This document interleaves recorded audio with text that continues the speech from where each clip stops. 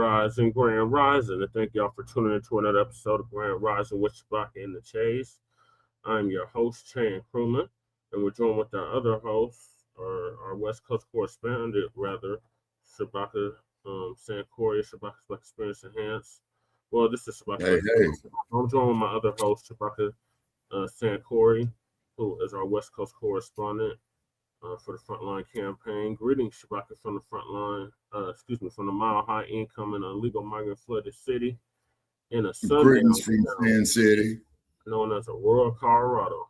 And on this season 11, episode 6 of Grand Rising with Shabaka and the Chase, in conjunction with the Front Line Blacc News, we'll be discussing several topics.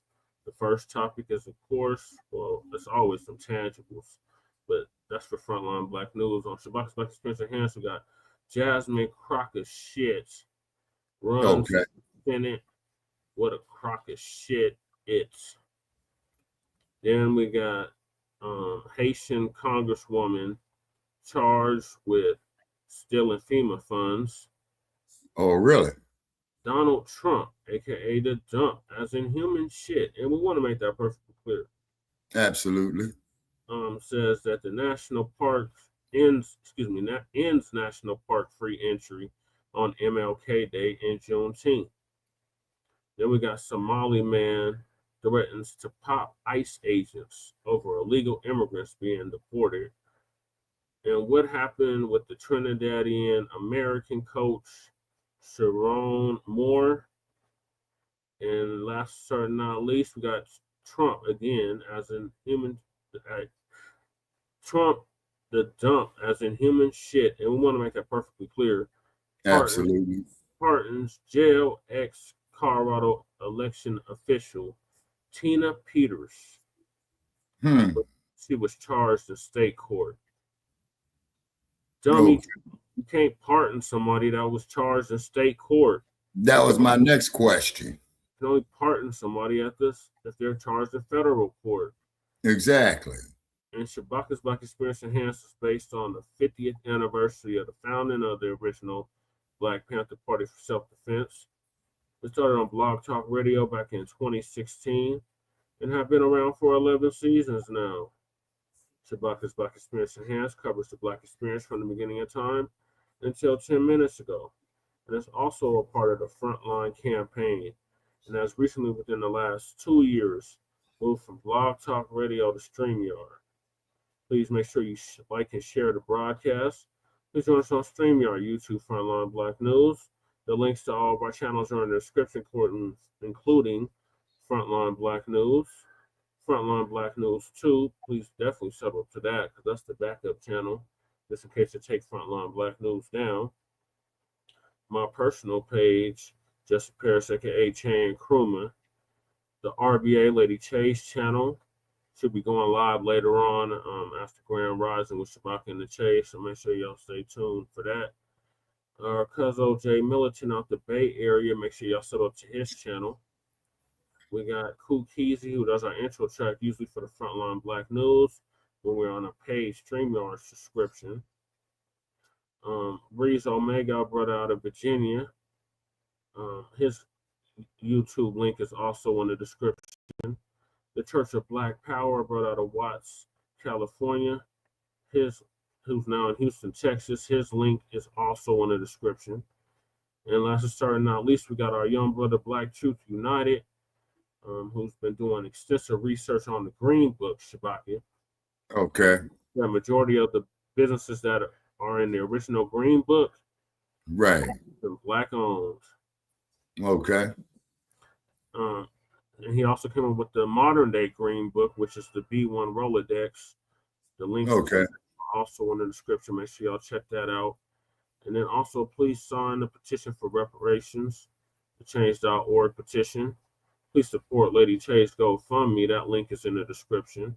Support South Carolina, Greg Marcel Dixon, who ran against Bojangles Clybourne twice for Senate. His GoFundMe is also in the description. He's been a teacher for 10 years, and the school district down there is screwing him around, so he's suing them. Okay. Black Black Chicago family whose mom was attacked by Black students. GoFundMe is in the description as well. Also, YouTube, we have the copyright disclaimer under Section 107 of the Copyright Act of 1976. Allowance is made for fair use for purposes such as criticism, comment, news reporting, teaching, scholarship, and research. And I do not own the rights to the music. And if you don't understand racism and white supremacy, what it is and how it works, everything you think you understand will only confuse you. In all 9 areas of human activity, which is economics, education, entertainment, labor, law, politics, religion, sex, and war, and some say health and nutrition.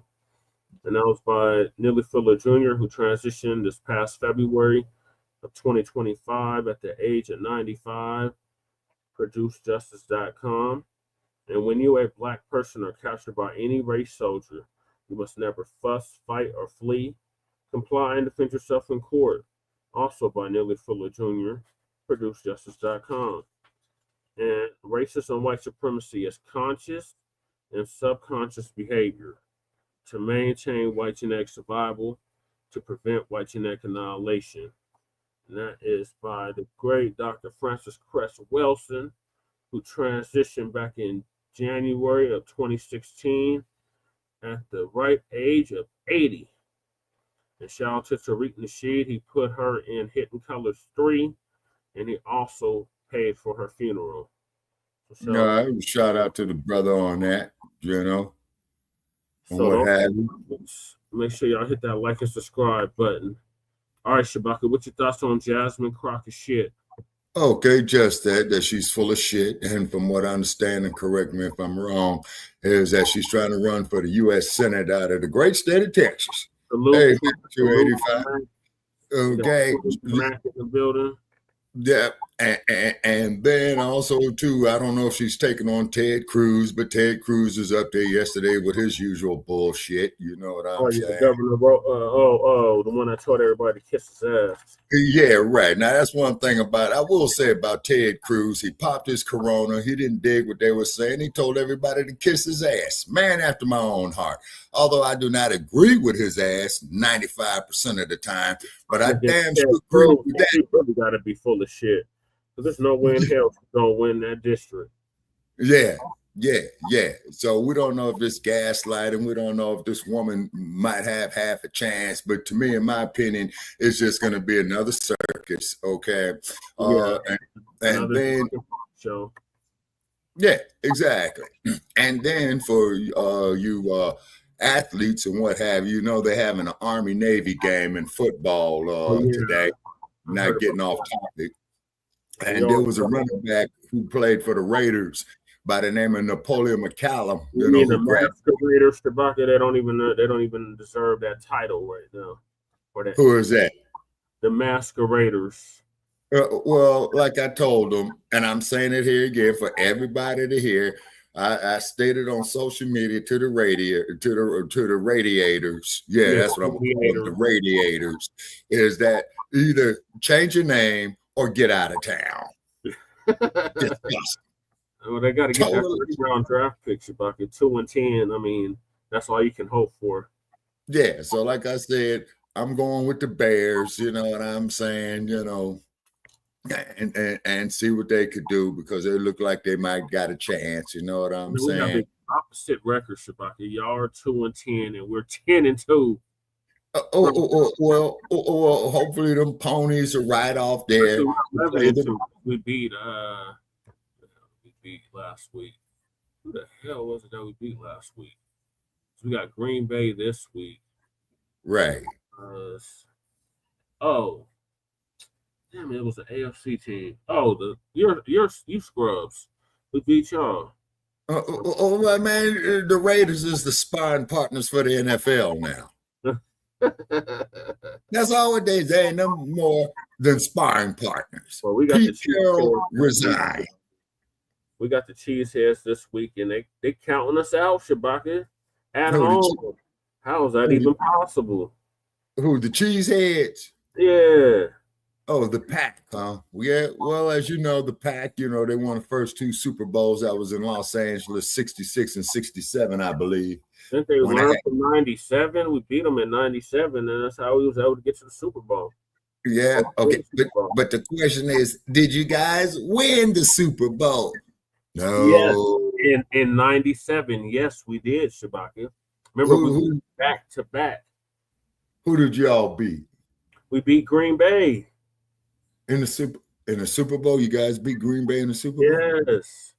Okay, well, that's ancient history, 1997. No, man. Ancient history is the last time your team won the Super Bowl. That's ancient history.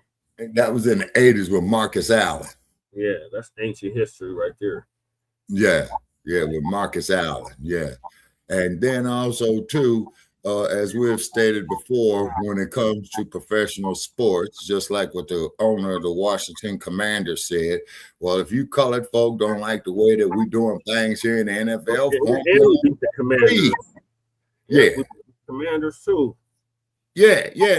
And he's right. You see what I'm saying? Because I do believe we got the economical power to do it, or to at least lay the frame. Johnson already took that lead, Shabaka. He started the UFL and the AFL. Okay. The AFL. Yeah. The American football. Okay. I was about to say. Okay. All right. Well, who knows? All right. Well, at least they probably busting some breaking the ice on it, because it's going to take a minute to do it. And then also, too, they're already around. They usually play after the regular season. Right. Yes, so hopefully it'll catch on. And then on top of it, too, just looking over here at mainstream media, is that they talking about how grocery prices are going up hundreds of dollars, and you still got these complacent fools standing there buying that shit. And what they need to do is to boycott it. Don't buy the shit. It's gotten so bad they're giving out coupons for fruits and vegetables. Yeah, I know. Yeah, I saw some of that there. Yeah. I saw some of that out here as well, too. Now, coupons is not saving no money. Now, let's look at the basic law of economics. When they say, okay, they usually price this crap, man, $2 a liter, $2 a pound or whatever, right? Yeah. All right. The fact of the matter is, people, regardless of what price they are charging you, you are still contributing to them. You see what I'm saying? And generally, when they come up here with these sales and stuff like that, okay, what they doing is just liquidating inventory to make more space for the new high price stuff that they're going to gouge you on. Right. Well, let's get to Jasmine Crocc shit, because our good Professor Blacc Truth had an awesome moment of truth on that. So let's get to that. Let's see what the prof is talking about. All right, muting myself out. Because everything that he's predicted over the past 10 years has come to pass. Okay, what's his accuracy rating? Shit, I would say 90+%. Okay, all righty. Okay. All right. That means he does a lot of research, and he's an educated man. You could tell by the way he talks. Yes. Maybe he is a true professor. All right, let's see what the brother got to say this morning. Family and fellow soldiers, I'm the professor, and this is the moment of truth. If elected to the Senate, actually when? I was about to say, y'all slow. I will begin on day one fighting to lower costs, deliver on healthcare, make home ownership and entrepreneurship accessible to all, and hold Trump accountable. In what has to be the worst kept secret in town, Jasmine Crocc is finally announcing that she's running for higher office, in this case, the Senate. If you've been following my morning briefings, you already know that I've been saying in practically every video where I mention her name that all of her public stunts, like getting into spitball fights with the likes of Marjorie Greene and all the cussing and hooping and hollering, that was just Jasmine Crocc doing her clumsy attempt to try to raise her profile in the white media for the sake of raising her name recognition, and she hopes getting herself enough clout where she can mount some half-brain run for higher office. And now, predictably, here it is. And why is she running for the Senate in particular? Well, because the Republican-controlled legislature in Texas has gerrymandered the voting district maps for Congress, and her district has been affected, endangering her chances of winning re-election. And predictably, the Supreme Court has ruled that Texas map, although blatantly partisan, is legal. All this in the hopes that they can help the orange man hold on to Congress, especially the House of Representatives, so he can avoid being impeached again. Now, this begs the question of how the operatives for the Federalist Society, the right-leaning justices on the Supreme Court, will find a way to justify deeming California's own massively redrawn maps as being unconstitutional, because the entire point of the Federalist Society targeting the courts was to legislate from the bench and rubber stamp what the white right wants. So at least in the abstract, it'll be interesting to see how this Supreme Court justifies telling California that its own massively redrawn voter district maps are unconstitutional, while telling Texas that their massively redrawn voter district maps are not. Because one of the things that the Democrats in Congress should have been doing while they were busy kissing up to donors' rumps was making sure that they guarded their rear and stopped Mitch McConnell from front-loading the federal judiciary with all of these Federalist Society flunkies. But the Democrats weren't concerned about that. What they were really concerned about was making sure that the base, that is, Black voters, stayed in line. That was their real goal, and this is the result. And exactly how much time and effort did Miss Sassy City Girl Congresswoman from Dallas even devote to that effort, to at least try to keep the federal courts from being completely overrun and infested with right-wing zealots? Not much, I'd imagine. She spends most of her time looking in the mirror at herself. That's one thing that she and Marjorie Greene have in common. Both of them have been making total fools of themselves to try to get as much attention as possible so they can use the white media attention as a springboard to higher office. But at least in the case of Marjorie Greene, she made sure to get herself some support from the base, especially those MAGA zealots, before she decided to go off the reservation. She didn't just leave first and think that she put something together afterwards. It just goes to show, though, that where the Democrats and Republicans are concerned, the similarities far outweigh any alleged differences. They both want the exact same things for the exact same reasons. And where Marjorie Greene and Jasmine Crocc are concerned, their goal is to avoid going back to the private sector full time. Jasmine Crockett's first ad is already dropped, and instead of it mentioning anything relevant, about the economy or healthcare like her stump speeches said, instead, her first campaign ad is just 30 seconds about Jasmine Crockett's favorite subject, Jasmine Crockett. How about this new one they have, their new star, Crockett? How about her? She's the new star of the Democrat Party, Jasmine Crockett. They're in big trouble. But you have this woman, Crockett. She's a very low IQ person. I watched her speak the other day. She's definitely a low IQ person. Crockett. Oh, man. Oh, man. She's a very low IQ person. Somebody said the other day she's one of the leaders of the party. I said, you got to be kidding. Now they're going to rely on Crockett. Crockett's going to bring them back. Many people wonder why I jumped in this race so late, and I just want to be clear that this was never my intention. This was never about me. Oh yeah, she's definitely not making this all about her, the same way she has with literally everything else. Well, nice to see that she's sticking to the issues that really matter, in this case, positioning herself as a rival to Trump, even though she's not going to be able to run against this guy. Hell, even people in Texas in her district, they don't even know who the Senate candidate is for the Republicans that she's running against. So instead of her sticking to the subject and saying, here's why I'm better than John Cornyn, instead she's basically replaying Donald Trump's greatest hits. I guess in her mind, she's already laying the groundwork for some sort of national campaign. But the only place that she's a national candidate is in her own imagination. She could ask her Democratic colleagues in Congress about that one, because she hasn't endeared herself to the establishment there. Bernie Sanders was asked if he's going to endorse her, and this is what he said. Jasmine Crockett, a congresswoman from Texas, says that she's going to be running for the Senate seat there. Do you plan to endorse her? Is that on the table for you? I don't endorse anybody who hasn't asked me. There's another candidate out there running who's strong as well. So no, we will see what happens, but it's premature to be talking about any type of endorsement in Texas. Okay, so it sounds like you might support another candidate in this race. I didn't say that either. We will see what happens. I don't endorse anybody who doesn't ask for an endorsement. I've not been asked in Texas yet. He doesn't endorse anyone unless they ask. That's almost certainly untrue, but it says a lot that this guy is sitting here, a sitting member of the U.S. Senate, And here you got one of the most high-profile mouthpieces for the Democrats in Congress who's trying to run for a Senate seat in Texas. And instead of him immediately saying anything will be better than John Cornyn, instead he says, well, you know what? I don't endorse anybody unless they ask. She's got to ask for my endorsement. Yeah, because he would much rather have John Cornyn in there, right? So the most self-promoting member of Congress wants to run, and the social... Pause it right there. Now, Shabaka, you remember when I ran for mayor, right? Yeah. And city council. Mm-hmm. Remember when I told you Jeff Farr told me when I said can I count on your vote? Okay.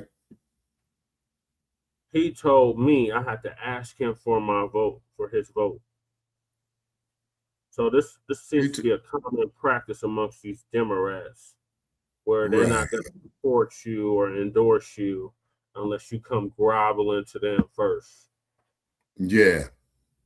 Yeah, which is really kind of foul, you see, is because, 98%, no, I'm going to say about 90% of these politicians, state level, municipal level, federal level, pretty much are supporting their own self-interest, rather directly or indirectly.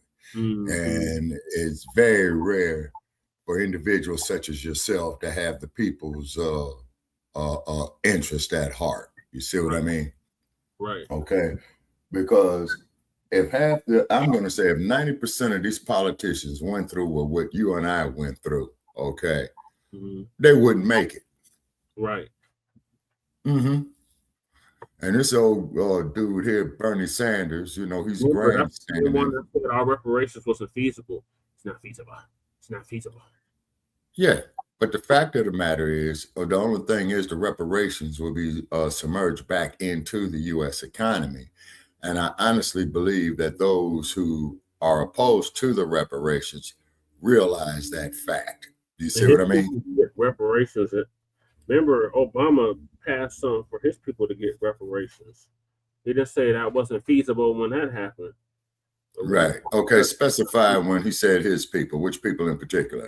The small hats. Oh, yeah. Okay. Gotcha. And then not to mention the fact that I do believe that those who were interned during World War II of Japanese descent got reparations. Yeah, under a good old senile Ronald Reagan. Yeah. You say, and then the cold part about it is, as we stated before, when they ended World War II, they dropped the atomic bomb on Hiroshima and Nagasaki. Mm-hmm. And I still ask the same question, why didn't they do it to Berlin and Munich? Now, there are going to be those out there like Sarge. They paid them reparations, Shabaka. They rebuilt all of Europe. Yeah, they did. And parts of Japan, too. You see what I mean? Well, that was an exchange for them getting rid of their military. Right, exactly. And then that's when Hirohito made that infamous line that we must bear the unbearable. Mm-hmm. All right, I just want to call for that. When sure. that had reminded me of something Jeff Farr had did. One of the many sneaky, conniving, underhanded things he's done. Right. And then, like I said, Vermont says, I'm putting that out there, is that I made a special trip to go to Denver, Colorado in the snow and left my calling card on his door. But you said that he was in Ghana at the time? Yeah. Okay. Well, Mr. Farr, that there just goes to prove to you that I made my attempt to come there to see you, but you were not there. I did leave my calling card, and I'm yet to hear from you, man. Yeah, I wonder why. The last time I talked I know it. He said, send Shabaka my best regards.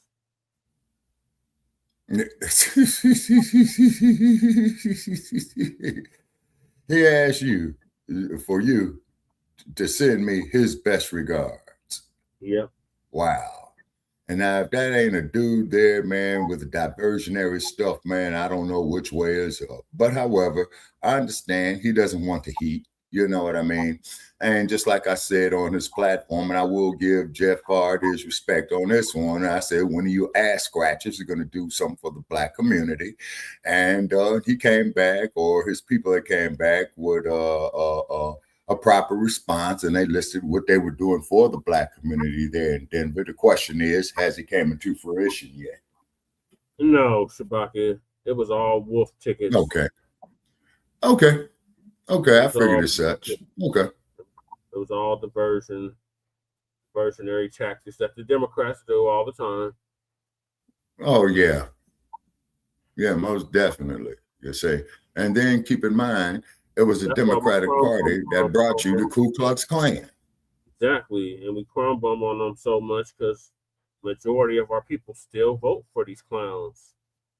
Yeah, vote blue no matter who and all that. And you wonder why everything is so screwed up in the Black community. You see what I mean? Right. And then you wonder why we got the highest rate of homelessness, you know what I'm saying, for any other ethnic group in the United States of America. We got, yeah, and we're in a third generation of people being homeless. So which means is that you got granddaddies, daddies, and children who never lived in their own house. That's incredible. You got mamas, grandbabies, and they parents that ain't never lived in a home. It's a damn shame. Yeah, exactly. Yeah, it really is. You know what I'm saying? It really is. I mean, when last time I was in Los Angeles, you know, you got homeless camps all up and down Figueroa. Oh my God, and then keep it. Disaster. I seen that documentary on that. I was. They said they got disease since the 1900s. Exactly. You see what I'm saying? And then, of course, we got to get with our good doctor, you know, if her schedule permits, or if she can give us some information on that. Yeah. And then keep in mind what's going to happen is that with the Olympics coming to Los Angeles, they're going to do a massive sweep all up and down Figueroa. You see what I mean? It's because they got to get, because they got to get the image right for Los Angeles for the Olympics. 8,000 people out of Skid Row. Oh yeah, most definitely. You see what I'm saying? So which means is that the homeless children are going to be thrown into protective services. You see what I'm saying? They're going to hit the parents with parental neglect. Oh yeah. You're going to have a whole lot of cases going into the courts in LA County behind that one right there. But the illegals will be able to run among their children. Oh, yeah, absolutely. And then also, too, from what I understand, Miss Simone Biles, from what I understand, is that they're going to be approaching her to do coaching for the gymnastics team and at the 2028 Olympics. Oh, that's what's up. All right, let me finish this clip from Professor. Okay. She needs to ask for his endorsement. I guess the Jewish socialist from Vermont feels like he doesn't know Jasmine Crockett well enough yet. Apparently, he needs to ask some questions and find out where she stands on the issues. I mean, he can't just give her an endorsement. She needs to prove to him that somehow she's going to be on the right side of the Democratic Party. Now, here's the part that I find to be really interesting. Today, Bernie Sanders is saying that I don't endorse anybody unless they ask me. Very interesting, because 3 years ago when she ran for Congress, Bernie Sanders endorsed her. So 3 years ago, he had no problem endorsing her when she was running for the House of Representatives.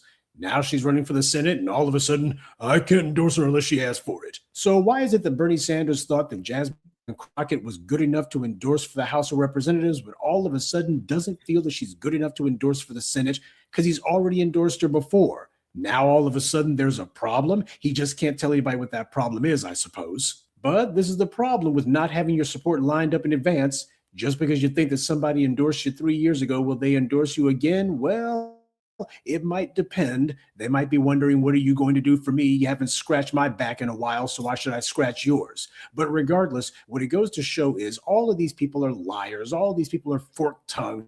All of these people have their own little agendas within agendas, none of which having anything to do with us. Thank God all these DNC shills and bootlicks, though, told us to back the Democrats, because clearly they're the only ones who are supporting Black candidates, right? all of that vote blue no matter who stuff, you can see how Bernie Sanders is sticking to the party line. He's supporting whoever the Democratic candidate is sight unseen, right? He's not asking any questions. He's not withholding his support, right? So Jasmine Crockett's already stumbling out of the gate. You'd have thought that the most high-profile Black woman in Congress would have at least bothered to have her political support lined up before she announced her candidacy, at least make sure the DNC leadership was behind her, some of them at least, particularly Hakeem Jeffries. As Democrats look to retake the majority in both chambers, are you planning to make an endorsement in the Texas Senate race? Well, I think I'm obviously focused on the House, not the Senate. And we're only 3 seats short of taking back the majority. And we are going to take the majority back. In terms of what's happening in Texas and the Senate race, before anyone gets to the general election, obviously there's going to be a competitive primary. And so we'll see what happens during the first Tuesday in March. As the speaker for the minority, he has access to a lot of donor dollars, and that's important for a campaign. And there's at least one Democrat, by the way, who is also running a campaign for Cornyn's seat, too. See, when Kamala Harris ran for the Senate, her old boyfriend, lowdown Willie Brown, put the word out to all the other contenders in the field, like Antonio Villaraigosa, don't crowd Kamala. Though Kamala Harris at least knew that she had to get her statewide support lined up before she ran for the Senate. Then again, in California, their Democratic Party is a well-oiled political machine, so her boyfriend was most likely the one who made sure that she understood the realities of how she really had to go about getting that Senate seat. There's an entire political machine in California that doesn't elect candidates so much as it selects them. Get the golden nod, and they'll clear the field for you. But if you don't have that support already lined up, they'll have their white media buddies attacking you. Democratic mouthpieces and pundits will be constantly saying you need to drop out of the race, etc. So, right. So to that point, when I ran for mayor, all 3 times I ran for office, I had that support from my party, the Unity Party, before I even decided to. That's a quintessential that you get support from your party before you run for any political office, because that limits competition from your party running against you in that race. So when I ran for city council at large, I'm sure I was the only Unity Party member that was running for that seat. When I ran for mayor, I did my best to make sure I was the only candidate, even though one of my party members decided at the last minute he was going to run, which was stupid. But it's like, dude, you already know I was running here. Why would you do that? And then when I ran for House District 8, I made sure I was the only Unity Party member that was running for that seat. And I had full support from my party before I even announced my run. So it helps to do that ahead of time. But like he said, Democratic Party, especially in California, is a well-oiled machine.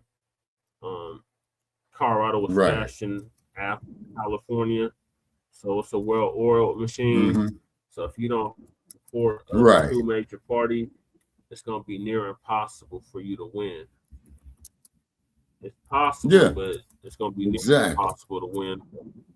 They're going to put all their eggs behind whatever candidate they choose. And unfortunately, a lot of our people, when they see by somebody's name, they automatically assume, oh, they're for us. They're going to do something for us. Even though, over the last 60 years, that is not true. And voting blue, no matter who, has not got where. I just want to pause. I'm going to let the good producer finish up.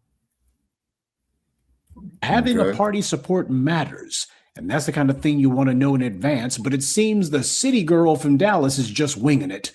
And this is how the Democrats are moving into the midterms. Their entire party's political strategy is to just depend on Trump's incompetence to do all of their work for them. And Jasmine Crockett's entire political strategy is just show everybody that she's the loudest and brashest person in the room.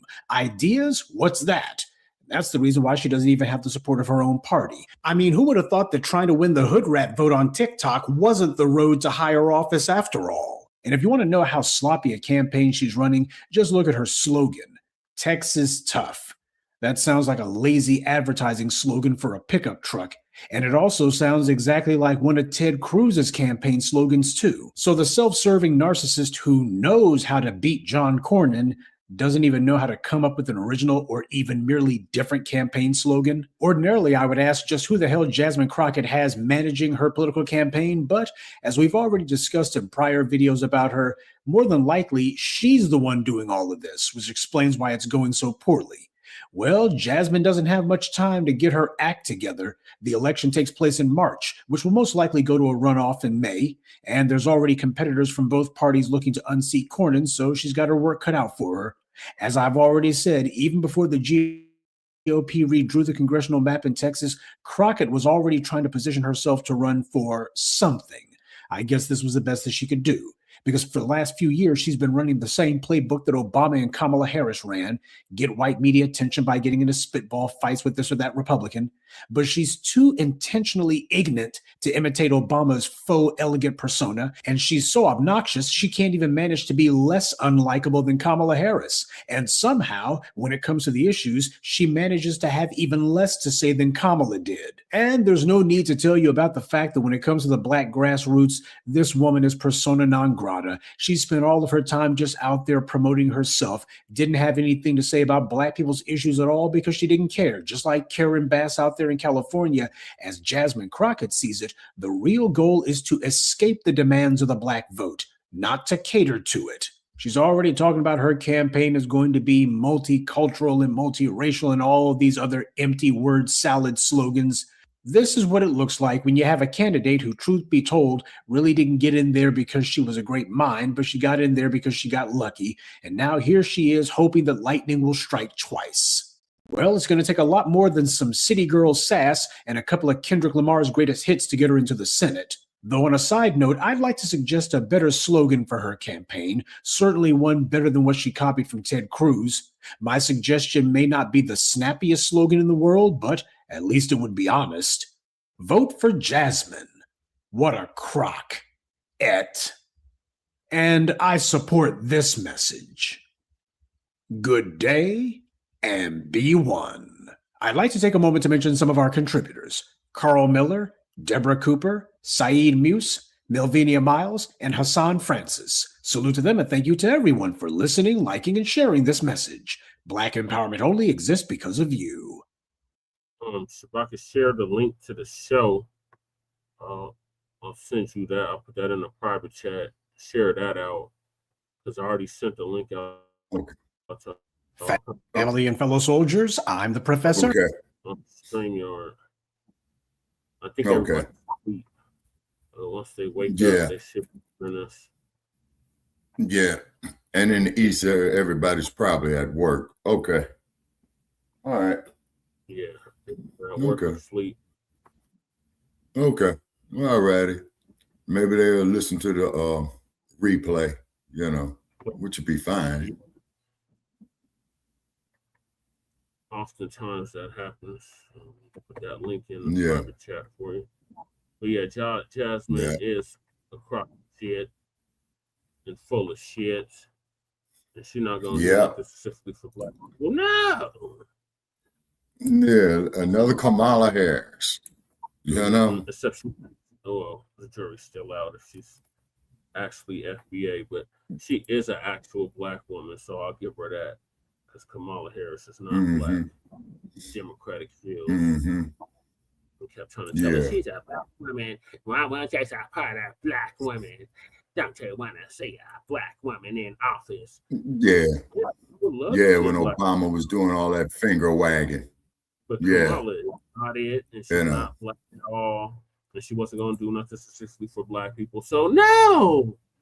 I don't want to see a cause in office. Yeah, you see, and then does all this performative shit, but she's not about the people at all. But she thinks that she's gonna get our vote, and I hope our family down in Texas does not support her. Yeah, at all. Exactly. She's not with no tangibles. Don't waste your time. And like Professor says, she ain't got no policy. Just like Kamala Harris didn't have no policy. So why should we vote for her? Yeah. Oh, because she's a Black woman. Okay, what is this Black woman going to do for nothing? All she's doing is trying to find a political ladder. She already got the house. She already won a House seat. So now she's just working her way up to Senate. And then, she might try to run for president. And, oh, God, 2028, 2032. So, yeah. She's just trying to advance up the political ladder. She's not going to do nothing specifically for Black people. And she don't have this. If Bernie Sanders is not going to support you, then that should already be a red flag right there. They talking about, oh, you got to come to me for your support and all this. But he endorsed her when she ran for House of Representative. That's telling right there. And then you're not even creative enough to come up with a original slogan. You're going to fight Ted Cruz? Yeah. Like, what are you doing, Jasmine Crockett shit? Get it together. Yeah. What do you think, Shabaka? Yeah, my thought is this, man. Unless they're dealing with a Black first agenda, man, we simply will not vote for them because, we can't do it no more. You see what I mean? Right. It's because every time that we elect these Black politicians, they countermand our progress, endorsing other groups' agendas, but nothing to quote you specifically for us. And so with that logic, what's the sense in voting, you see? But as I stated before, as you are very well aware of, why won't you support a Black woman, Shabaka? Yeah, you say stuff like that. Yeah, oh yeah, most definitely. And then the cold part about it is, okay, but what is this individual going to do specifically for us? Well, Shabaka, we just got to get her in the seat, Shabaka. Then we can worry about that later. Need to get her in. We got to get her out of office. We got to reclaim the House and the Senate, Shabaka. See, but that's moving backwards. You see what I'm saying? Yeah. That's moving backwards. Just get in there, and then they go up there and abandon us, and then Maxine Waters, you need to retire, ma'am. You did your job as best you could, considering what you had to work with, okay? So Maxine Waters, you need to go on and retire, sister. You up in age, you know what I mean? And whatnot. And then, of course, too, that dealing with... She was your congresswoman and your councilwoman? Yeah, she was... no, she was my congresswoman and my state assembly representative. Okay. Because she was the state assembly representative for California before she ran into the Congress, and that there was in the late 80s, early 1990s. So she went and then, of course, too. She went into the state Congress first. She didn't run at the local level at all. No, she went into the state assembly first, and then she went into the U.S. Congress. Okay, gotcha. Yeah, you see. And then, she did as best as she could, with what she had to work with. And then the cold part about it is when Osambo had came up there, you know what I mean? He's talking about change that we could believe in. And hope and change. He made some change. Yeah, hope and change. The slogan was hope and change you can believe in. Yeah. Never told us what the hope was. Never told us what the change was. It just sounded good. And every time I went for the symbolism. Oh, a Black face in a high place. The highest office in the land. Oh, we're going to see our first Black president who turned out to be a goddamn tether and did everything and anything for everybody but us. Allowed us to get killed wholesale by the race soldiers. Right. Gave more protection to the race soldiers. Yep. We're supposed to preserve his legacy. Yeah. You see what I'm saying? That's insane. See, that is insane. His finger at us. Oh, you just don't want to see a woman in power. Why don't you just support her? Because she don't have nothing tangible for us, Sambo. Just like you didn't have nothing tangible for us. You had nothing but symbolism. And keep in mind, Kamala likes to sip that alcohol. which is her business, you know. Yeah, you see, so I mean, we got a bunch of cases of irony here. We have plenty of drunk presidents. Ulysses Grant is one that comes to mind. Oh yeah, Ulysses stayed drunk. Oh, George Bush Jr. and Sr. were a bunch of drunks. Wow. So. That's incredible. Mm-hmm. My. I'm trying to pull up Jasmine Crockett's Shit's website, see if she has anything tangible on it. If she even has a website up, she might pull a Kamala Harris and wait till 3 months before the selection before she puts a website together. And make sure it ain't got no viruses on it. I don't see nothing about the Senate. Okay, here it is. Jasmine for us. Definitely not for us. Exactly. Let's see what this broad has up here. Donate. So typical of these Democrats. As soon as you hit their website, donate. You're a fighter for accountability, affordability, accountability, and action, please. Yeah. A fighter for our families. Definitely not our families. Yeah, for real. Why I'm running. I don't even see no issues up here yet. Yep, it looks like she's pulling another Kamala Harris. Why I'm running.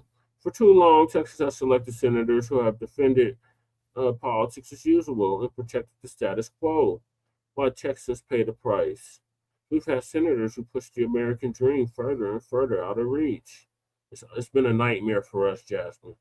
Apparently, you didn't get the memo. Yeah, for real.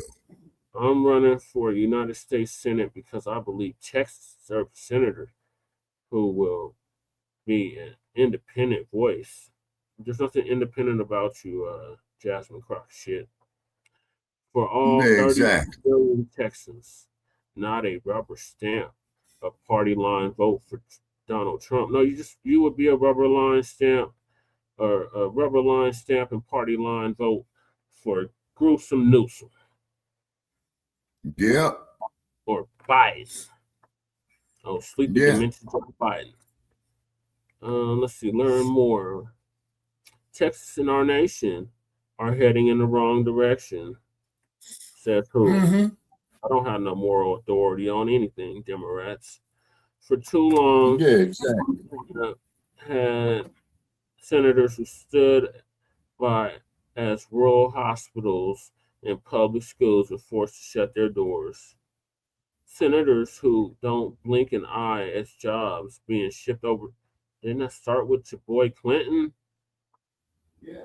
Jobs being shipped overseas. Correct me if I'm wrong, Shabaka, but wasn't it Clinton that started that? Yeah, the North American Free Trade Agreement. Yeah. Who was a fellow Democrat, who were totally unbothered as the price of gas, groceries, and prescriptions skyrocketed. Didn't that happen under Biden? For too long, Texas has selected senators who have defended politics as usual and protected the status quo, while Texas paid the price. We've had senators who push the American dream further and further out of reach. I'm running for the United States Senate because I believe Texas deserves a senator as an independent voice, blah, blah, blah, blah. I am a battle-tested fighter, please, who's gone toe-to-toe with Abbott and Paxton. And I faced hundreds of attacks from Trump himself. I built winning coalitions and brought together voters of all backgrounds, all stars and stripes, in every walk of life, under the common belief that government should be of and for the people. Did you have ChatGPT write this for you, Jasmine? Since running for office, I have vowed to increase accountability and accessibility in every office I've held. Through it all, I've never lost sight of the people. What people are you talking about, Jasmine? That's why I'm running now, to get Texas back on track, to be a fighter for the middle class. Okay, there it is, bullshit. Middle class, what is that? That doesn't even exist no more, Jasmine. It's either you're rich or you're poor. Hardworking Texans, ranchers, farmers, young families, oil workers, small businesses, and everyday people who make our state a vibrant and economic powerhouse. Today, under Trump, in 3 decades of Republican rule in Texas, those very Texans are under daily attack. She's definitely not talking about us. She's talking about the goddamn illegal immigrants. They are attacked for how they worship, talking about the Muslims, who they love, the transgenders, the LGBTQIA plus alphabet emoji, as Lady Che would say. What language their grandmother speaks, again, the illegals. And you don't know who will be on the chopping block next. We've always been on the chopping block, so I know she's not talking about us. I'm running to protect Texans from these attacks and safeguard the rights our Constitution guarantees. Those rights were not guaranteed to illegal immigrants. I'm running to knock down the door to opportunities that have only been cracked open for an elite few. Oh, Lord. You would think Bernie would be getting behind her because she's using his kind of language. I'm running to make home ownership and entrepreneurship pillars of American dream. It's a nightmare for us, Jasmine. Again, apparently you didn't get the memo.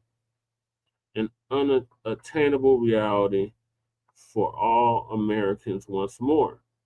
I'm running to get Washington back to work on issues that actually matter to us.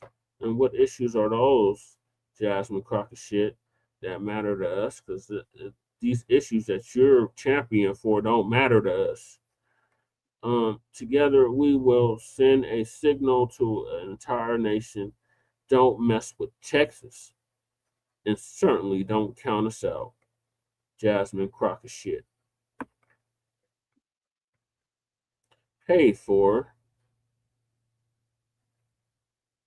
Make checks payable to Jasmine for Texas Incorporated. No, I'm not making no payments to you. So she don't even have no issues up, y'all. I mean, I know she just announced her campaign, but Jesus, you don't even have no issues up. So you basically pulling another Kamala Harris. I don't see nothing in here about Black people.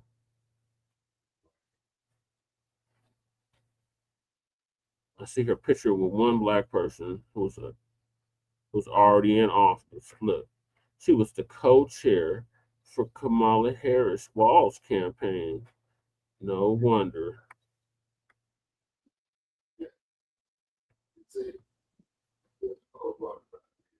You're far away, Shabaka. It's hard to hear you. Jasmine rally for colleagues and let the nation. Okay. All right. Freshman Lawmaker of the Year award from the Congressional Black Caucus, or as I call them, or New Black Media calls them, the Congressional Black Talkers. Yeah. Or the Immigrant Caucus of state legislators, recognizing these battles were happening across the country. Jasmine took our fight to the national stage and ran for Texas Congressional District, winning a 9-way race. Oh, look at what she's championing for those, Shabaka. That was the same year Texas Republicans passed sweeping bills to ban abortion, make it harder to vote, erase history, and rewrite in schools by doing nothing to address COVID, inflation, or the failing grid. Yeah, it's a straight bag. I don't see nothing about Black people. Exactly. You know, and then they come to us with this all-inclusivity, stating even though there are pockets for everybody but Black people. I know, and that's the irony of the situation. So if anything, you know, these guys here, man, with that are a monkey wrench in the works for Black caucuses. Yeah, and they need to be disbanded. Because every other caucus, they do specifically for their group. Exactly, Mac. Texas don't want her, and she's a damn lie. Yeah. Hey, Mac 285. Yeah. You know, and she is a damn lie. You see, and this is why, you know, we have stated all along that we got to build up our own economical infrastructures. You see? Right. Well, it's hard to do because, that. You know, when you have legislators that are doing the interests of everybody but us. I know. That's the uphill battle right there, see? And then, as you stated, we simply will not vote for them. You see what I mean? Right. And then quite naturally, of course. And as you can see from that website, there's nothing tangible on that website. Exactly. You see? And then on top of it as well, too, you say, but the irony of the situation is, if there was to get us the reparations, the only thing it's going to do is going to get submerged back into the U.S. economy anyway. Well, I don't think that's what they're worried about. I think they're worried about the ones that won't submerge it back into the U.S. economy. No, well, that too. Yeah, that too. Yeah, that's their biggest fear. Because they don't want us getting no economical power. You see what I mean? They want to keep us in our place at the bottom. Exactly. For us to take our economical resources, submerge it into every other group's campaigns except ours, rather if it's political, commercial, what do they call that there? Journalism, what would that there would be in the press? You see what I mean? And then too, not to mention, and all they do is cheerlead for the Democratic Party. Right. And therefore, and then not to mention with Hollywood as well, too, because see, you got to understand is that Hollywood has been a major player in politics, man, ever since about the early 50s. We've seen that with several, Tyler Perry. We've seen that with several actors and actresses that donated to Kamala campaign and the Dumps campaign last year. Yeah. You see, but one thing though that Trump did say, he did say, well, you know, Black people did build this damn country. You know what I'm saying? Down on it. He doubled and tripled down on it because they asked him. Yeah, he did. And he said the same thing because they were questioning him about the birthright citizenship, and he said that was for slaves. Right. It wasn't for these illegals. That was for the children of slaves. Right. That wasn't for the babies. That was for the children of slaves that built this country. Yeah. And then you ought to see the garbage that comes into my inbox when I mentioned doing something specifically for us. And the garbage is basically comical. They can't just do something for you. They have to do something for everyone. Okay, that's well and good. You say. Do something for everyone, but don't forget Black people in the process. Yeah, exactly. You see. And then I get these haters that come into my chat box. Well, Shabaka, you're a Black racist and all this old kind of bullshit. My question is that I always get a deaf ear on. What police departments do I control? What judges do I control? Zero. And when I'm saying I, meaning, and when I say I, meaning we as Black people. What major industries do we control? Zero. Exactly. What high tech do we control? Although all the raw materials is coming off the continent of Africa for it. The silicon, bauxite, gold, diamonds. Right. The chrome. Yeah. You see what I mean? Platinum. And then you get these, platinum. Exactly. Yeah. You see? And then I get tired of arguing with people. Well, Elon Musk is an African. Elon Musk is an African. On paper. And that's the biggest joke. on paper, but in reality, you know, he's 4 from which the is Netherlands. a descendant of the Dutch. The Dutch, that's right. The Dutch. You see, and then the cold part about it is at the early part of the 20th century, you had the Boer War, which was the Dutch and the British fighting over Africa's resources. Yep, the Netherlands. Or Zania's resources. Yeah. Let's see. And then, of course, we all know about the Berlin Conference of 1888. You see what I mean?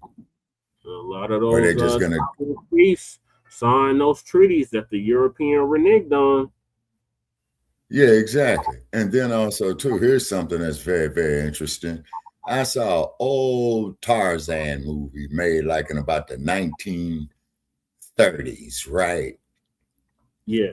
And it was showing, you know. I don't know. I might run for Senate. I could run for House District. I could run for Senate next. Yeah.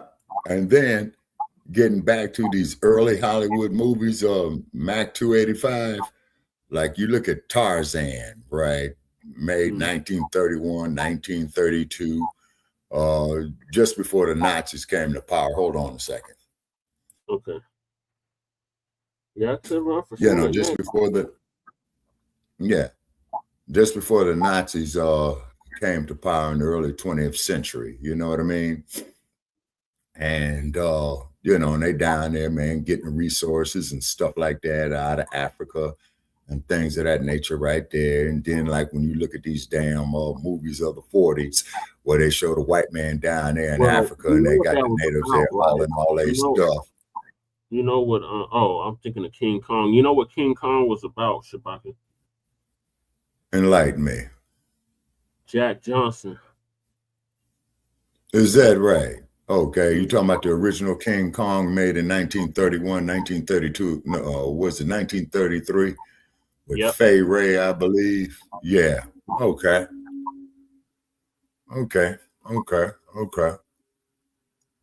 Yeah. Where he climbed the top of the Empire State Building. Yeah.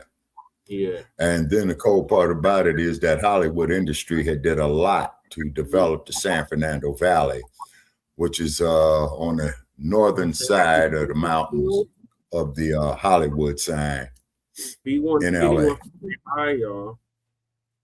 Say hi, Hey, the kitty. Keep climbing on me when he wants to say hi. So say hi, You're getting so big. Look how big keep in mind. Yeah, and keep in mind when it comes to the cats, you're the pet. Well, Lady Che don't like that, Shabaka. She says she's nobody's pet. Yeah, but that's how cats look at you. You see, when they sit up there and purr and stuff like that, you know. These ones have whole conversations now. Huh? These ones are having whole conversations now. Yeah. Oh yeah, the kitties. Mm-hmm. Yeah. And on the road, he be like growling like a lion. Oh yeah. Well, they are related to the cat family. You know what I'm saying? Little Simbas. You know. Mm-hmm. That's what I said. I held them up today, and I said, "The circle alive." Oh yeah. Oh yeah. And oh yeah. And then not to mention, never forget, you know, the panther. You know what I'm saying? Who's really is a leopard or first cousin to the leopard. Because if you look at his coat real closely, you'll see his spots, you know. So unique about the panther, Shabaka. When it's cornered, what does it do? Hey, it would annihilate its enemy absolutely, completely, and unconditionally, as per Dr. Huey Percy Newton. Correct. All right, so let's move along because we already passed the hour. And this show is usually 2 hours, but I think we're gonna go past 2 hours again. We got Jay Miller in the building. What's cracking, cuz? It says Grand Rising. It was cracking. Grand Rising B1 salute. He says he's listening, cleaning up the spot right now. Okay, Jay Millerton. How's the weather up there in SF today, man? I think it's nice. Because I know up there in the Yeah, because up in the PMW, which is north of him, man, you know, they got a lot of rain activity going on up there. Yeah. We just finished up with Jasmine Crocc shit. She running for Senate down in Texas. Down with Governor. The Governor Hot Wheels. I have her website up right now. She ain't got no policy. She ain't got nothing specifically for Black people. So it looks like she's talking Kamala Harris. Yeah. Okay. Okay, he's in Chico now. Oh, okay. He's up there in the north central part of the state. Okay. Okay, is it raining up there, Jay Militant?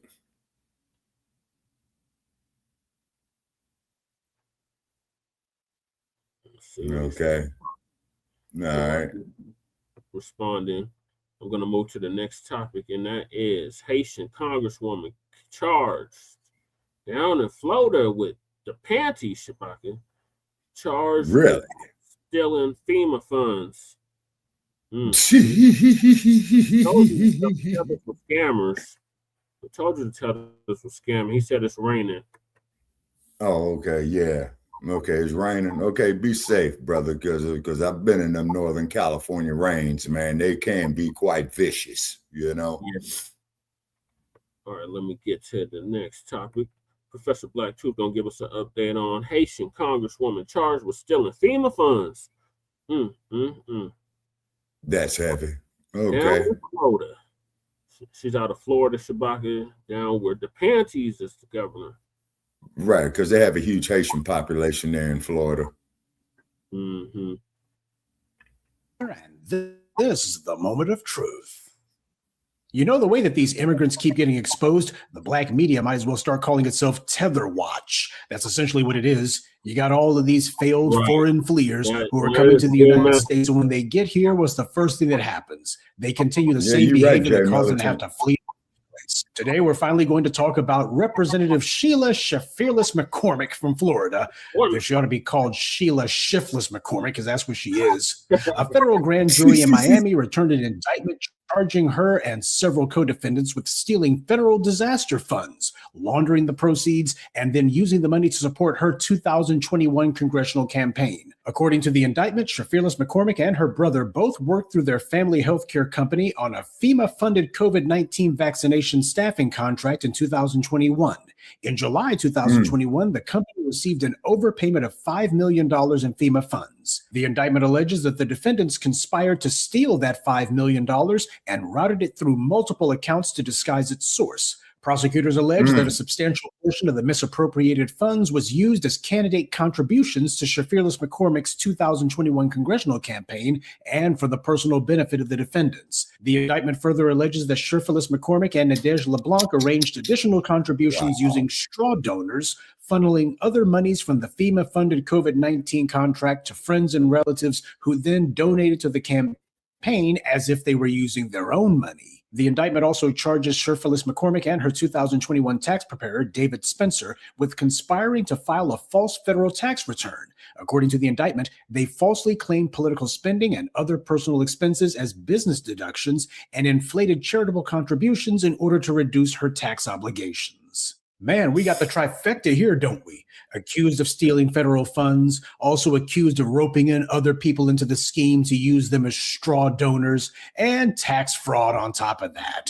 Yeah, you just can't beat it. Now, the thing to remember about federal indictments is that if they're bringing them against you, that basically means the federal prosecutors are confident they already got the goods on you. And yes, the Orange Man brought charges against Letitia James, but as I explained, her charges got thrown out on the exact same basis that Trump's own federal case was thrown out. And while it's true that a DOJ run by Pam Bondi and influenced by the Orange Man is very prone to bring trumped up charges, pun intended, against people, it's also true that given her background, these charges have the ring of truth to them. Now, this indictment makes it clear that this alleged scam was a family affair. She had her own brother in this, as well as other people that she knew. Now, I have to wonder, is there anything in her past, any statements she might have made that would support the assertion that her personal ties are the single most important thing to her, especially in her capacity as a member of Congress? Well, there was an article and an interview done with her on the website Caribbean Today back in 2022, shortly after she got elected.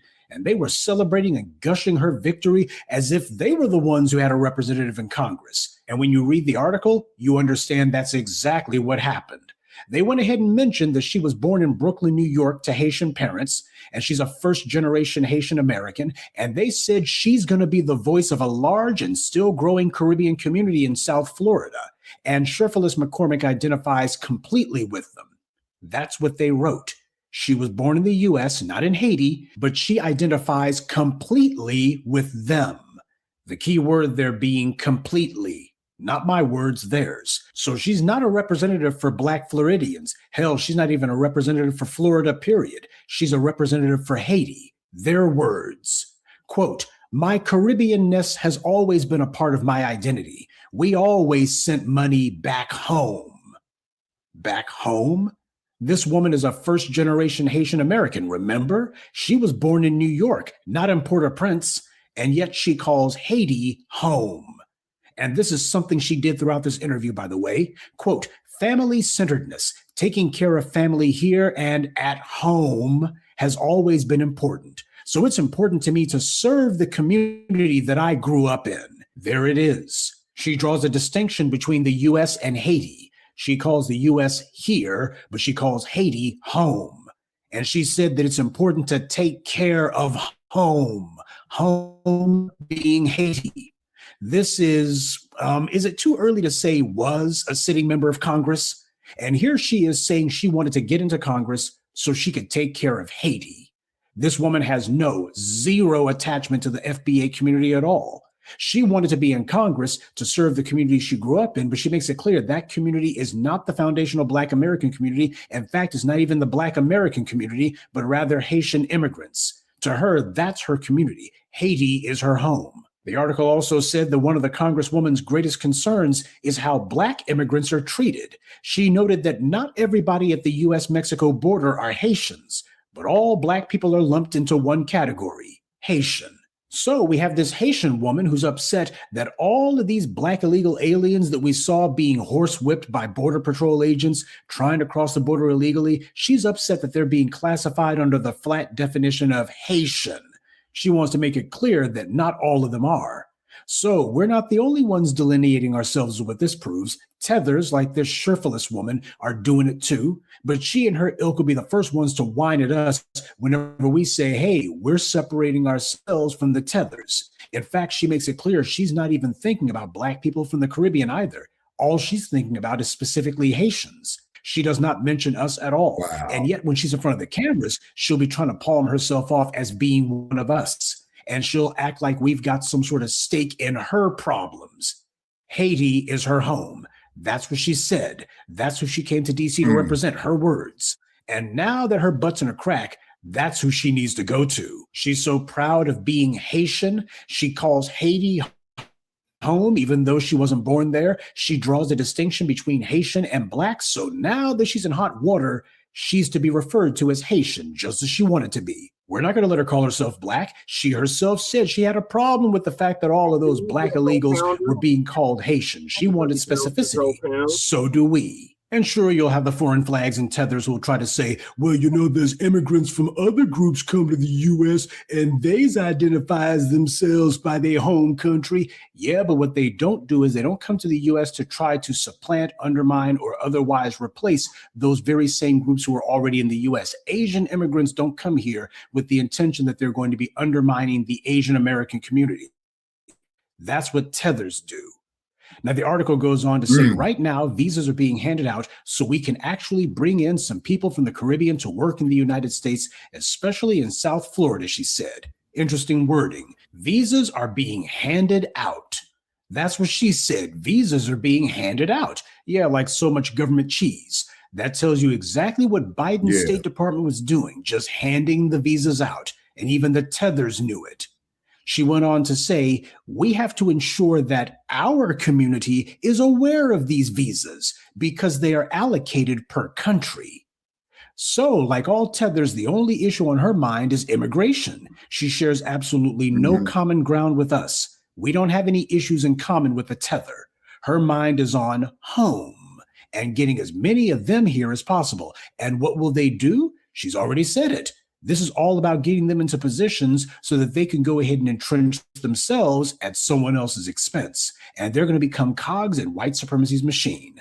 And just in case you think that when she says our community, that maybe she's talking about other Caribbean groups too, she made sure to specify exactly who she was talking about. Quote, "This is one of the first times that Haiti is included. Jamaica has always been included, but now there are more Caribbean islands." So she draws a distinction between Haiti and Jamaica, and that her community, Haiti, was being included for the very first time. She wanted to capitalize on that by getting as many visas for Haitians as possible. This is what was going on in 2022. This was when Biden was president. They had Karine Stank-Pierre as White House spokeswoman. She's also Haitian American, and so is Ashley Etienne, who also worked in Kamala Harris's basement doing stationery or something. This was what the Biden White House was prioritizing during his administration, putting tethers in office so that they can be better positioned to rip off the taxpayer dollars and to go ahead and hand out visas to others. This is precisely the reason that we have to separate ourselves from opportunists like this Sherrone creep. This crap is the kind of divisive garbage that they practice at home. They do all this fork-tongued, two-faced backstabbing. Everybody's an opportunist. Everybody's screwing each other over. It's all about getting over on somebody and being shameless about it. They don't have a loyalty system. That's the problem. And they brought that exact same chaos here, and they've been pulling the same mess against us for generations now. This woman didn't come here to build. She came here to take. And predictably, she wound up knee-deep in trouble. And it's important to know that this woman had a so-called health care company. Now, we got tethers and foreign flags who are always telling us all the time, we are so successful, more than you FBAs. We go from rags to riches in one generation. Well, now we're getting confirmation of how they've been doing it the whole time. White power has floated untold millions of dollars to immigrants through banks and government programs. And as we've seen with the Somalians and now with this Haitian Congresswoman, many of them have been stealing money from the government. And this is what we're told is success. They've been handed every opportunity there is, and they know it. The same way their corrupt leaders back home rip the people off and then blame their own impoverished citizens for being poor, while the Haitian elites are living it up, these tethers come to the U.S. and practice the exact same duplicity. This woman didn't come here to run a business. She came here to run a hustle. She came here to run a finesse. And the fact that white society, specifically these white politicians, have turned on them so quickly, and now they're going hard on them, that proves that they knew from the very beginning exactly what it was. After all, up until Trump came on the scene, the white right had been saying that immigrants are more likely to start businesses than native-born Americans, so America needs to let in more immigrants. That's what the white right had been saying until Trump came along. And now, though, they're saying that immigrants are committing 80% of the crimes in Minneapolis and committing most of the governmental fraud. They did a 180 so fast you get whiplash listening to them. Tethers like this Sherrone woman are agents of white supremacy. At this point, it doesn't even matter if the orange man's got the goods on her or not. This woman was part of the Congressional Black Caucus. That's why I call them the Immigrant Black Caucus, because that's what they are. And this is the reason why Black Americans are not able to get any sort of representation. Why it is that our issues never have any champions, because this woman said that her community is in Haiti, not here. She didn't come here to represent Black Americans. She came here to represent Haitians. And white supremacy went ahead and gave her a platform and made sure to prop her up, make her prominent. And they did all the most to help her out. And this is what it turned out to be. These tethers could not operate or have anything without white power handing it to them. They didn't get anything from home. They got nothing at all. And yet that's who and where they're loyal to. A foreign country. Not my words, hers. She's the one who said that Haiti is home. Well, for foundational Black Americans, this is home. Not Haiti, not the Caribbean, not Africa, or anywhere else. That's the reason why we built it up and fought for it. And that's the reason why she fled here. We owe it to ourselves to have actual representation, real representatives, people who are worthy of us, honorable people, people who stand, not those who run. We deserve honorable people operating in our interests, people who are actually trying to do some business, not some self-interested opportunists who are just running another scam. And you know what? To be bluntly honest, I don't care if she's innocent or not. This woman does not represent us. She doesn't represent our interests. She came here simply to undermine us, and that being the case, she needs to be out in the cold. We're not going to allow the immigrant Black caucus or the white media or anyone else to put forward the fraud and the lie that apparently we're standing with her or that we're supporting her. The hell we are. She's on her own. Her community is Haiti. So that's who she needs to go to. That's who she needs to look to. The same way she made sure to separate Haitian and Black and to separate Haitian and other Caribbean islands like Jamaica is the same way we need to separate her from us. We have a zero tolerance policy for charlatans like this because we understand better than anyone that no matter how much money this person allegedly ripped off the federal government for, we've had more than enough of our community always being the ones expected to pay the price. Good day and be one. I'd like to take a moment to mention some of our contributors: John Harvin, Lamont Robertson, Latravia Lawson, Sakina Collins, and Kenneth Johnson. Salute to them and thank you to everyone for listening, liking, and sharing this message. Black empowerment only exists because of you. All right, thank you, Professor Black Tooth, for that awesome moment of truth. Yeah, these goddamn tethers got to go. This broad is a straight up tether. And she came over here to undermine FBA and our progress, and we just can't allow that. So she got a hold. Okay, I got a question. Go ahead. Now, Brother Chit, you know what my next question is, right? Or particularly like the broad over there in Africa a while back talking about she here to take, right? Yeah. Now, let's go to Wilmington, North Carolina, 1962. Would her ass be permitted to sit at that lunch counter? If she started speaking French, yes. Okay. Now, and then let me see. And who was the other chick up there that was crumb bumming on the was it over there in Nigeria? She was crumb bumming on them fools about not the take girl, but there was another girl who had crumb bum on the Nigerians, is because I would imagine that she tried to reach out to them a little bit, and they says, "Oh no, we Nigerians, we don't want to have shit to do with you." And she went there and told them, well, if your black ass was in Wilmington, North Carolina in 1962, you would have been getting hit with those fire hoses also. You see what I'm saying? Yeah, but they don't care about none of that, Shabaka. All they care That's about the sad part. Taking what they can take. They underhanded, shiftless, shady, trifling shit in their homeland, and they bring that shit over here. So no, and they've been delineating, like Cuz was saying, but we're the ones that's causing the division. No, we're just pointing out the division and pointing out that distinction, like they've been doing. This broad is like another Ilhan Omar. She says she's only for Somali. She's Somali first. This broad is Haitian first. She's only for Haitians. So right, and then and I'm willing to bet dollars to donuts she believes that we don't deserve reparations here in the U.S. More than likely, if you were to ask for Shabaka, she would say, "Well, why should my ancestors have to pay? Why should my people have to pay for your reparations?"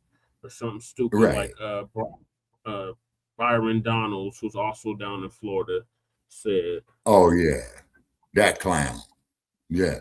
And then keep in mind, though, too, is that when they came here with the slave ships, going to Haiti, selling so many there, going to New Orleans, selling so many there, going to, and I think Sister Akshita had stated even down there to Mobile, Alabama, where she gave some light on that. And I didn't think that Mobile was a slave port.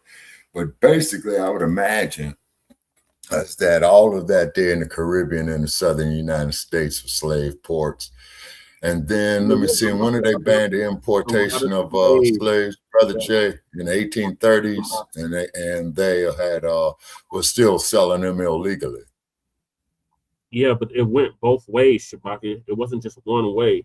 It wasn't just them bringing slaves from Africa and bringing them to America, but bringing slaves from the Caribbean to America. They were taking Black indigenous people from America and shipping them to Caribbean and shipping them to Africa too.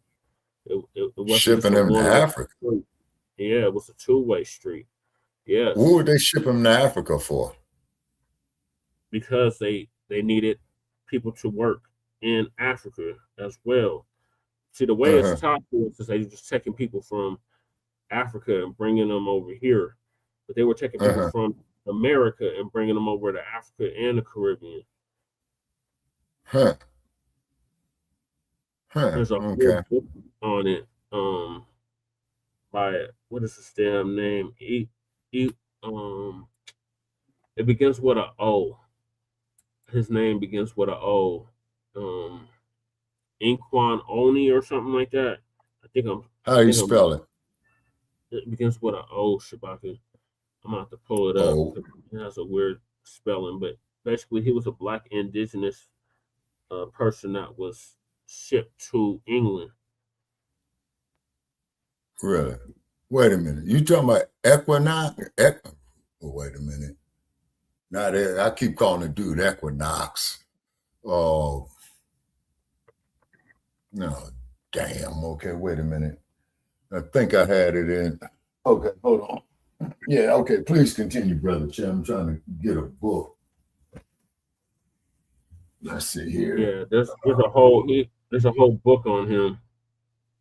I'm trying to remember how to spell his name. It begins with an O. But if y'all seen the Hidden Color series, he was definitely mentioned in there. I want to say Hidden Colors 3 and 4. He was mentioned quite heavily. Okay, wait a minute. And you said his name begins with an O, right? It begins with an O, but it's pronounced Equani. Equani. Oh, okay. Okay. Equani. It begins with an O. EFG. Okay, let's see here. And it says it begins with an O. Yeah. Okay, wait a minute. He was from one of the Black indigenous tribes out here in America, and they snatched him up and brought him over to England. And he wrote a whole book on it. Okay. Now I'm going from Smith. Now it goes from S. Okay. S. Okay. LMNOP. Okay. LMNOP. Q. Okay. LMNO. LMNO. Okay. Yeah, oh boy. Oh, no, that's Ohio. Okay. Amstead, Frederick Law. Wait a minute. Or James or Oscar. It was during the Revolutionary War, Shabaka. Okay, the Revolutionary War. Okay. Hold on. Now, let me put down Freddie D. Okay, you pull it up. Okay, now let me go skip. His name is not showing up. Okay, hold on. Now I'm going to skip the Truth Gates. Okay. It says African American slave soldiers who fought for the British in the American Revolutionary War also arrived in London between 1775 and 1783. Okay.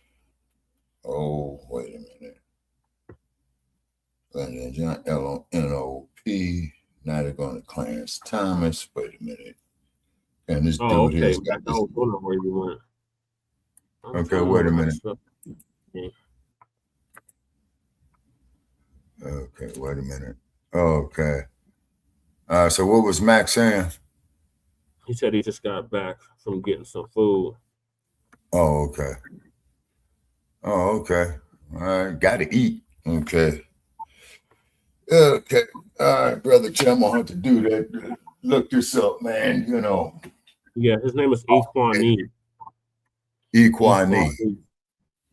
Yeah, but it's pronounced it's spelled with an O. Okay. Equani. Okay. Equani. Do you have the full spelling of that there, Brother Chad? Because hold on, I'm going to try it. Pull up right now, Shabaka. All right. Okay.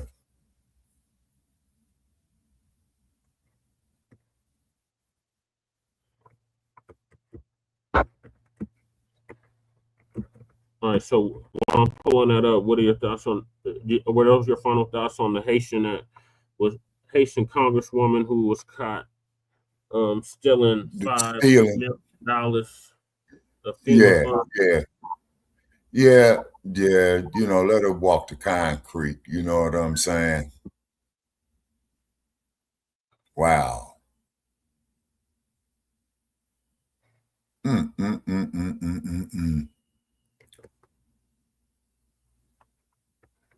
Yeah, and then for all the haters, I got up there on my like page of Shabaka's Black Experience Enhanced.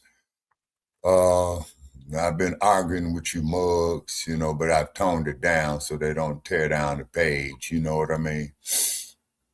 Yeah, and whatnot. Watch Shabaka because they will take your page down. Again, yeah, and I can't afford it to go down this time because like I said, the last one I had up there, man, it took me 7 years to build up the following. So I'm handling that there, you know, very, very gently. You know what I mean? Yeah. And then there was one cat out of Milwaukee, you know, who would share his stuff on my wall, right? Mm-hmm. Okay, I got it now. Let me know when you're ready. Yeah. Pull it up.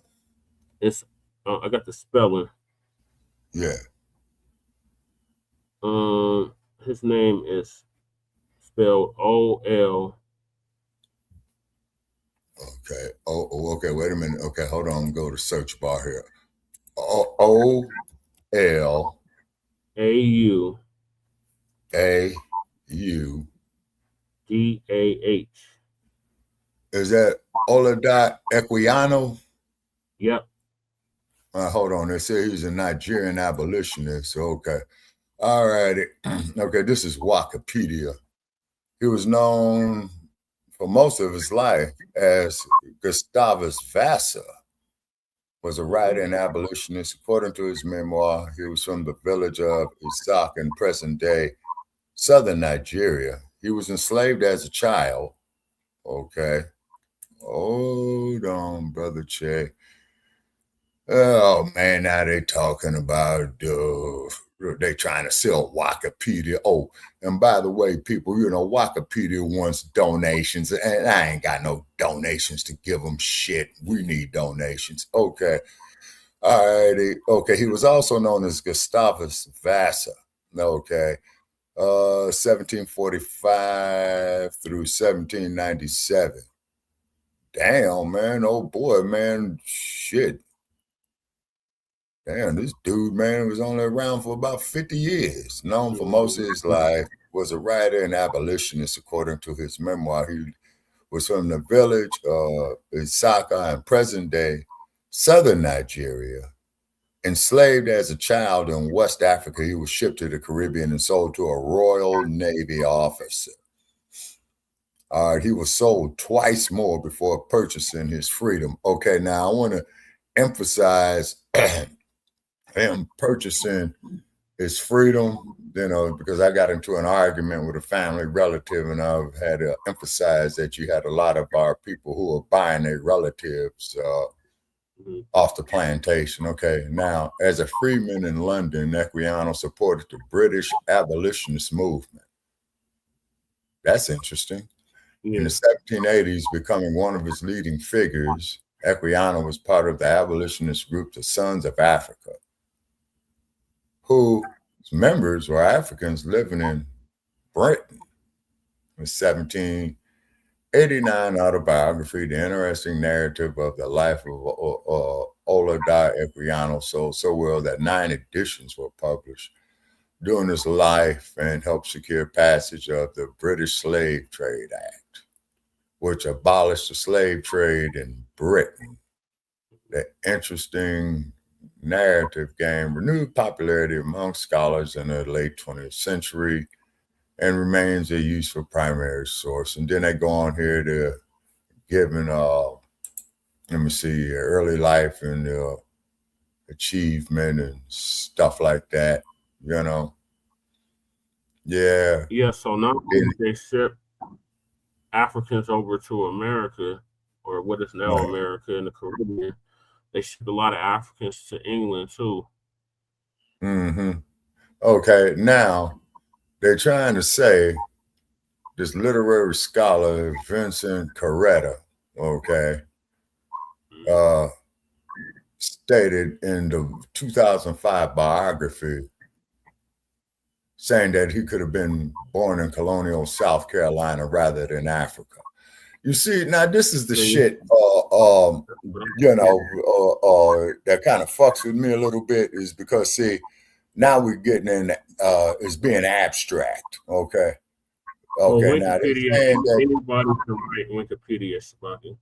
That's why I don't really count it as a valid source, because anybody can write it. But yeah, there is a lot of evidence to back that up, that he was actually born in South Carolina, and he was shipped from South Carolina to Europe. Okay, well, keep in mind is that they did purchase slaves from the U.S. and did sell them over there into Europe. And I would imagine they would have there would have been a practice in France as well, too, out of New Orleans. Right, but what we usually taught, Shabaka, is that it was a one-way street, that all the slaves came from Africa and were brought to America and the Caribbean, not Black indigenous people being snatched up from America and brought over to Europe and to Africa. Okay, now here's something interesting about this cat here, Brother Paris. It says in Virginia, Equiano was bought by Michael Henry Pascal, a lieutenant in the Royal Navy. Pascal renamed him Gustavus Vasa after the 16th century king of Sweden, who began the Protestant Reformation in Sweden. Equiano had already been renamed twice. Damn. You remember me, man, saying about the poker game, man, with Joe Gibson? These hillbilly ass bastards will sit up here and play poker. Well, I'm out of money, but I got this nigga Shabaka right here, you know what I'm saying? And each time the hand would win, the pot would change hands, you being sold 3, 4, 5, 6 fucking times in a poker game. You see what I mean? Wow, it's crazy. It says hi, Shabaka. Hi. Right here. The black cat says hi. Yeah. Hey, kitty. Okay. He was called Michael while on board the slave ship that brought him to the Americas, and then called Jacob by his first owner. Damn, boy. No wonder we got an identity crisis.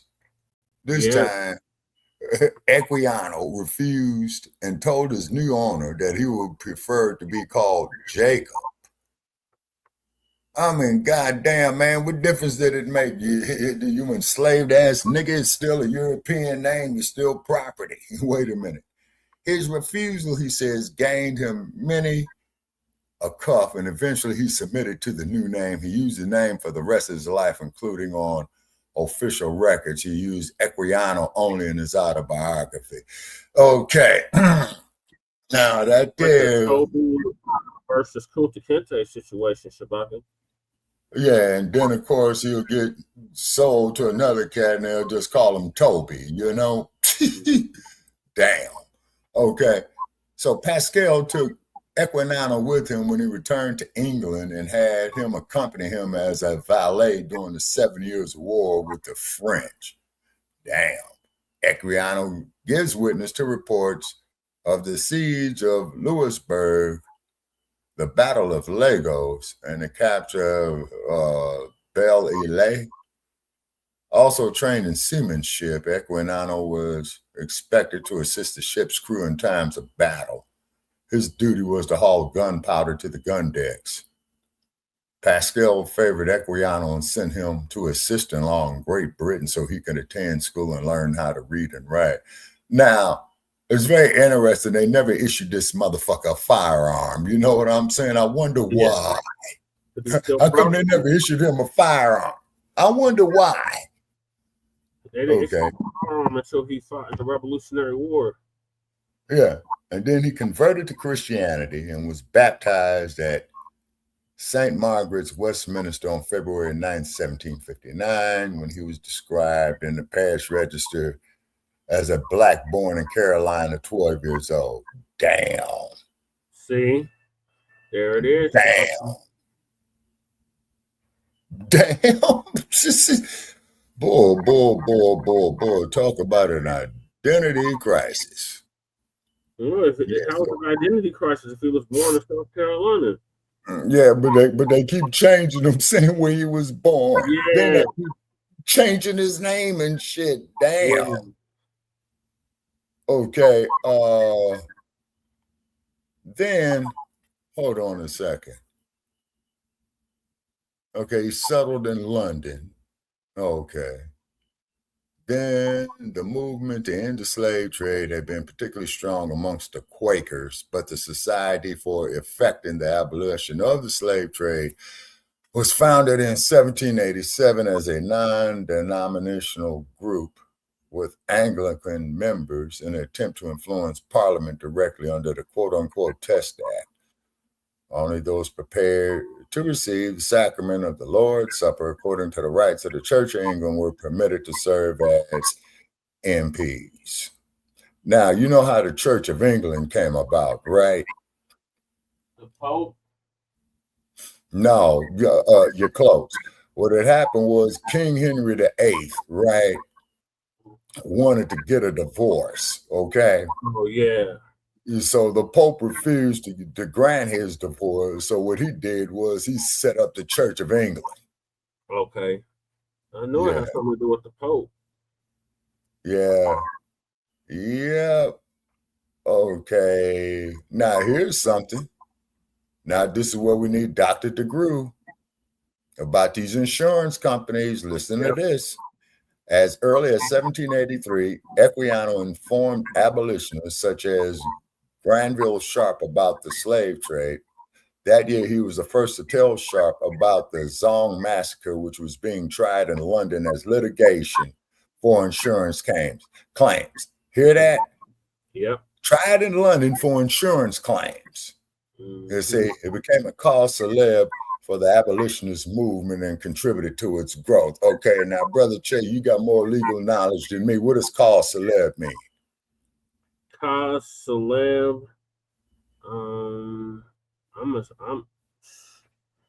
I gotta look it up, Shabaka, honestly. Okay. All righty. Okay.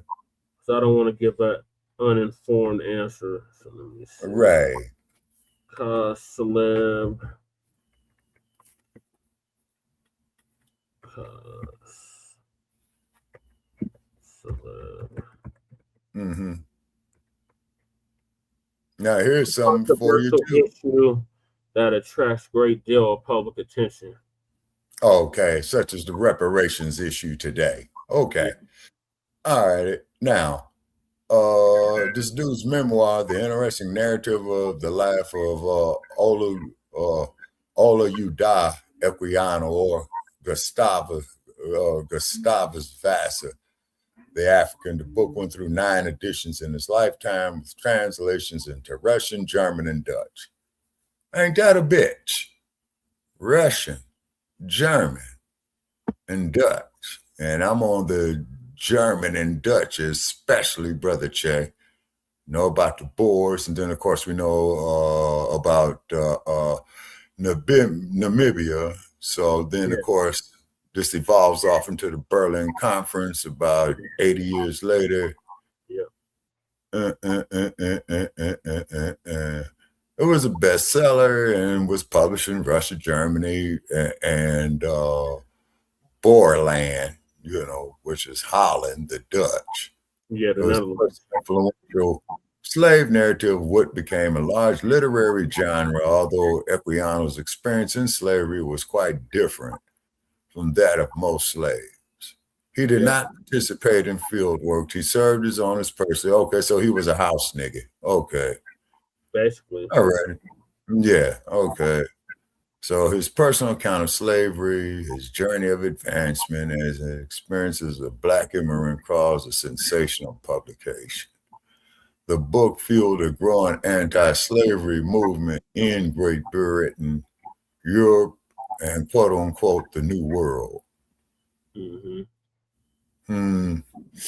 Yeah. So that's okay. Huh? That's Equani for you. Okay, and he gives details about his hometown and the laws and customs that Igbo people, after being captured as a boy, he described communities he's passed through as a captive on his way to the coast. His biography details a voyage on a slave ship and the brutality of slavery in the colonies of the West Indies, Virginia, and the great state of Georgia. Governor Lester Maddox. Okay. Georgia. Yeah. Is that it? Yeah, that is pretty much it. It's quite a bit, but that's it for now. You know? Yeah, so that's about Equani. He had a different save experience than most. Yeah, and then they got books he wrote and all this old type of shit, you know. Yeah. So he was on there trying to sell them. Yeah, and then they're up there trying to sell this shit, you know what I'm saying? So quite naturally, of course, we're not gonna market for them. The motherfuckers got to pay us. Okay. Straight out. You know. Okay. All right, bro. The next subject of business. Yeah. The next subject is national parks and free entry. Oh yeah. Juneteenth. So I did cover this on the last Shabaka Experience Enhanced, but we didn't get to play Lisa's video on it. So I'm gonna play Lisa's video on it. Yeah. Human shit. And we want to make that perfectly clear. Absolutely. In National Park free entry on MLK Day and Juneteenth, and make it solely on his birthday, which is flagged. Solely on his birthday. Now, boy, this guy is a piece of work. You know what I mean? Piece of work is putting it mildly, but yeah. Yeah, and then also too, I want to say out there to them idiots we saw out there with them T-shirts talking about niggas for Trump. I wonder how you dumb bastards are feeling now. You remember niggas for Trump? Yeah, that was a cracker that was behind that. Shabaka. Lady Che covered all of that. But yeah. Some cracker put them up to that. I'm sure. Like really actually rooting for Trump. They wasn't rooting for Trump like the illegals that said, I will vote, but I'm not Trump. And then they got deported as soon as he got in the office. Stupid motherfuckers. Okay. Why am I not surprised? So Lisa's going to give us an update on the national parks and then free entry on MLK Day and Juneteenth.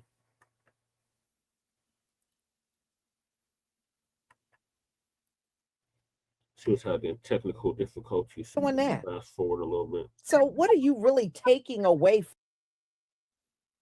Juneteenth? I don't think I've ever. His birthday. Who the hell gives a love and admiration of him? So no more free admissions on MLK Day. Well, in the same breath, he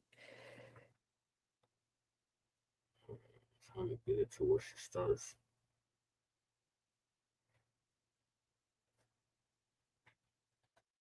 Black people love him. Shalom, family. Good to see you here. Hope you're doing well. Well, Donald Trump, who in my last live stream said, Black people love him. Is he sure about that? In the same breath, that's what he said. Did something that I don't think anybody in our community really give a crap about. there used to be free admission to, the stolen land called national parks across America, where on MLK Day and Juneteenth, the admissions would be free. Well, Donald Trump just got rid of that.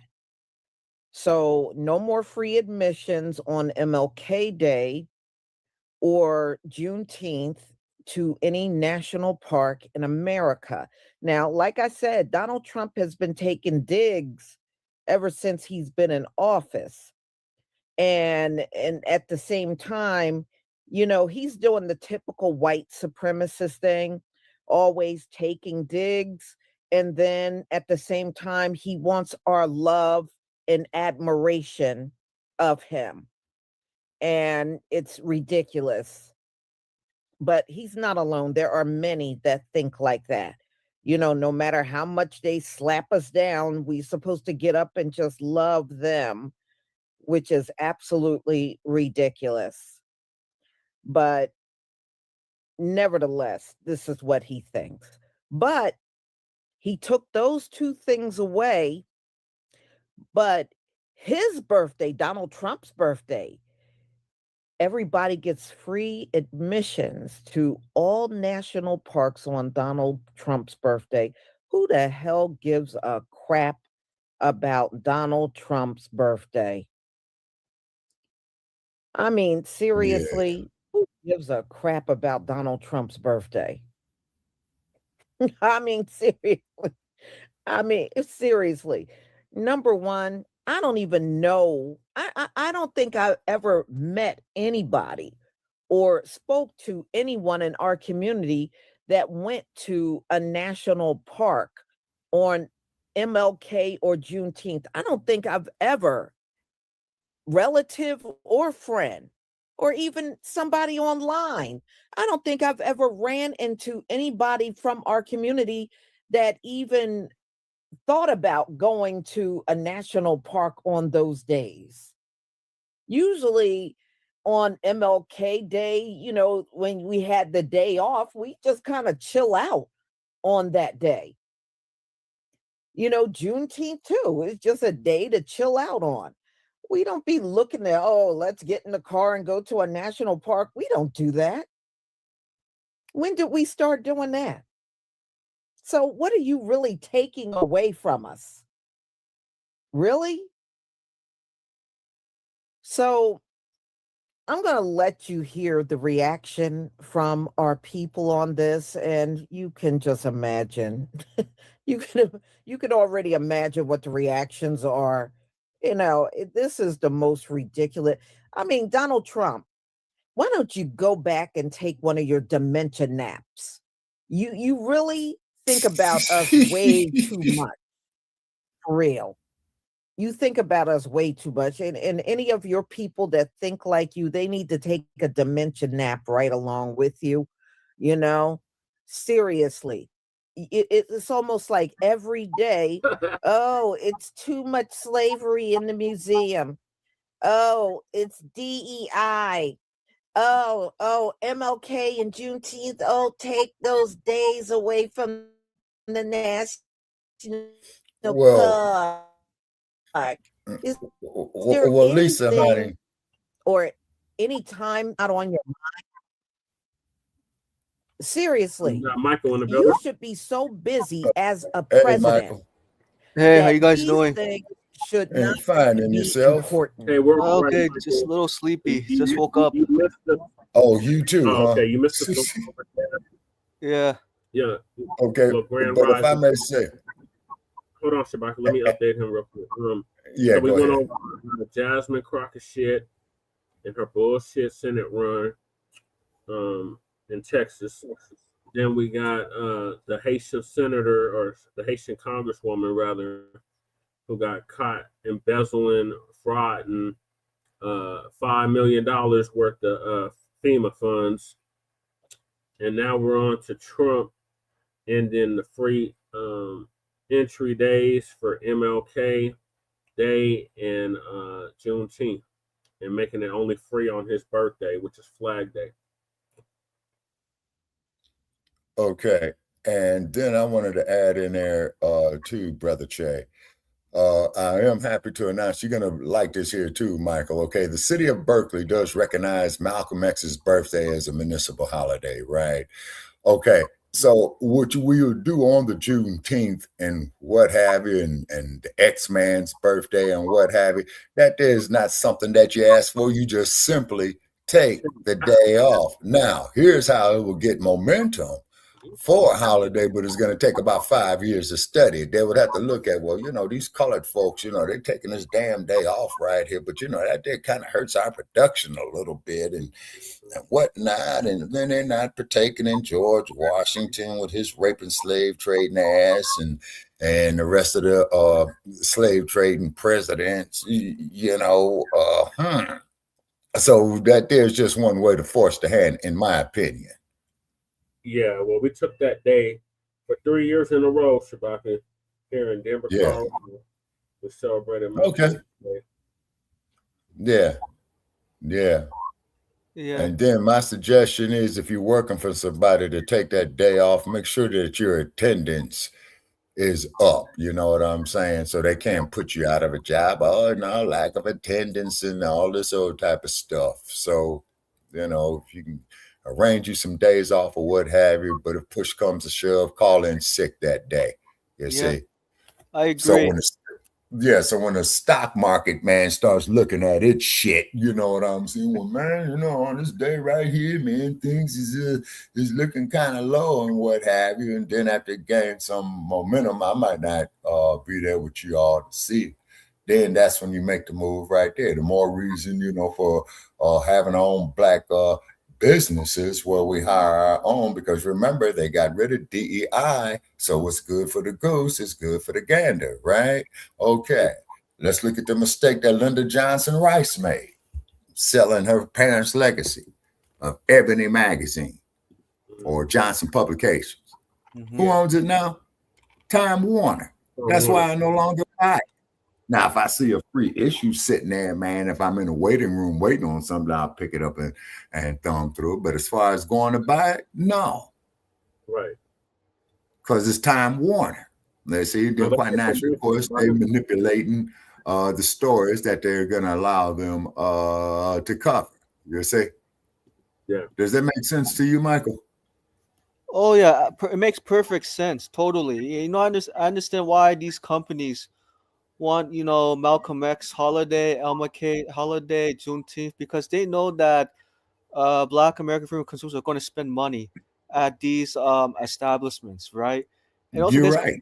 Right, and because they know that majority of, Becky's, Karen's, Brad's, they're not going to spend money like crazy, right? And also too is that even if they do make Malcolm X a national holiday, majority of companies are not going to offer a paid holiday. So it's like, what's the point of taking a day off from work, even one day? But if they're going to do that, I agree. They need to do it has to be paid, or at least use like sick leave, because otherwise, just giving like a holiday without giving Black American freedmen employees substance, it's like, how is that equity without substance?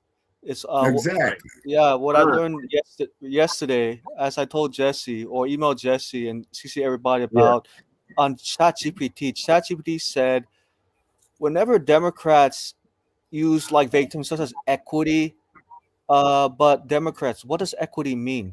Is equity going to include substance for Black American equal freedmen? You just can't just say it's supposed to lay on the playing field. It's supposed to mean you're on the playing field. So you need to be addressing that wage gap. You need to cut the goddamn check for reparations. Exactly. Otherwise, goddamn equity. Exactly. And the more reason too, not cutting y'all's wisdom, but also to emphasizing building up our Black infrastructures. You see what I'm saying, with businesses, vocational schools. You see what I'm saying? Be included in a reparations package, Shabaka.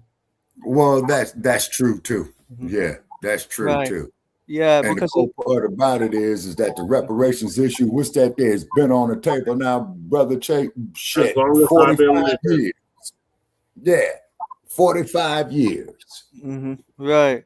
Kanye was elected in 87. So as long as I've been living HR 40. No, it was 87, Shabaka. Yeah, by John Conyers. Yeah, it was introduced by Congressman John Conyers, HR 40. And I read the updated HR 40 co-introduced by Summer Lee. Summer Lee. Yeah, I read the language, right? I didn't read the whole bill, but it's not really lineage space. It's more like race space. She mixed like African. I'm trying to remember. Oh, she said those enslaved people in enslaved Africans in America, enslaved people in Africa were exported to Spain. You know, blah blah. So it didn't have a lineage split because there's no Portugal, right. France. Yeah. Wait a minute. Yeah. Okay, I had them all, Michael. Very broad and Netherlands. Yeah, so it was very broad, and I said, yeah, Portugal, right? And when I read it, I'm like, Summer Lee, because I had to kind of analyze it. I know you guys can get us in depth, but it was not very lineage space. It was more race space, right?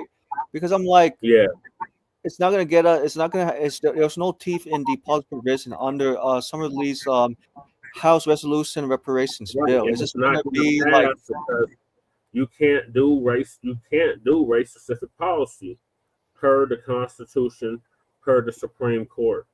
So if they try to pass that nonsense, and God forbid if it passes, it's going to get shot down. There's going to be all kinds of lawsuits against it. So this is why we are going around that race base to lineage base, because it's going to be less, what is it called? Like less scrutiny. Less scrutiny, less adversity. Right. Exactly. Yeah. And yeah, speaking about the lineage space, I found it on ChatGPT. I know ChatGPT goes more in depth than the Google AI. Like ChatGPT goes like very in depth. It provides a long explanation. And towards the end, ChatGPT asks, hey, do you want me to provide like a memo of reparations, how to combat opponents, how to combat hostility from various media, entities such as MSNBC, Fox News, CNN, etc., or even how to combat hostility from the angry Karens on ChatGPT. Which I was like, "Ooh, that's so interesting."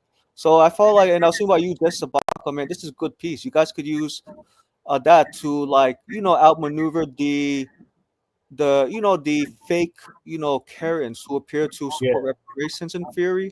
But it's we don't know. It's going to be so complicated. And ChatGPT's response was, no, Karen, no, Becky, you're opposed to reparations because you receive donors from big corporations. Yeah.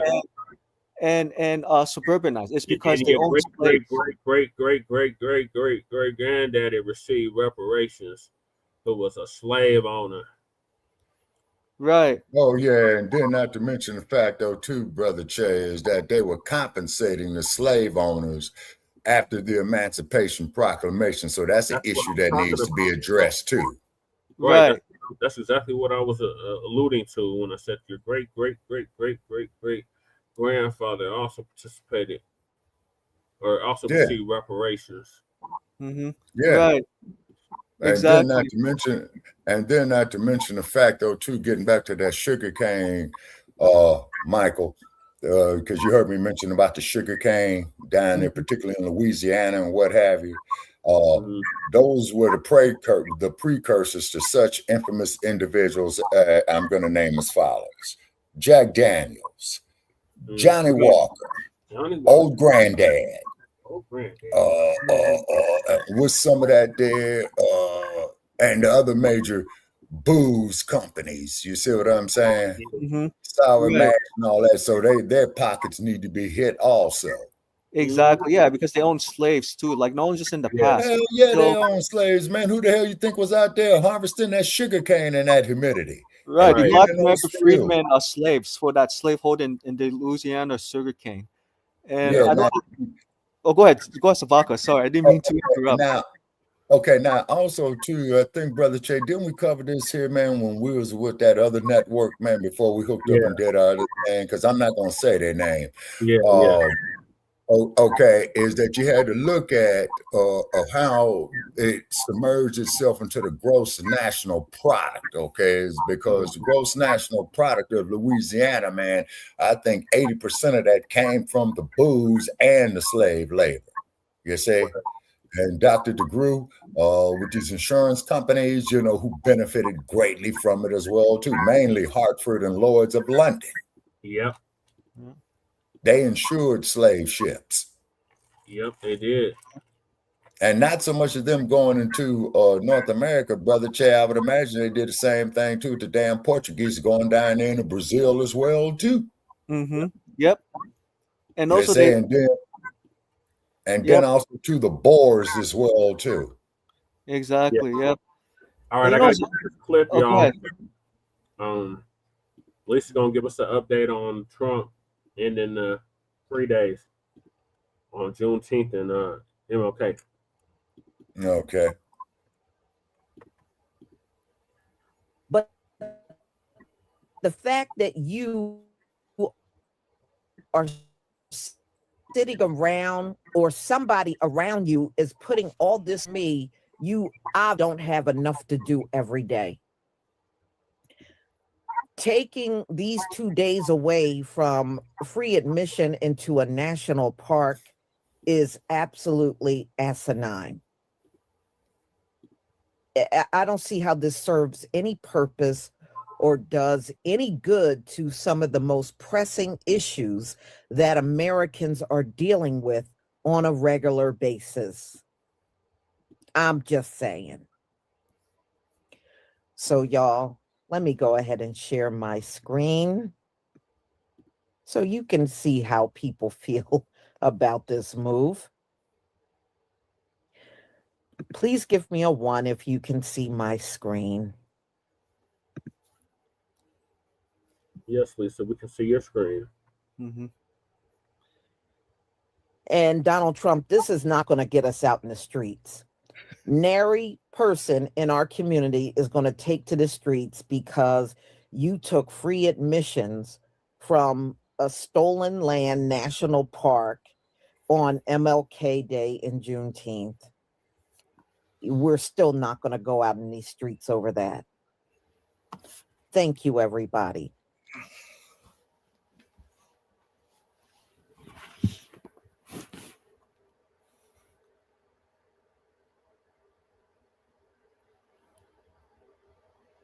Trump administration announcing revised list of free entry days to America's national parks.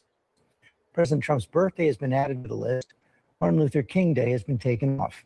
Senior political correspondent Rachel Scott is at the White House. Good morning, Rachel.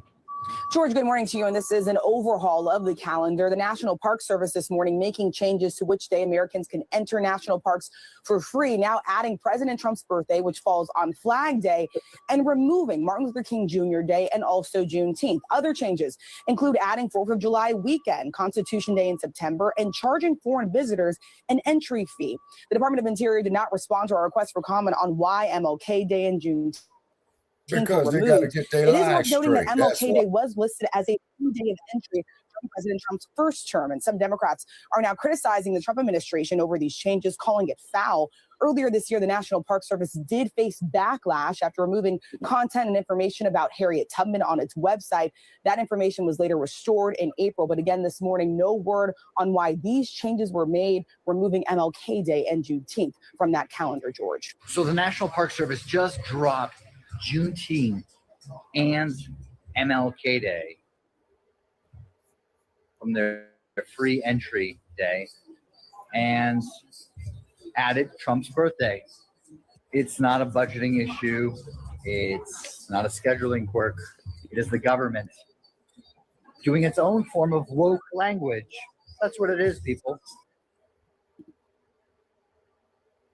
For every single one of those crazy, outlandish, probably illegal, often racist decisions in Project 2025 and executive orders that he does, when he's no longer here, for everyone he does, that's an extra day we're going to party. Project 2025. For everyone. I don't care if it's 500 Democratic 500 days.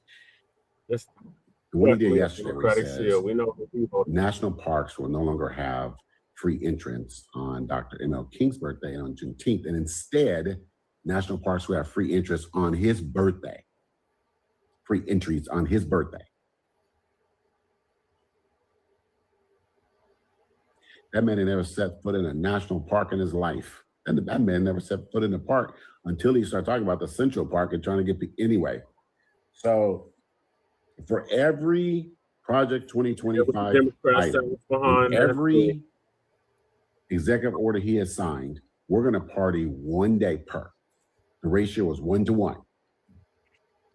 I swear to God on everything I love, when I saw this, I thought it was fake. I thought it was AI. I'm like, nah, ain't no way. This is very real. This is, in fact, very, very real. And yes, this is absolutely insane. So, as an actual descendant of Juneteenth slaves, I did hear about what Donnie did, you know, making it so national parks have to make it where Juneteenth and MLK Day are no longer fee-free days. And all I've got to say is, who gives a fuck? Because we still gonna celebrate anyway. We're not going on his birthday. Fuck his birthday. And fuck him too. And fuck you if you like him. Why Juneteenth? Why do people need to bring up slavery all the time? It doesn't matter. Like, why do you care anymore? Okay, so real question. So if I knocked all your teeth out your fucking head, would you still care? Would you forget? Exactly. I don't think so. No, that's what the fuck I'm talking And about. as I've said before, when this is all said and done and all this stuff is reversed, yeah, jail. Who said anything about jail? I don't want y'all to go to jail. No, that ain't enough. All right, so I am headed to the White House right now, but just wanted to give you an update on something that we just learned. The National Park Service has removed Martin Luther King Jr. Day and Juneteenth from its free days of entry, but it has added President Trump's birthday, which falls on Flag Day. As you can imagine, this is getting quite a lot of criticism, not only from Democrats, but also some civil rights leaders. All of this part of changes that they are making to the National Park Service calendar. They've also added days around 4th of July, Constitution Day in September, but no word on why they removed Juneteenth and MLK Day. Worth noting that MLK Day did stay on the calendar during President Trump's first term. When you look at all of the attacks on people of color since January, it kind of lines up. People of color, shit, I'm a black man in America. And so I think we can focus on that. I think we can talk about that, but we have to focus on the bigger issue, the bigger picture of the elimination or the attempts to eliminate basically people who look like me out of our history.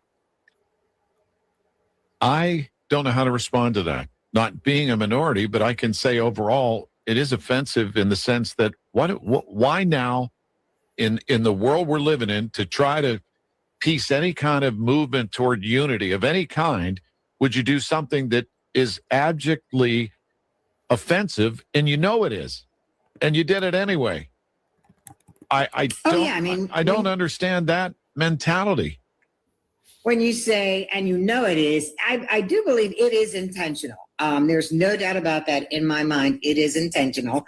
And things like, attacks on the African-American Cultural History Museum in Washington, D.C., which to me is the most amazing collection of African-American history from the time slaves came over on slave ships.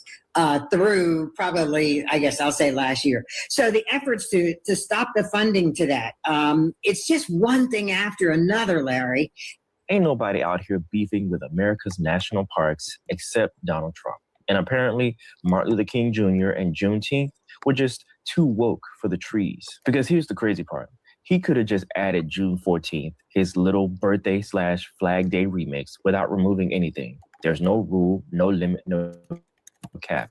But no, his ego said, how dare MLK and Juneteenth breathe the same fee-free air as me? And now MLK Day, the National Day of Service, went from show up and give back to show up and pay $30 at the door. We would have whole volunteer groups coming out to clean trails, restore landmarks, help park rangers.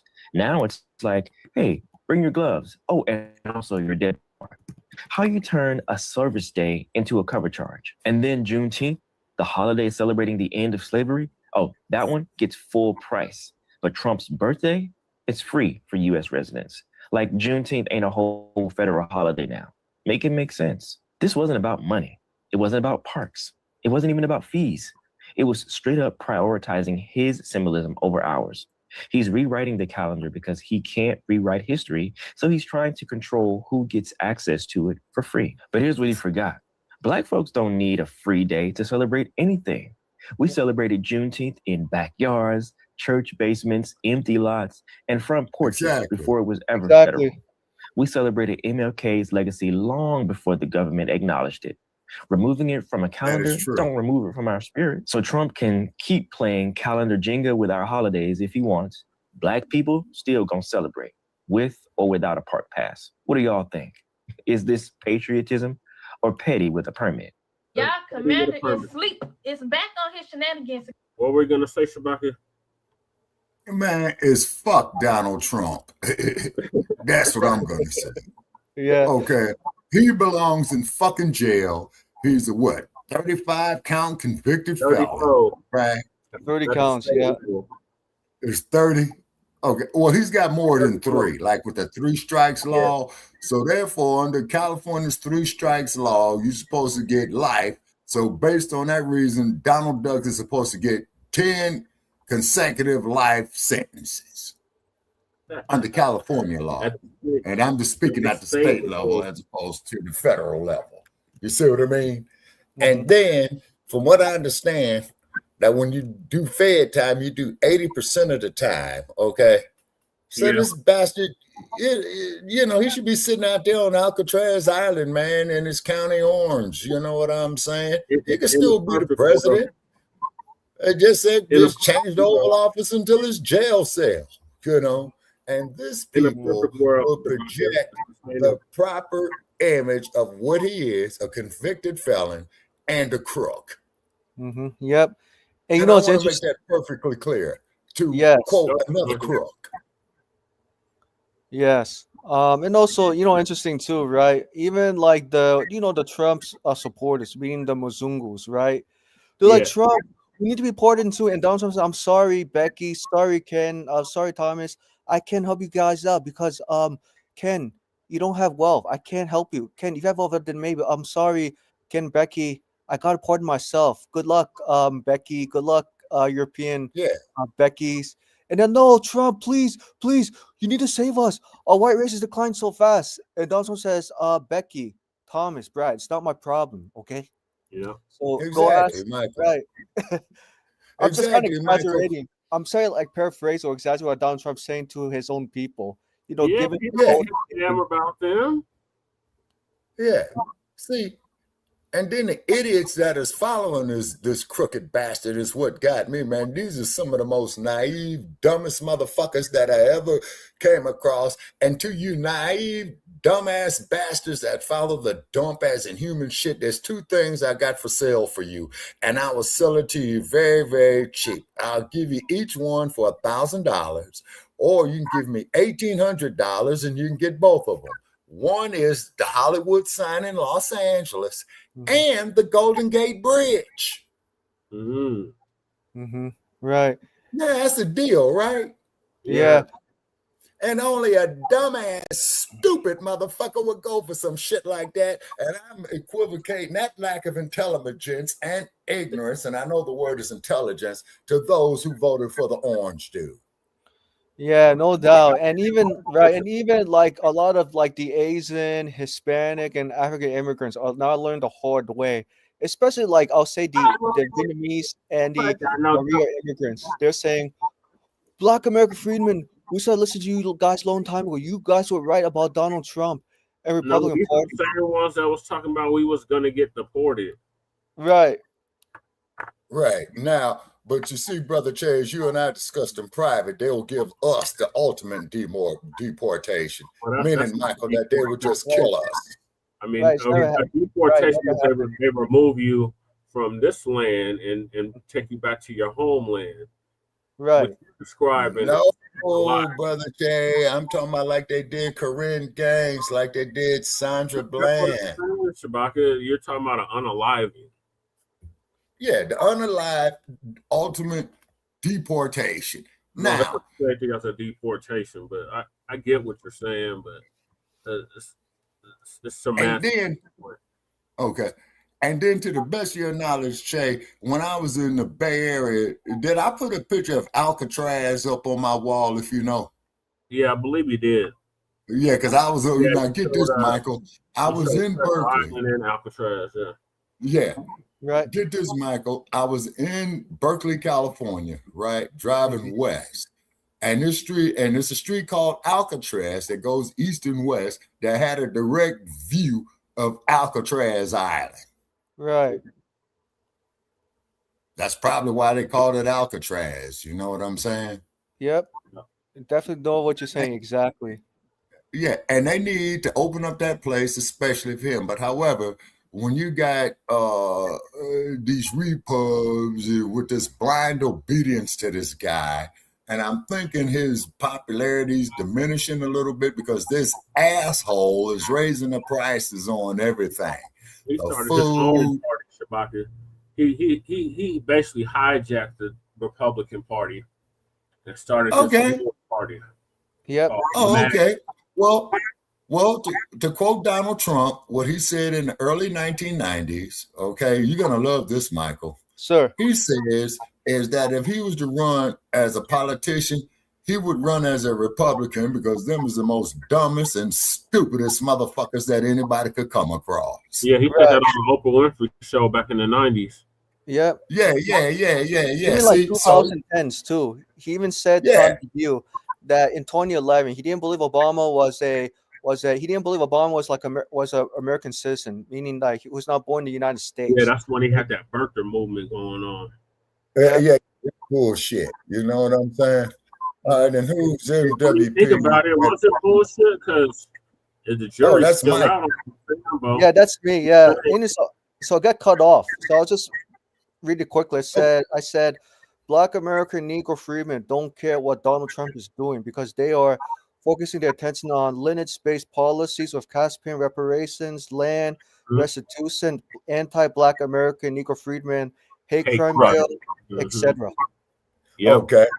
And then not to mention, Go ahead, okay, then you had another comment up there, Michael. But then keep in mind The that same one that just got cut off. he just got cut off. No, that was the same on the comment. chat. It just got cut off when he Oh. typed it in. It was too many letters or too many characters. Yes. Oh, yeah, that's right. Yeah. They do that. They only want you to put so much up there. But the fact of the matter is, like I keep trying to tell these dumb bunnies, okay, and particularly on my like page, man, so Michael, please follow the like page on Facebook if you can, called Shabaka's Black Experience Enhanced, right? And I says, dump bunnies. Yeah, no, dump bunnies. That's what I'm going to call them. The idiots that follow Trump, new name for them, dump bunnies. Okay. Dumb bunnies. Yeah. I Okay. remember that. It's that the reparations is only going to be submerged back into the U.S. economy any damn way. I thought we was going with the dumpsters. Yeah, the dumpsters too. Dumpsters, dump bunnies. Any name that degrades them is appropriate to me. Mm-hmm. Right. All right, That's let me finish the clip. All right. Okay. Yeah, now he done took away MLK Day and Juneteenth as free admission days to national parks to include his birthday, as if we would celebrate the day that he hatched from that egg of a rooster. Quite frankly, it's only one day we're looking forward to celebrate. But as you know, when you go to national parks, it's days that you can get in free, two of which is MLK Day and Juneteenth. Okay, but that raw piece of chicken decided that he wanted to be celebrated so bad. Listen, I would rather celebrate the dirt under a rock before I celebrate the day that you escaped out of that barn, you unhinged rooster. But this ain't nothing new, okay? Because this is the same person who didn't even want Juneteenth to be a paid holiday. So he had to find another angle because apparently he ain't got nothing else to do between taking naps. So instead of trying to target Black holidays, I know another holiday that worth celebrating. Quite frankly, I think we are all waiting on that day, okay? The day that happened, I might actually go to a national park myself. You worrying about the wrong holiday. Listen, the only holiday that you need to be worried about. Hello there, my building. She said impeachment Something day. in my spirit, guys, and here I go. So the orange guy. I think she's saying the only day he should be worried about is impeachment day. Impeachment day. Oh yeah. Oh hell yeah, yeah, most definitely. Right. Rather than worry about Donald Trump cutting, Elmo K Juneteenth off. Yeah, and then if they do impeach his ass and then do the same damn thing to old J.D. Vance as a co-conspirator, and that they would knock his ass out the damn 2028 election. Yeah, Well, he's I wouldn't already be out. surprised. I wouldn't be surprised if J.D. Vance's wife decides to file divorce against her husband. Oh, yeah. I would not be surprised at all. I wouldn't be surprised either. Now, here's the cool part about it too, Michael. As you know, Sir. Jesse would have more knowledge on this. Okay, an impeachment means just like, okay, like how you get a speeding ticket, man, from the police officer. Yeah, it's You got it. Yeah, they give you a notice to appear, right? Yeah. That's all what an impeachment is, that he's got a notice to appear, okay? And then they would have the impeachment, the Chief Justice of the Supreme Court, he's the judge, and then the U.S. Senate is the jury. It's not going to work in his favor. It's going to work in his favor, though, Shabaka, because that's the problem. Yes. So it's just going to be a waste of time for them to try to issue articles of impeachment against him. Yeah, exactly. You see what I'm saying? And keep in mind that no president has ever been removed due to the impeachment process. Now, the closest time they claim to remove a president due to impeachment was old Tricky Dick. Okay? Yep. Ladies and gentlemen, I'm not a crook. And then what did this bastard say, man, a few days before they was going to impeach his ass? Okay. I will be leaving the presidency, and Gerald Ford will be your president. And what was Tricky's classic line? You no longer have Richard Nixon to kick around anymore. Tricky Dick, go to hell with you, Tricky Dick. You know what I'm saying? You was a crook, and you was a crook. Yeah, you the know? last time they tried to impeach him, he was acquitted on all counts by the Senate in both proceedings. Oh, you talking about the Trump, right? Yep. Yeah. Okay, yeah. I don't even think, wait a minute, he did get impeached, but he was not convicted. Yeah, not convicted, right. Yeah, he wasn't convicted. Yeah. Because Donald Trump had expensive attorneys, you know what I mean? So I'm sure he paid his like millions of dollars. It says and then of course the backroom deals he was making too, Mike. Because attorneys do a lot of work, man, dealing when it comes to construction projects, you know what I mean? Shabaka, not to cut your wisdom, but it says the United States House of Representatives has the sole power of impeachment, while the Senate has the sole power to conduct the trial.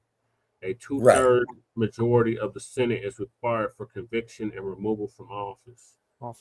Well, see, now that part I didn't know. So which means is they need 67 senators to convict his ass. Donald Trump, yep. And they don't have that. Yeah, they don't, because it's split. Yeah, because they're not too many. Yeah, there are not too many Democrats in the U.S. Senate. It's mostly Republicans, and even the U.S. Democrats, even the Democrats in the Senate do want to get Donald Trump impeached. The Republicans in the U.S. Senate said, no, Democrats, we can't do it. Donald Trump is our savior. Oh, Donald Trump is a white man. We don't want the Republican Party to look like that. Especially go ahead. Yeah, and also too, Mike, not cutting your wisdom, man, you just reminded me of something. You're gonna love this here too, Brother Jay. Do you know that they trying to make Charlie Kirk's birthday a national holiday? Yes. We covered that, Shabaka. We covered that some by Democrats. And to make it even worse, they're trying to change Black Lives Matter Plaza to Charlie Kirk Plaza. I'm like, that's too crazy. Yeah. And I'm sure like the Black American Freedmen residents in DC were upset. No, we don't want a national Charlie Kirk's birthday, because what's there to celebrate when he's like when he was a racist, white supremacist. He never believed in reparations, and even like I was real surprised Democrats wanted Charlie Kirk to be a national holiday or national paid. I wasn't surprised because they're both two sides of the same wicked ass bird. Exactly. Like Hakeem Jeffries, who agreed with making Charlie Kirk a national paid Holiday, Nancy Pelosi. Like, I'm not surprised with Jim Clyburn. Hold it. Wait a minute, Michael. Now that did just fuck me up right there. So Hakeem Jeffries, okay. Yes. So he's still on that stash, man, when he filibustered there for 25 hours, brother Che. No, that was Cory Bussey. Cory Booker. Oh. That was him who filibustered. Yeah, okay. Who recently just got married, Shabaka, to an actual woman. What now? Say that again now. He actually got married. Yeah, Cory Booker got married to an actual woman. Okay. Wow. Boy, this gender confusion. My gosh. Okay. All right. Okay. So gender once confusion and it's rumor has it he's a closeted homosexual. So right, Cory Booker. I wouldn't be surprised, man. Man, as crazy as this world is going on today, man, don't shit surprise me anymore. You know what would surprise the hell out of me, man, if What's some that? damn sanity would return. So he's setting himself up to try to run in 2028, basically. Because in For order president? to run for president, you got to be married. Right. Wait a minute. Is that a legal requirement to be the president that you have to have a spouse? It's an unwritten requirement. Okay, so it's what they would call a moray. Yeah, it's a moray. They want to Yeah. see you married. If you're not Wow. married, don't. That goes for almost any political office, but especially the president. Right. Okay, now what about in the great state of Colorado, where the governor there is married to Brother Che? And could you please shed some light on that? He's married to a man, Mm-hmm. and instead of calling him the first lady, because he's obviously not a lady, Right. they call him the first gentleman. First gentleman.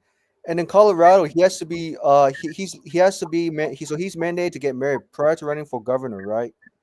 Yeah, well, prior to running for, when he ran for governor, he didn't tell people he was LGBTQ. Mm-hmm. So it was a surprise when he got elected and he turned out to be LGBTQ. That upset a lot of Coloradans, especially the Republicans. They were really upset about that because they were like, what the fuck? Right. This shit before you ran for office. But he knew he didn't stand a chance if he ran as a gay governor.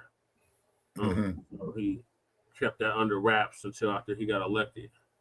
So, well, what that fool needs to do, well, I'm not even going to advocate that, man. No, because you know what I was going to say, right? And he's that he ought to move he's to a whole billionaire, y'all. He's a whole billionaire. This motherfucker's a billionaire. Yep. Jared Polis. Yeah. And they shouldn't have billionaires as politicians. Turned out, thank God, he's termed out next year or so. Yeah, maybe Jesse have the opportunity to run for governor. Oh shit! I gotta get in at the local level first, Mike. Local level, or maybe like a state senator or a state House Assembly member. Yeah, right, because he could make a name for himself in those 2 years, and then he could run in the next gubernatorial election, Michael. Yep, I could run for House again, or I could run for Senate. Yep. Right. Like Jesse, does that mean you would have to primary against James Coleman or no? No, I'm an independent. Remember, I got my own. Oh yeah, independent. Right. No, that's if I was right. to run as a Independent. Democrat, yeah, I would have to primary against either him or it'd probably be him. Yeah, because he's my senator. Right, in Colorado. Yeah, just make sure James Coleman, takes the race equity study very seriously and replace it with Black American Negro Freedmen Repair Act. Right. Because I think that would be a better. Because they get in here with reparations. So. Right. I just hope James Coleman reparations just means to repair. Yeah, but he's saying change the terminology so they're not scared. And he's not alone in that. I've heard several people in the new black media, like Jason Blacc, say we should change the terminology so it don't scare these mugs because they so scared when it comes to reparations. They're like, oh, Yeah, And the thing is once again, man, they still have that same fear from 60 years ago, Brother Che, when a certain crew came about there in Oakland. Party for self-defense, Yeah. White America was scared to death of that. Right. Death of them. They were scared to death of the BLA. They were scared to death of the International Commandos. They were scared to death of the Revolutionary Deacons of Defense. Yeah, and they're scared of the Blacc Panther Party as well. Well, that's what we started. Right. Yeah. And then too, Michael, because I think HP got the idea for the party when he went to Lawrence County, Mississippi, I think, and he saw a picture in black and blue. Lowndes County. Lowndes County. And then he got back to Oakland about 1962, I believe.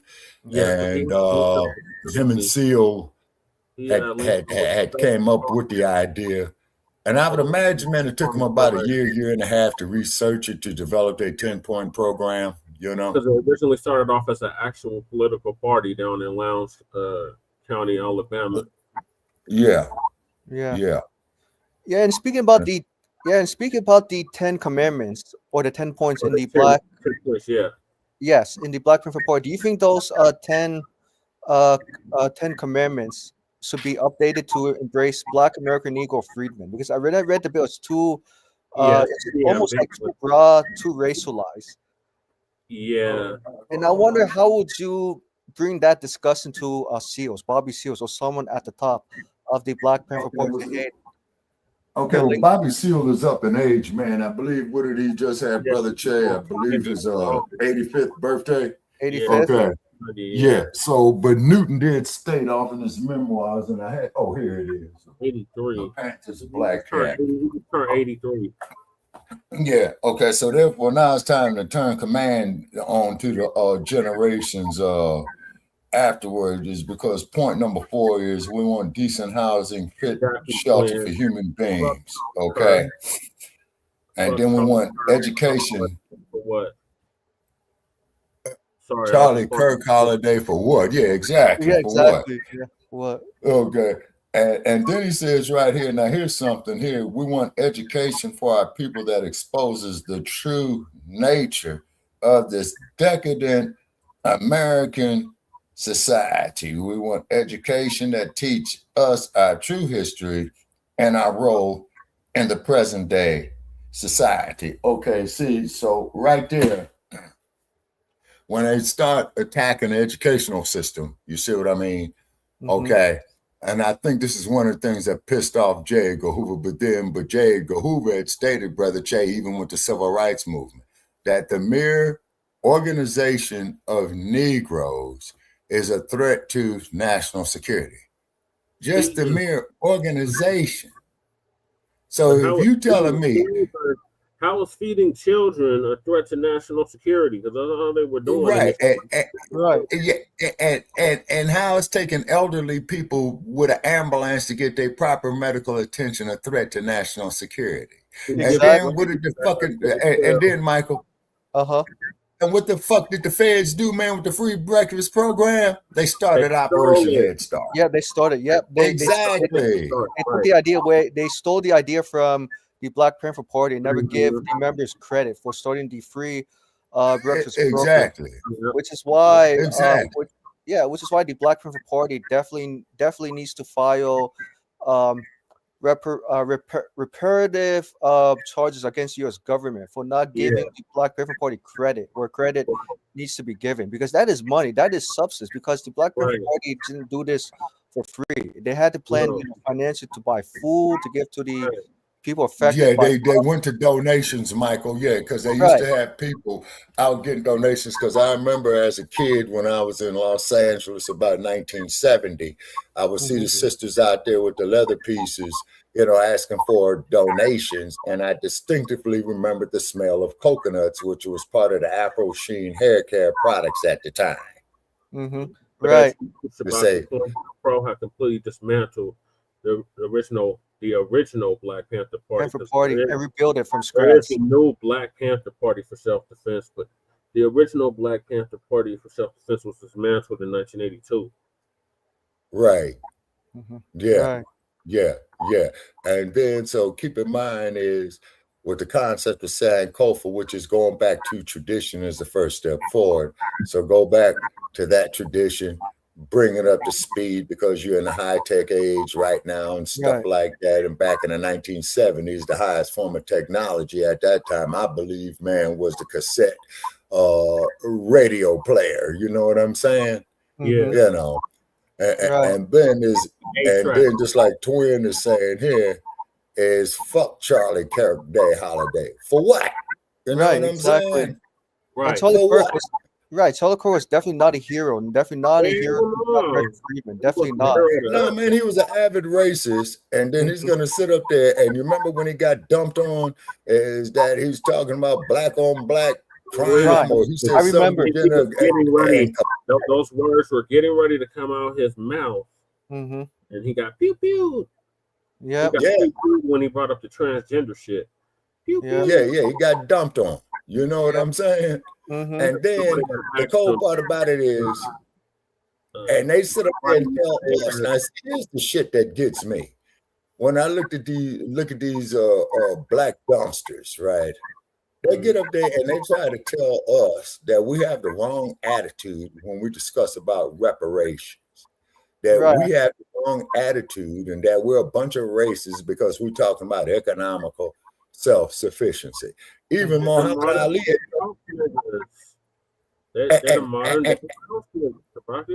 Yeah.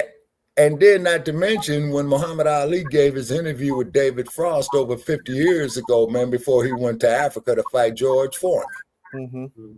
And David Frost says, a colorblind society and all that. And all he says, wait a minute, man. He says, you telling me, man, is that I can't do nothing for myself, man. I can't control my own grocery stores, man. I can't control my own educational institutions and stuff like that. It's Crocc Netta. Crocc Netta's in the building. He says Charlie Kirk is a hero in fantasy land. Yeah, that's for damn sure, man. You know what I'm saying? Yep. I know Charlie Kirk. Yeah, exactly. Charlie Kirk is definitely here to white supremacy for sure, but definitely not a hero.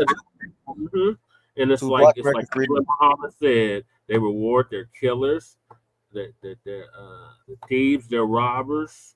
They give them stars and stripes and bars. Yeah. And you want to know something? I would not be surprised if they did not give that motherfucker man a star on Hollywood Boulevard on the Walk of Fame. Oh, yeah. Well, if you ever back out there, Shabaka, make sure you shit and piss all over it. Oh, yeah, absolutely. You know, they got John Wayne out there, avid racist. Spencer Tracy out there, avid racist. You see what I'm saying?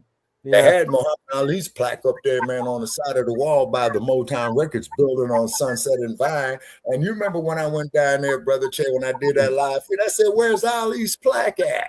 You know? I remember. I was watching it. That's when TMZ, that's when I have to warn you about TMZ. Yeah, and you said you're about to get away from TMZ. Run like hell. You know what I'm saying? You know? Hey, Shabaka. I have a quick question I want to ask you, because I remember back in the 80s when you followed politics very closely back then, with Jesse Jackson running for U.S. president twice between 1984 and 88. What was your reaction when you found out that Jesse Jackson had reparations on his platform at that time? Oh, okay. Now, the thing is about Jesse Jackson, as they called him Messy Jesse, right? Right. Okay. He was an opportunist like Al Sharpton is because in 1972, and you could Google this here, Michael, there was a concert in Los Angeles called Watt Stax. And the summer of 1972, okay, because Stax Records had put it on. You had Rufus Thomas there, you had the Dramatics there, Luther Ingram was there, Isaac Hayes was there when his Shaft record was all-time high. But he gets up there talking about, I am somebody. I may be broke, but I am somebody. I may be on welfare, but I am somebody. And man, if any damn thing, what the hell he should have been talking about? Okay, well, Stax Records, you out there doing this. This is a Black-owned business in music, like Motown is. Okay, what can we do? Is building some architectural firms. What can we do as far as building some medical firms? Goddamn Google card. He Yeah. said, you know, wanted picture of Shabaka hanging up Yeah. on a Google card.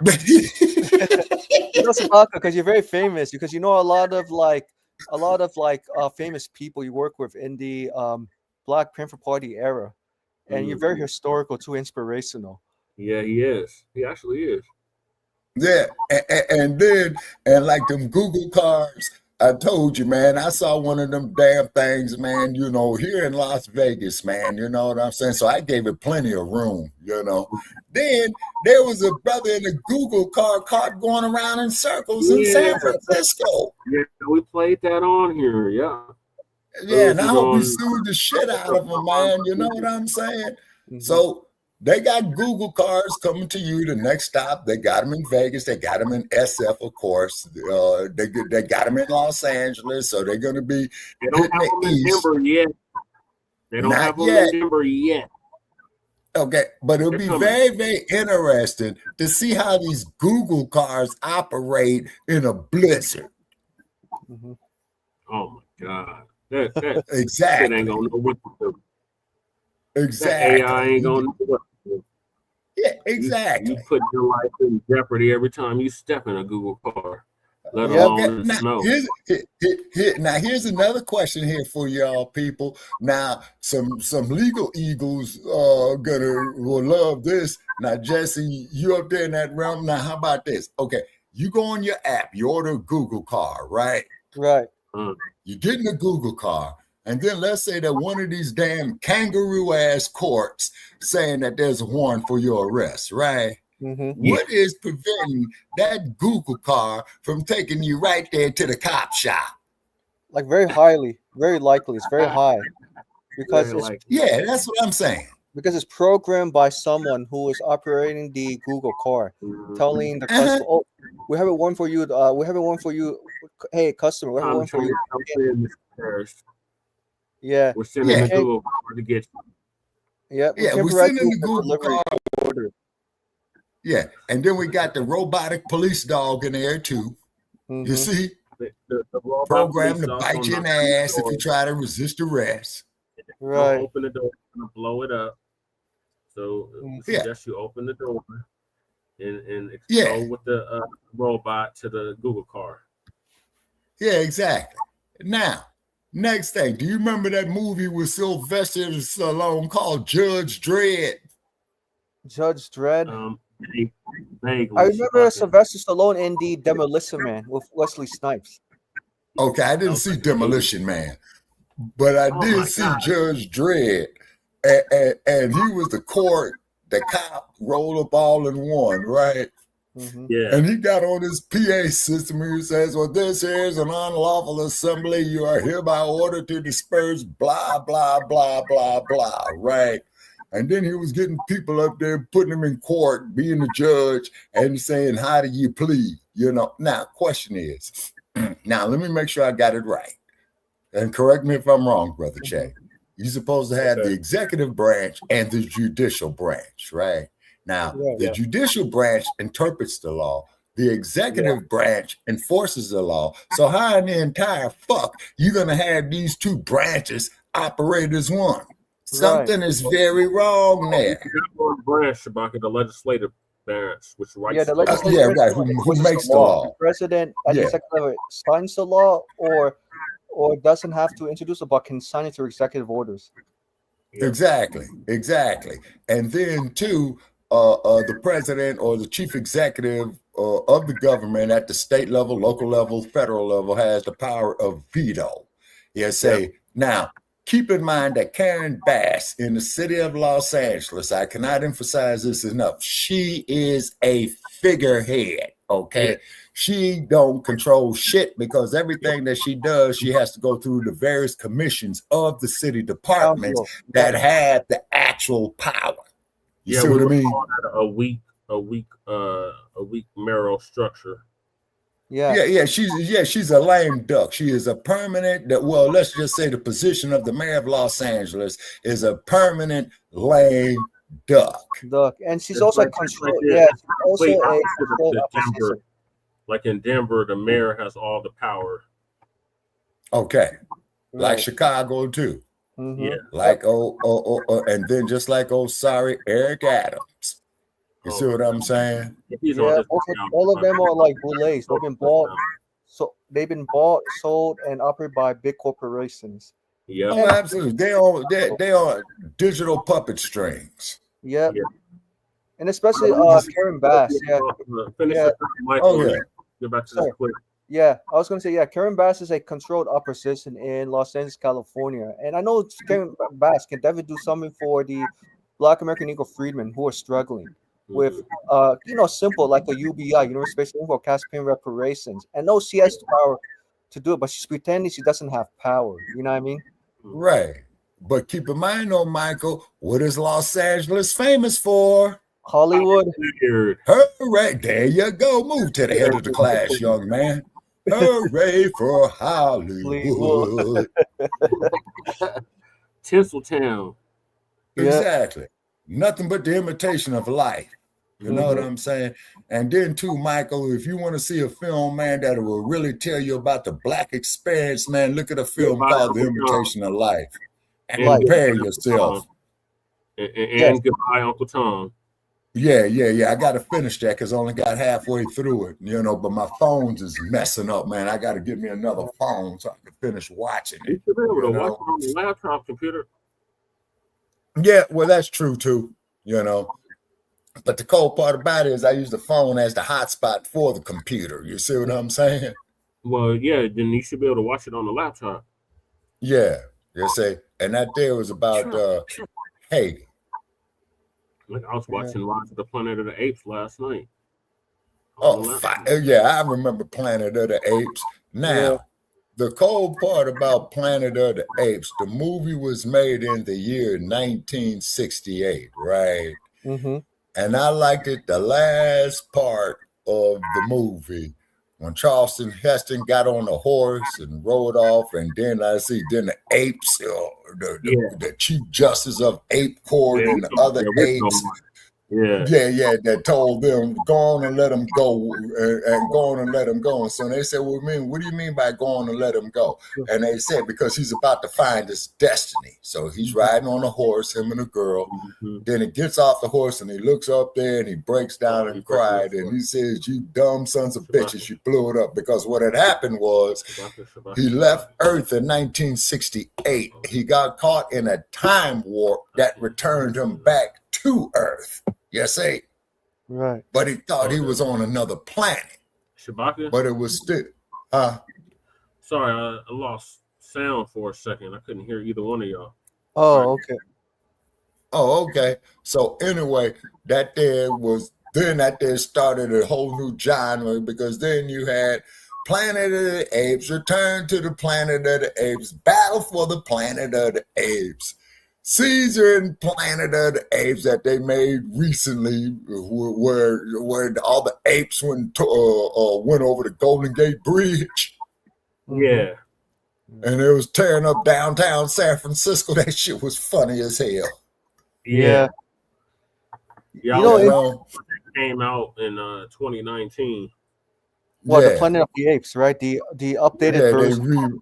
The updated version.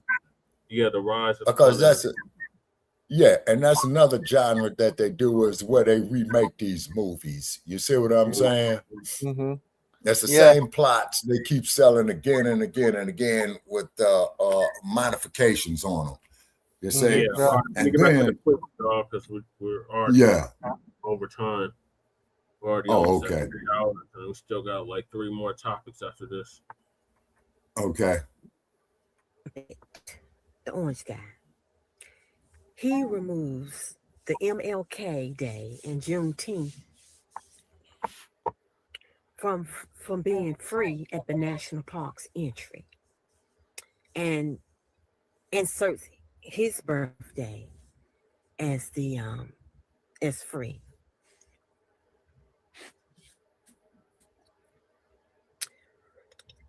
what I have to say to that, guys, just by him being the president has really made me wake all the way up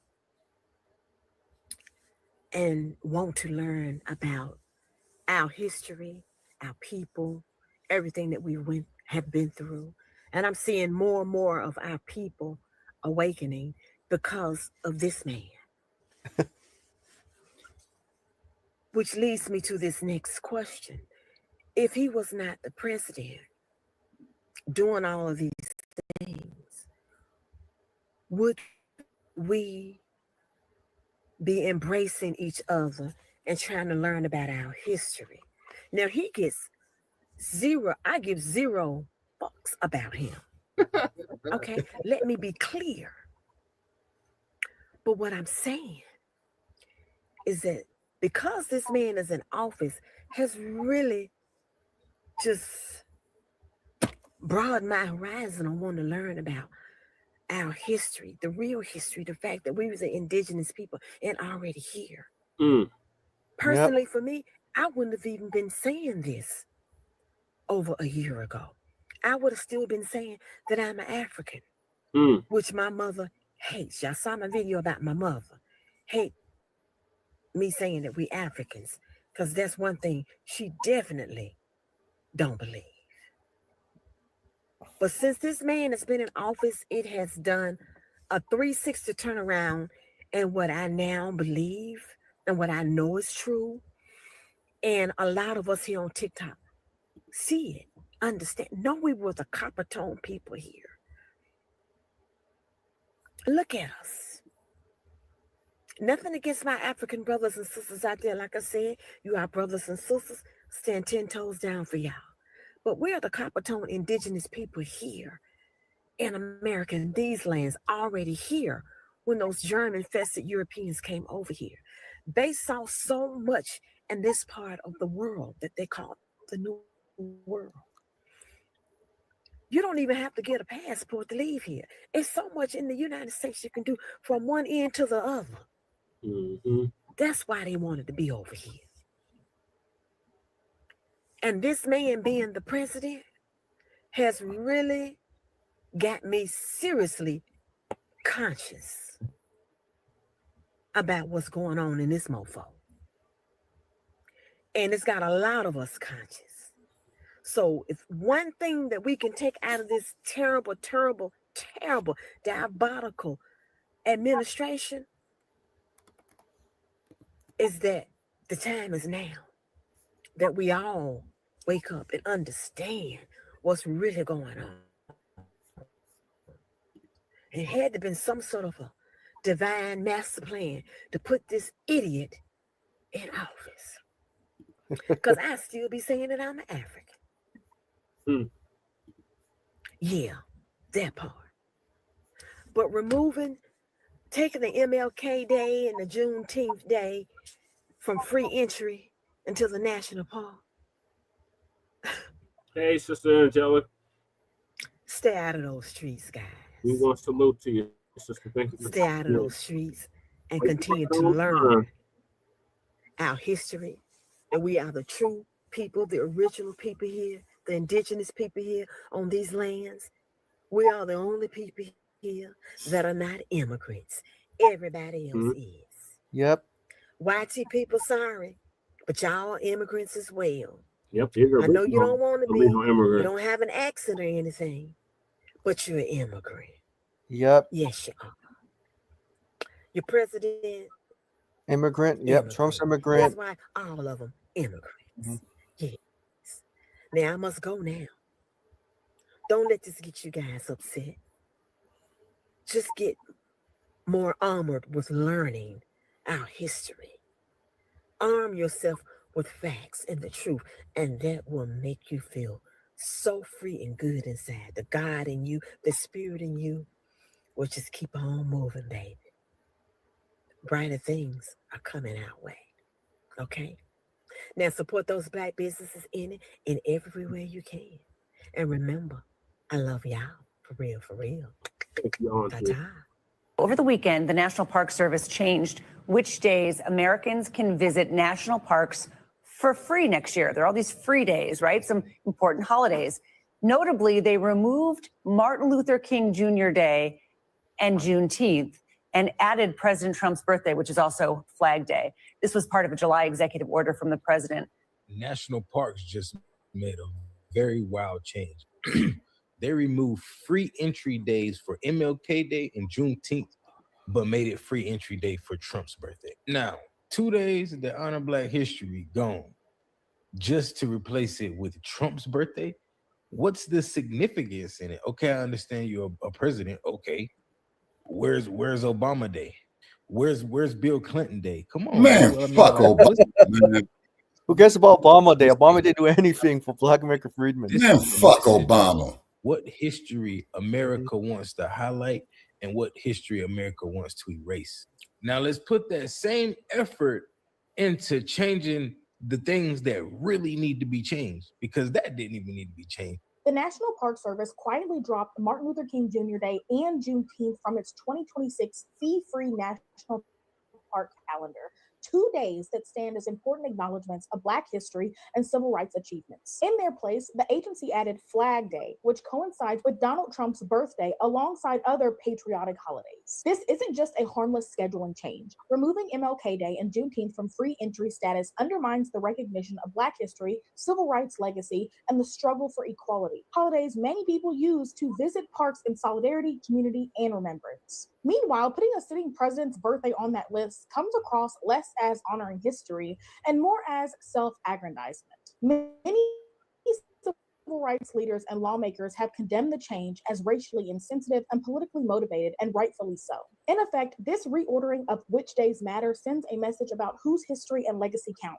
It privileges a contemporary political figure over the memory of generations who fought for justice. This is deeply wrong, and not just a policy shift, but a symbolic erasure of milestones meant to honor resilience, liberation, and equality. You can't make this up. You know it's got to be something. If you catch me in my moo-moo, you know it was not my plan to come in here until this afternoon. I had plans. I had brunch. But this couldn't wait. Sit down, because you cannot make this up. You cannot make this up. So this one is surprise, surprise. You know, even for American politics, I know it's a lot going on, y'all, but this literally doesn't make any sense to me at all. So with all of this crap that's going on right now, see, I'm ready to cuss. I'm ready to really go in, you know, and I can go in. So I'm trying to do my best. But this administration, while we are watching everything else that is going on, regime of national holidays that grant free entry into the national park, the U.S. national parks. And 2 major federal holidays honoring Black history have been removed. I know that doesn't mean a lot to a lot of y'all, but pause. Let's tell you what it is. I'm sure you know. So the MLK holiday and Juneteenth are no longer free entry days. But guess what is? Can you guess? June 14th, Donald Trump's birthday, has been added in their place. That's not a typo. I didn't just have a slip of the tongue. I did the research and I ran to my little office so I could come and tell you all. I haven't even had, I was getting dressed so I could go and do my little 2-piece on the Saturday with the fuzzy socks and the little outfit and go and have brunch. But oh no. No. This is saying a lot, y'all. And I need y'all to understand what this symbolism is really, really saying. Because I think we think this is still a game. I think we think that we're going to wake up and this is just going to be a bad dream. So according to official releases from the Department of the Interior and reporting from Axios, Newsweek, SFGate, and the New Republic, and more, beginning in 2026. 2026, amen.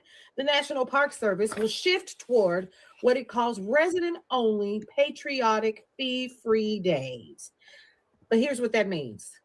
MLK Day has been removed. Juneteenth has been removed. But Trump's birthday added as a free park day. But that actually is Flag Day, right? But they took all the other ones out. Now only patriotic,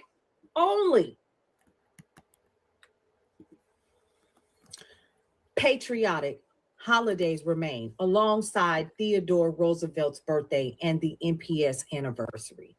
Two holidays rooted in civil rights, Black history, Black American history have been replaced with a day celebrating the man that is currently reshaping the federal fucking government in his own image. How y'all feel about that? And many of you will say, oh, well, none of that matters. None of it matters. So it's more than just a perk when they have those fee-free park days, right? This day matters because it's telling you when you get those fee-free days that you matter. Come on in, National Park Service. So for years, free entry on MLK Day and Juneteenth actually is a symbol of something more important. It's a recognition of Black contribution to this country, struggle, liberation, and the right to access national parks that historically excluded Black folks. Removing these days sends an entirely different message. It says, these histories ain't worth commemorating because you ain't shit. You ain't never been shit. Yeah, I'm there today. Because all week long, I've just been holding it in, because now folks is watching the page or whatever, and people got stuff to say. But right now, I don't even care. Yeah. Because everybody wants people to just lay down so other folks can be comfortable. And I'm over it.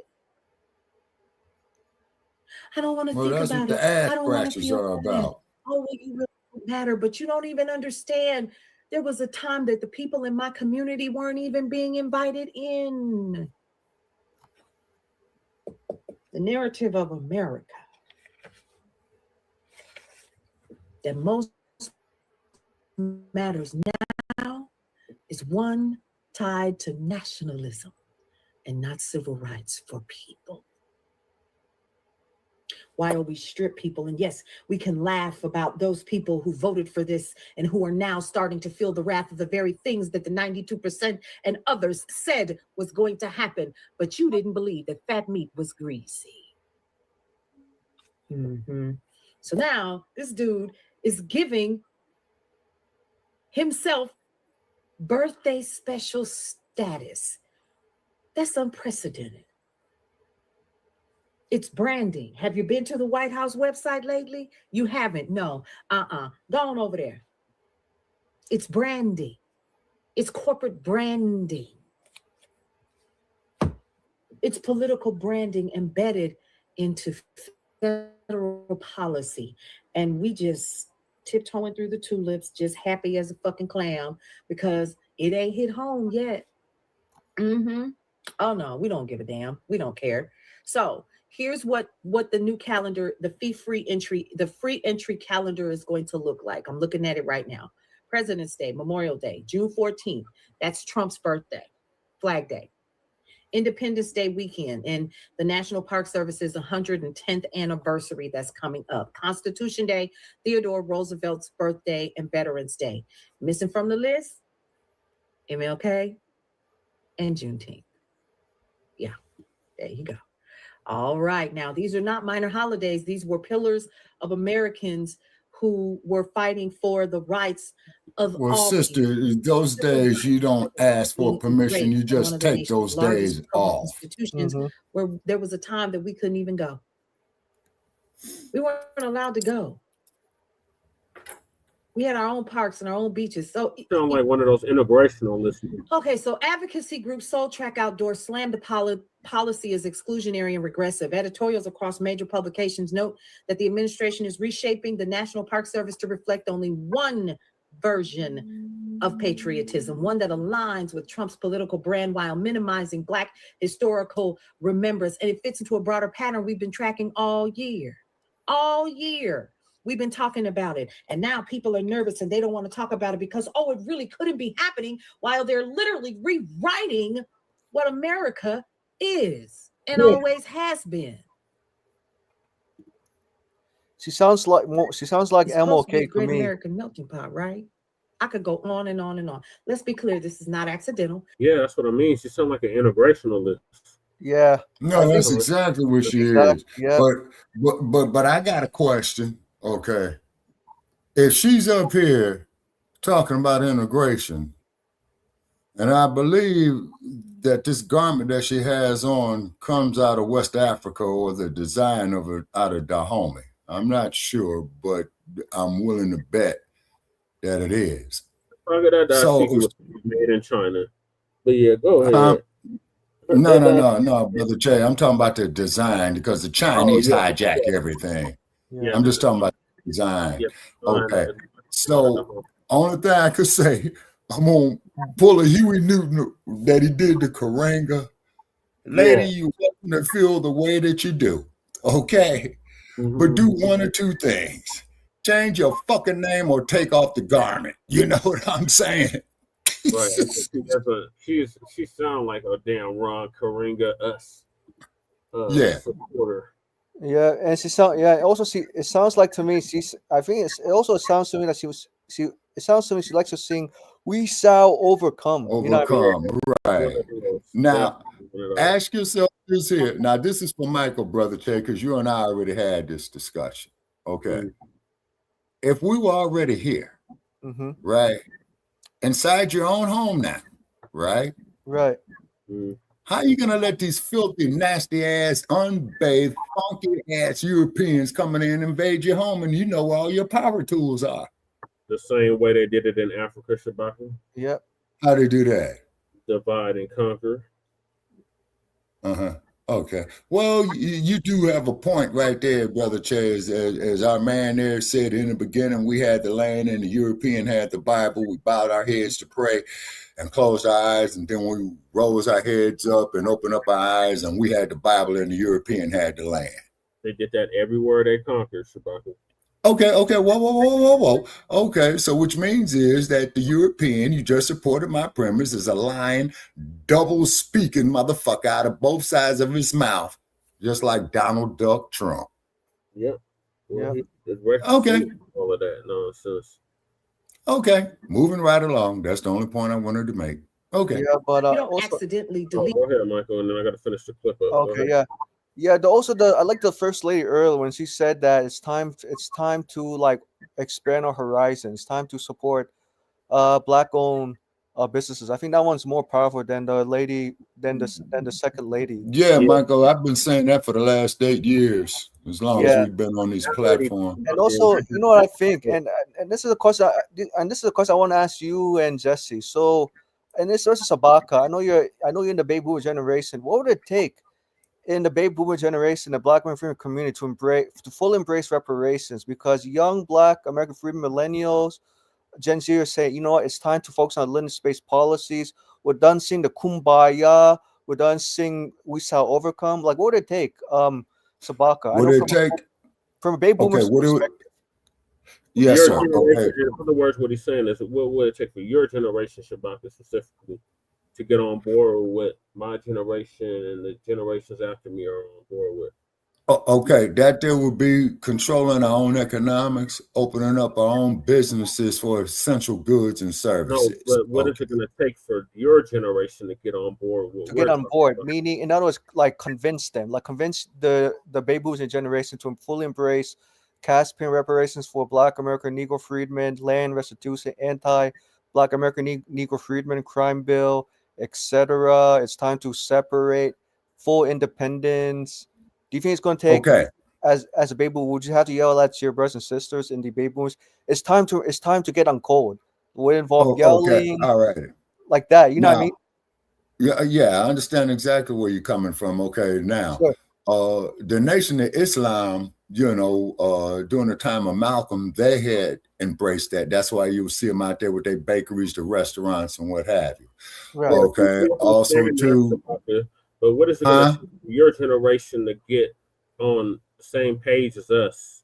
That's what he's asking. Oh, okay. Well, what it is that my generation is dying out. The only thing that we could do, man, is just leave back what we lived through, man, for the archives. And to quote the words of Bruce Lee, in any given situation, take what is useful, leave what is useless. Now, if you feel your generation that the information that was left behind was useless, then move forward. But however, if it blows up in your face with this, is because these racist white supremacists, these are some damn diehards now. You know what I'm saying? These are some diehards. These dudes is more dedicated than the Japanese kamikazes of World War II. So You see what I basically, mean? what I'm hearing is your generation is just defeated. Like, y'all are done. Well, I'm not going to say it's defeated, Brother Che. Let's just say that it was torn down from within. Right. Okay, torn down. Which it was. What would it take to get your generation to think like how we're thinking? Because your generation is still on, the first black this, I'm going to vote no matter who. The civil rights movement this, civil rights movement that. What is it going to take for your generation, specifically, Shabaka, to wake up and say, hey, we can't keep doing this? Right. It's time to embrace like lineage-based policies. Okay. All right. Okay. So what you would have to do is like off in the 10-point program, is emphasize and controlling our own economics. That's the crux of everything. You see, because you even got those who talk about that, like Kamala, I'll be all inclusive, you know what I'm saying, the Rainbow Coalition. And then as soon as somebody comes up talking about, opening up black architectural firms, opening up black medical firms, opening up black construction firms and stuff like that. Well, you're a black racist guy. We need to do with this here with everybody. No, we need to hire our own people to work. Tell them that we need to focus on our own economies. Like, hell yeah, because the economics, Brother Chase, was what makes the world go round. And economics is only the study of how any society allocates its limited resources for production and distribution. Right. So I think what Michael's getting at is, what strategy should we use to reach your generation with what we're talking about? Because there's a disconnect there. Yeah, between the baby boomers, Gen X, millennials, and Gen Zers. Ways, or if they're just stubborn and hard-headed, but they're just not trying to see what it is that we're putting down. They're Right. Like, we did it for so long this way. Why should we change it? Okay. All right. Because with my generation going out, then if and when your generation realize that you guys are making a mistake or in the process of making generation, Shabaka, he putting it on our generation. We're not talking about our generation. We're talking like the baby boomers. About your generation. What would it take our generation to reach your generation? Okay, well, what it is, though, Brother Che, that is going to happen just off the law of biophysics indirectly. No, not time, Shabaka. We're not talking about when we get your age, what we're going to be doing. We're talking about right now in 2025. At this moment. What is it going to take for the Gen Xers, the Gen Ys or millennials, and the Gen Z to reach our grandparents, our great-grandparents, our great uncles, our great aunts? You're talking about that ancestors. Yes. Okay, the concept of Sankofa. Going back to tradition is the first step forward. Take what is useful, leave what is useless. Like a conversation with our elders. What is it? Is it going to take a conversation? Is it going to take the Democrats keep losing election after election? Like, what is it going to take for your generation to wake up and see the voting blue, no matter who, is not working no more? Working out very well, and it's time to like embrace. Okay, well, me personally, Sir. Yeah, me personally, I don't believe in voting blue no matter who. But as far as the generation, my generation is concerned, they should be seeing a damn handwriting on the wall, because these motherfuckers are gonna start getting senile and all this old type of shit. You see what I mean? Which Right. they are. And then, but the only thing is, just what the ancient African proverb is, going back to tradition is the first step forward. Okay, so take what is useful. Don't believe in the voting process, Shabaka. Okay, now what we got to do. Okay, but as you know, Brother Che, this is why we got to control our own economics and businesses, is because present company excluded, politicians are nothing more than prostitutes anyway. Except so you. we can emphasize that the politicians are paid prostitutes to your generation for them to understand what it is, what we're talking about. That's what we're asking. Shabaka. Oh, hell yeah. About Okay, but hold on. No, but all of that. We're asking specifically, what should we do? My generation and Gen X, which is my mom's generation, Gen Z, which is my nieces and nephews' generation, and the alphas that's behind them, which is my baby niece, Destiny. What should we, the younger generations, do to reach your generation? Because basically what I'm hearing from you is your generation's a lost cause. And we just well, I'll be the first to tell you that, Brother Che, and the way how they got lost is, one is with the disco era. That was the beginning of the end. They got lost, Shabaka. How can we get them found? In other words, how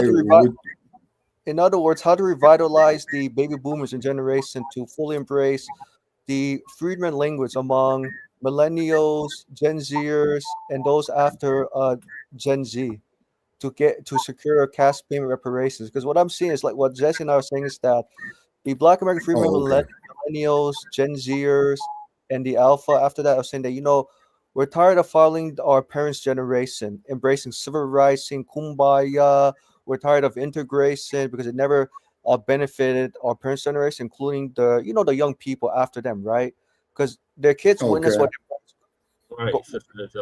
Right. We can't allow that. Yeah. Right. So they witness what their parents had gone through with suffering from, wage disparities at work, wealth inequality, and they say it's time to practice, Dr. Claude Anderson's philosophy of paranomics. Do for self building infrastructure. Anderson's the baby boomer that gets it. He's either a baby boomer. Now, to quote the words of Dr. King. Okay, to quote the words of Dr. King. And then traditionalists. The traditionalists, they've all just about died out. They would be your centurions, the ones that's 100 plus. Now, the generation above you, Shabaka, that's the silent generation. That's the ones that's in their late 70s, 80s, and 90s. Mm-hmm. Those are the children of the 1960s. Okay, but the only thing I can say, okay, but the only thing I can say is that you got to control the macroeconomics and you got to control the microeconomics. How do we explain that to the generations above us, Shabaka?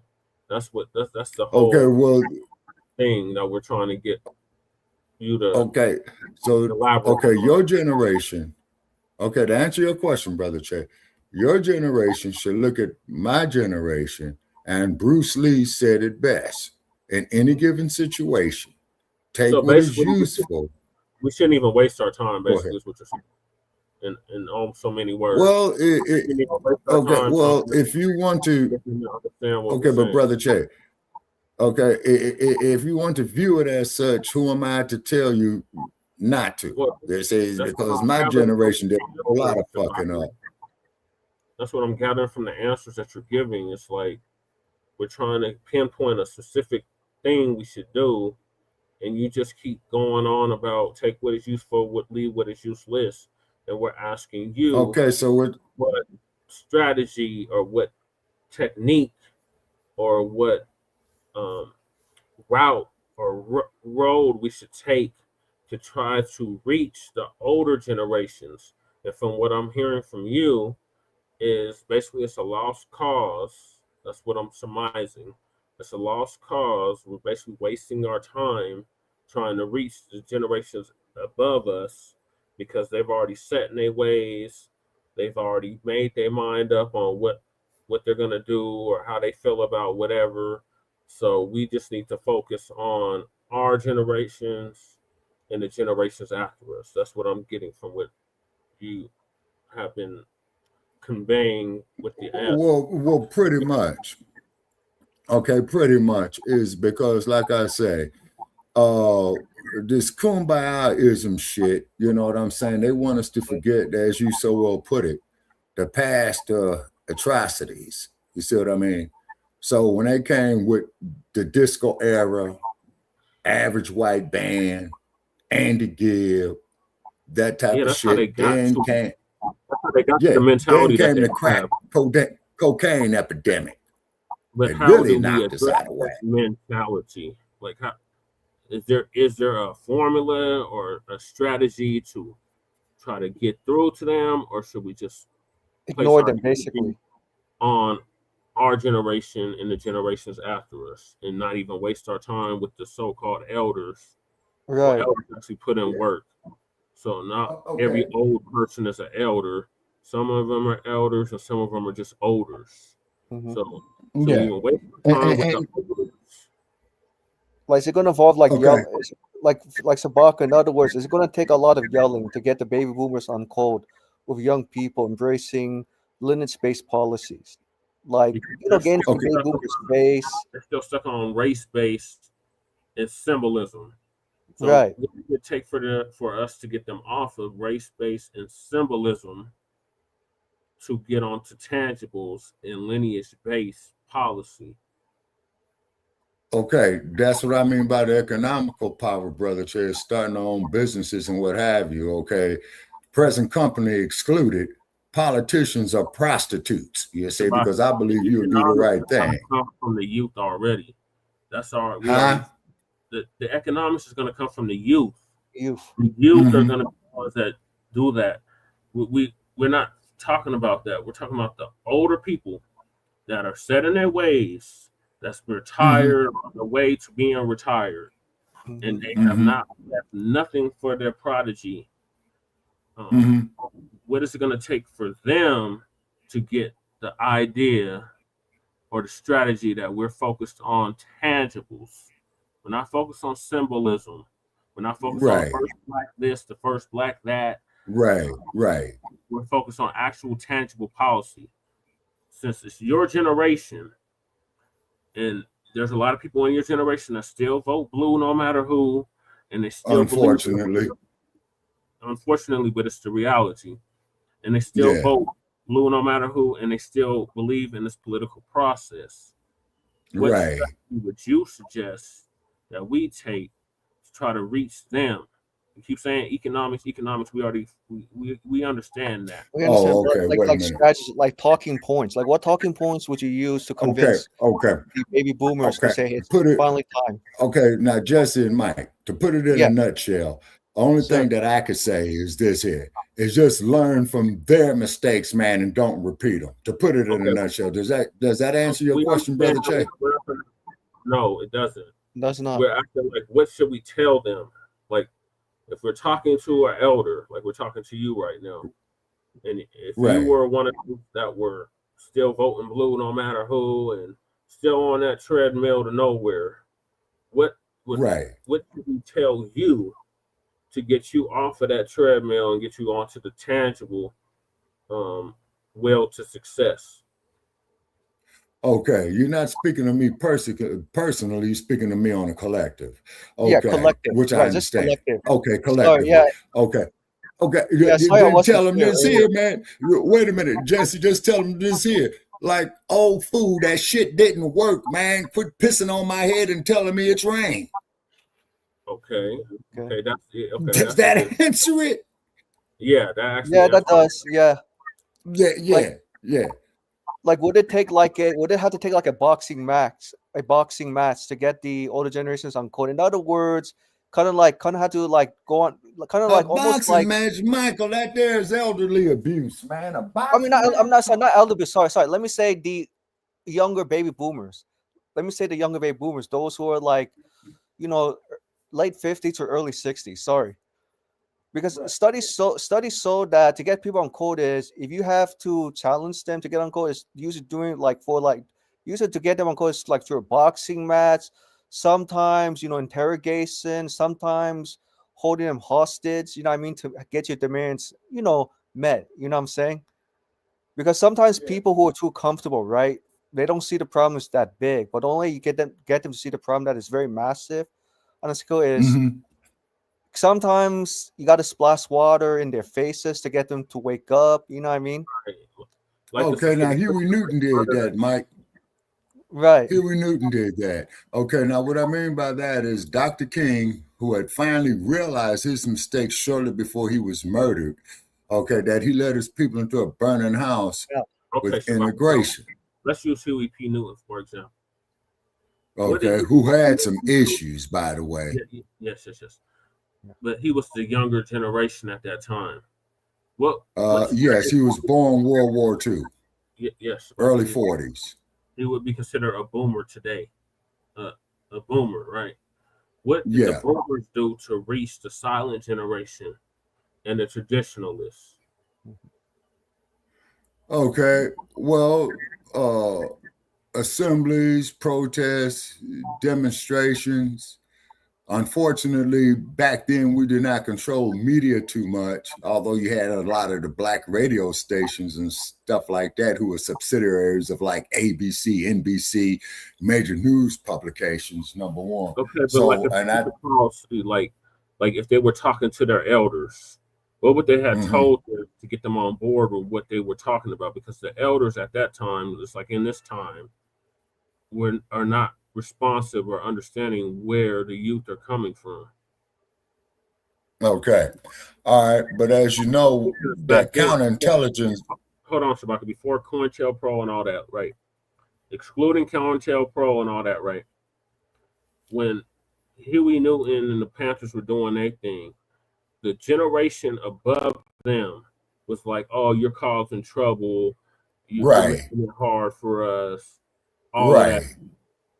What did Huey P. Newton's generation have to do to reach that generation? Or was it just a waste of time? And they were just like, look, we're just going to continue to do our thing. If the elders don't want to get on board with what we're talking about, to hell with them. Yeah, you're pretty much going to have to function like that, is because the elders are on their way out anyway. They say. And then, okay, and what's this here? Angelica say right here, I think it's a waste of time. We love our parents and grandparents, but they're set in their ways. We're just going to have to let them be. Now, the thing is that you have to understand, Miss Angelica, you live long enough, you're going to be old too. Okay, so what are you going to? So what are you going to tell the generations after you, Miss Angelica? You see? Because they, in your generation, we're not asking what we're going to tell the generations after us. We're talking about what are we going to tell the generations ahead of us? Yes. Like, 100, 400 years later, in other words, down the future. Okay. In other words, okay, what are you going to tell the ancestors, man, 100 and 400 years earlier? No, later. Like when the new we're going to tell the people that are now becoming ancestors. Yes. So the people that are transitioning out of this realm and going into the spiritual realm, they got 1 foot in and 1 foot out. What are we going to tell them? Or should we just not waste our time on them is the question. Okay, I would say not waste your time on them and tell them that you all fucked up and we're not going to repeat your mistakes. Okay. Now, I mean, if that could, if that answers your question. Okay, we got a comment here. I'm old, 55. I do tell the after me the same thing. Okay. Like, just don't repeat the same mistakes. Yeah, but the key is though, man, is that you got to get your economical base. You see, it's because we as black people all around this world, we are consumers. We have to become producers. Okay, so and this is why. Okay, so we get our economic base, Shabaka. Will that convince the boomers and the silent generation to get on code with what we're talking about? That's what we're asking. What is it Okay, going to it should be, theoretically, it should be of what little time that they got left, you know? So It should. their own businesses, like, 'cause we're talking about the generation that grew up under segregation, Shabaka. Like Right, which is segregation. right. And I was in the transitioning That generation of that. On code with what we're talking about now in 2025 going into 2026. Okay. Listen to what Dr. King said, is that he led our people into a burning house with integration, which he did. Okay. That needs to be emphasized way more so. Right. And particularly when these OTBs try to mention Dr. King when they, and we even did a show on that there, Brother Che, well, one of these white supremacists is going to sit up there to don't judge a person by the color of their skin, but the content of their character. But they failed to mention that same man that told you that stated 3 weeks before he was assassinated, I led our people into a burning house with integration. And I respect Dr. King. Coming up Washington to get our checks about it. We understand. Yeah, that. exactly. Yes. What we're saying is the generations after us, what talking points should we give to them to get them on code with the tangibles in the lineage-based policy?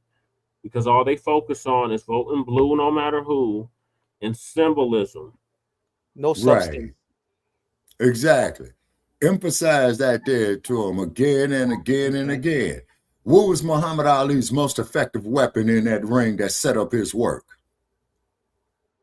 His footwork. No, his mind.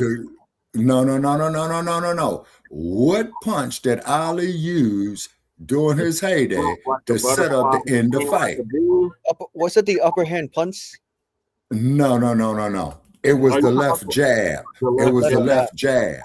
The jab is the range finder for the power shot. Okay, Shabaka. So what power shot should we deliver to the generations after us to get them to wake up to what it is we're talking about? Because right now they're just stuck quagmire. Okay. They just want to keep voting blue no matter who and focus on symbolism. So we're asking specific tactics or talking points that we should use to address the generations after us. Okay, because first tactic. in the way of our progress, because they still want to keep doing the same old thing, expecting a different results.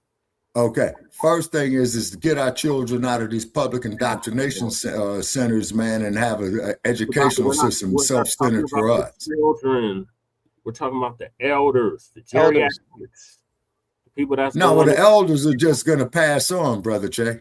So we shouldn't waste our time, basically, is what you're saying. Yep. Basically, like I said, you always hear me say, take what is useful, leave what is useless. We're not asking you that. We're asking you, should we waste our energy, time and energy, trying to convince the elders to support tangibles and lineage-based policy? That's what we're asking. Okay, no, and I'm going to tell you why.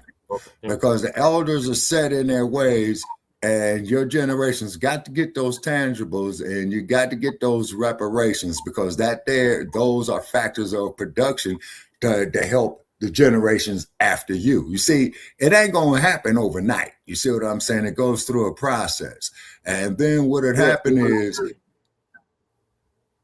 we understand the process. What is the process that's going to take to get the elders on code of what we're talking about?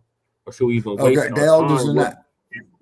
Okay, but Brother Che, I'm saying is that the elders, it is a waste of time. You see what I'm saying?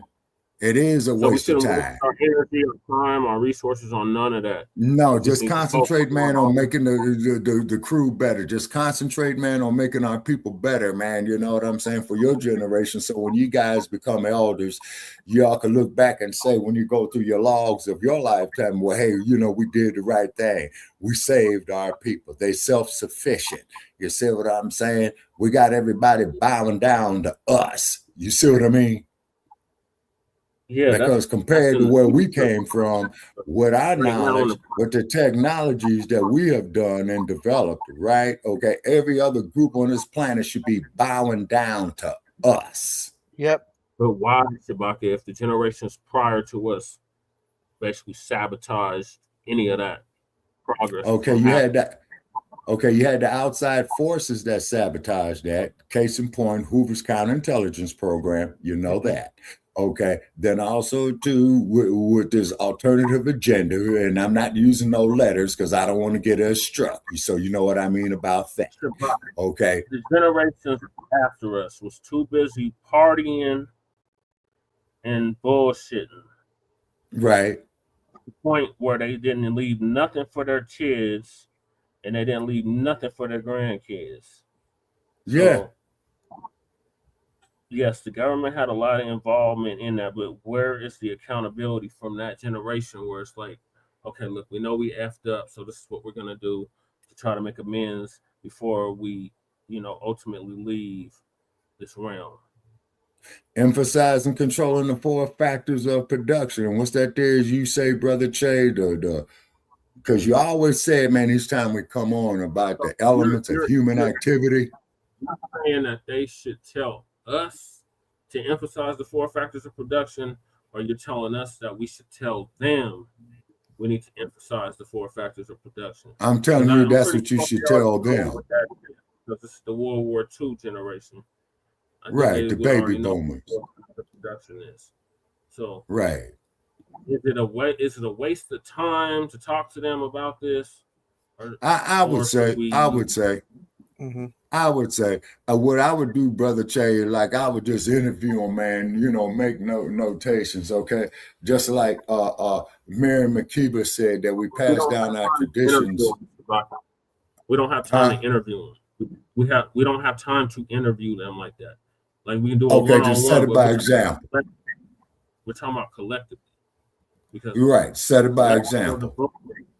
Are still voting blue no matter who. And they're looking at the youth like, what are y'all doing? You're going against the grain. You're causing trouble. The same thing that the elders told the Panthers. Yeah, which was the integrationalist. But then Dr. King, and he was your age, Brother Che, as you know. Dr. King was your age when he was at Highlight. What did Dr. King do to reach the generations above him? Is that when he said that he had led our people into a burning house with integration? Well, it was too late then, Shabaka. I'm talking about before he said that. Is there anything else he did? Like, did he try to reason with him? Did he try to talk to him? Like, what strategy did he? That's basically what Michael was asking. Yeah, strategies that he realized that King realized he made a mistake by focusing too much on integration. Now he realized it's time to focus on tangibles for the Black American Negro freedom, because he learned that the Muzungus did not want full integration with Black American freedom. And King is saying, and MLK is saying that we need to go back to an era where Black Wall Street was built in the 1900s, where we had sustainability, autonomy. Yeah, I've been to the Black Wall Street, Michael. Yeah, and independence. So, in other words, independence we had there. Because you had Black doctors, Black dentists. So should we convince them to go back to segregation? Should we like convince that them era to segregation? Because it's the same people that grew up in. They literally lived through segregation. Right. They didn't know what integration was until, the late 60s. So and early 70s. They were older enough before the 70s. They were already grown. Basically, the people that was grown before the 70s, they already knew about that. They already knew about segregation. They already lived through that. That generation, what do we do to convince them that, hey, we can't keep voting blue no matter who, and we need to demand something tangible for our vote if we're going to vote at all? Right. Yeah, exactly. Keep emphasizing that, because I don't vote blue no matter who. Hell, in some elections, man, I wrote in Snoopy and Charlie Brown for some of the candidates just to show just how redundant this shit was. By telling them what? Peanuts. By telling them what specifically? We didn't get nothing from the civil rights movement. Civil rights movement was basically a failure. Like, what should we tell basically them? It was basically a failure. Yeah, it was basically a failure because, see, the civil rights movement did not focus on the economical power. You say that's what white America is afraid of us forming on economical power. Because then we could buy some of these politicians is because politicians are prostitutes, except you. Shabaka, we already have economic power. It's just redirected in the wrong place. We have Shabaka. We have $2 trillion worth of spending power. Meaning we spend $2 trillion with a T. Right. $2 trillion worth of spending power. Right. So that's not the issue. The issue is that money is being spent with any and everybody but us. Yep. And then we got to emphasize on spending that money with us. In other words, ownership. They grew up in an era where that money was spent with just us because they were under segregation. So my question is, should we convince them that we should go back to segregation, or we should have the same spending habits as what we had during the Montgomery bus boycott? And have the same spending habits we had during the Montgomery bus boycott and with the Black Wall Street. Oh, yes, sir. Oh, hell yeah, bring that back. Right. Because that'll really bring down the oppressor. Yeah. Okay. Oh, by the way, Jesse. And then, sorry. I didn't not concerned with bringing down the oppressor because there's significant of them that are comfortable, like Michael was saying, they're comfortable under the system. What should we do? Turn your backs on them. Okay. Turn your backs on them. Avoid them like the plague because they are a disease. Okay. Okay. And like Sister Angelica like said, it's a bitter pill to swallow, but I don't think we'll ever get accountability from that generation.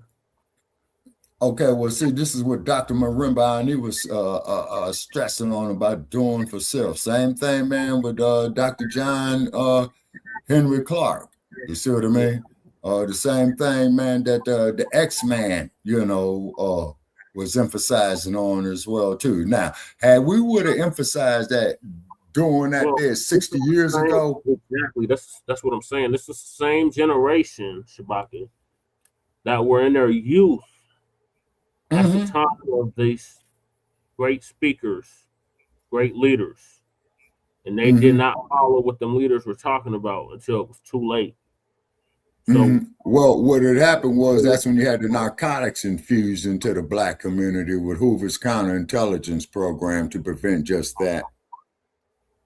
Okay, even that, so there was still some that could have embraced it, and they chose not to. These are the same people that's telling us today we need to continue to vote blue no matter who, and symbolism is the way to go. From that previous generation. Okay. Well, vote blue for no matter who is not going to benefit us, and that hell, Obama proved that. Kamala Harris proved that. You know what I'm saying? Oh, I'm not going to do nothing specifically for Black people. No. Okay, so then once they told us to vote for Kamala and Obama, Shabaka. You see, waste our time on them is the question. Yeah. That's what I'm saying. Is learn from the mistake. Okay, better. It wasn't even a mistake. It was a flagrant, blatant act of stupidity. Okay, there's a difference between being stupid. It's that blatant act of stupidity. To stop doing that blatant act of stupidity. Okay, well, Brother Chad, I've been telling them that there for the last 10 years on Shabaka's Black Experience Enhanced. You witnessed me tell them that. Yeah. Right, but we weren't reaching the masses of your generation, Shabaka. Just like individuals, only like the individuals. I know. And what it is that this is what Hooray for Hollywood is all about. It's all a delusion. That's why it's called Tinseltown, to take your attention off of shit that matters. So to just shorten this up, it's a waste of time. And just move on, basically. And learn from previous mistakes. That's the only thing I can say. And I appreciate Jesse's question on that. Okay, we got somebody in the live chat.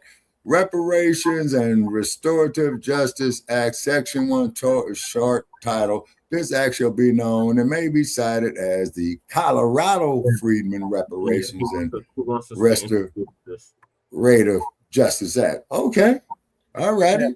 Yeah, and it's Jesse and Shabaka. So anyway, so what I was telling Jesse, I found a model. I believe it. Sorry. Let me address this comment. Okay. Sister Angelica said, my boomer mom literally texted me on election day. Said, I hope you voted for Kamala. Yeah, same thing. Yeah, same thing in my family. Same thing in my family. And she's in your generation, Sister Angelica. You're like a year older than my mom. So my mom will be 54 in 2 weeks. 2 weeks. 2 weeks. And you can always write in your favorite political candidates, Snoopy and Charlie Brown and Linus. Right. About voting for damn Kamala Harris, and I have to tell her, I said, we're not doing that no more. Right. No, you can't afford to. I'm not going to do nothing strictly for black people now. She said, well, Trump take away all this and that and blah, blah, blah. I said, we can't keep voting blue no matter who. No, you can't do it because that's insanity. You're banging your head against a fucking wall expecting a different result when it was clearly evident. My mom is a Gen Xer. My mom is a year younger than you, Sister Angelica. She'll be 54 in like less than 2 weeks. Less than 2 weeks. Okay, so she was born 1971. Yep. Okay, the year that Ali made his comeback. No, strike that. That's the year Ali Frazier won. Okay, yeah, but anyway, she was raised by boomers and silent generationers. Yep. To think to think that integration is the path forward. But it's like what Jesse and several Shabaka and several Black Americans said, no, integration is not the path forward. What is the path forward is independence, autonomy, limits-based policies, meaning a check. Economical power, educational power. Right. Like the tangibles. Like, in other words, tangibles separated from the Mozungus, Asians, Hispanics, African immigrants for self. Like to do for self, in other words. Right. Okay. And then also, too, now, when it comes to the quote-unquote Africans, you have to understand is that all this is part of the colonialism via the neo-colonialism. They say that's why they hate Traore so much. But I'm hoping, like me and Jay Dizzle had said, I'm hoping that Traore is doing the right thing. I'm hoping that he's doing the right thing. You're the only one that has that. That's what I'm saying. It's like Traore is in my generation. What can Traore do? You and him are the same age. Yeah, exactly. So what can Traore do to reach the boomers and the silent generation in his continent, in his homeland? Build it up and keep that damn gold away from the French. But what can he do to convince them that what he's doing is right? Build up the infrastructures there in Burkina Faso of what I've been seeing. See it to believe it, basically, Shabaka, is what you're saying. Yeah. In other words, Brother Che, you got to get your point across by setting it by example. You say it's because all them other motherfuckers over there, man, them damn neo-colonialists, they trying to go against Traore. You say, and Traore told them, "Fuck you," that he's going on, continuing what he's doing, and that was inspired him by Thomas Sankara. You say, right, okay, then also too, hold it, and then also too, Brother Che. Shabaka, the older generation did not embrace Thomas Sankara. They killed him. That was in the 80s. He was a troublemaker, and he needed to go. Yeah, to the French. Yeah. And then let's look at Gaddafi. You saw what Osambo did to Gaddafi? Yeah. Shabaka, but that's not what I'm asking. That's not what we're asking. It's a divide there. How do we bridge the gap? Like what me and you do with the show? Like we bridge our generations together. And right. There's no gap there. Right. What can we do as a collective whole? What can the millennials, the Gen Xers, and the Gen Z collectively do to convince the boomers the silent generation and the traditionalists, that what we're doing is the right way to go. Just keep putting it out there, because see, my generation is going to die out, then you all are going to be left with it. Okay. Basically what I'm hearing. Now Angelica is saying here, the problem with Traore is that he traded one colonizer, the French, with another colonizer, the Russians. Okay, that's a paradox. Okay, now what I mean by that is, I think you said nothing. So there's nothing we can do. Who is this? We just gotta whoa, who's that saying that I said nothing? This is Angelica. No, I said a whole lot, sister. You know what I'm saying? I don't appreciate that, and I don't tell you that. I may disagree with you agreeably, but I will never get up there and tell you that you are saying nothing. That is the utmost of disrespect. No, that's not what she means, Shabaka. The question. Like addressing the question directly. Like, in other words, like what would it take for the boomers, son generations to buy into the Black American freemen, millennials, Gen Zers who are fighting for cash payment reparations with lineage-based policies? In other words, would it take like a listening session, meetings? Would it have to take like social media? Would it have to reach through them through social media talking points, all of the above, etc.? They're not even on social media like that. Yeah, because a lot of them get restricted. Look at what we go through. They still read newspapers. Right. That's dinosaur stuff. Like, what can we do to reach those and that's still in the analog phase, Shabaka? Like language. In other words, like what language you have to use? Like differently. Okay, what you have to. Go ahead, Shabaka. Okay, it's an uphill battle, man. Just like Curtis Mayfield said, keep on pushing. Because your generation does make a lot of sense. You see what I'm saying? Right. That's basically what you said. There's nothing that you could say. Lady, why are you trying to antagonize me? Okay, tell you what, lady. You tell me. Okay? No. I'm going to shut up. Let her tell me. Let her tell me. I'm muting my mic. You tell me, lady. You tell me the solution. It's not even a solution. It's just a tactic. What should we do? Yeah, tactics to use, like strategies. In other words, like in a game, let me use football maybe as an example. You know, in a football game, right? If you want to win big against your opponents, like what is the game plan? Right. Like what is the cutoff? Well, first thing what you got to do, Michael, is that you got to look for weakness or chinks in their armor, as they say. That's your first assessment. Then you got to look at your strong point versus your weak points. Okay. Emphasize your strong points. Strengthen your weak points. Just like the damn Raiders. First thing they need to do tomorrow is fire Pete Carroll's ass. Okay, Shabaka. Okay. So we want to tie this into like the tactics. To get the ball across the goal line, Shabaka. Yeah. Huh? How to get, in other words, you say, brother Paz, you say they got to get the ball across the goal line?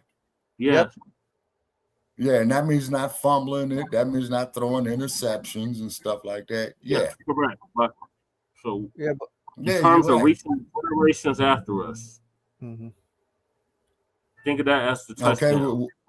What is it going to take? Okay, and then the set the examples. Controlling our own economics is the key, because once you control the economics, in the game, Shabaka. In the game, we're talking like in the game, not examples. In the game, what playbook is it going to take for us to get to the touchdown?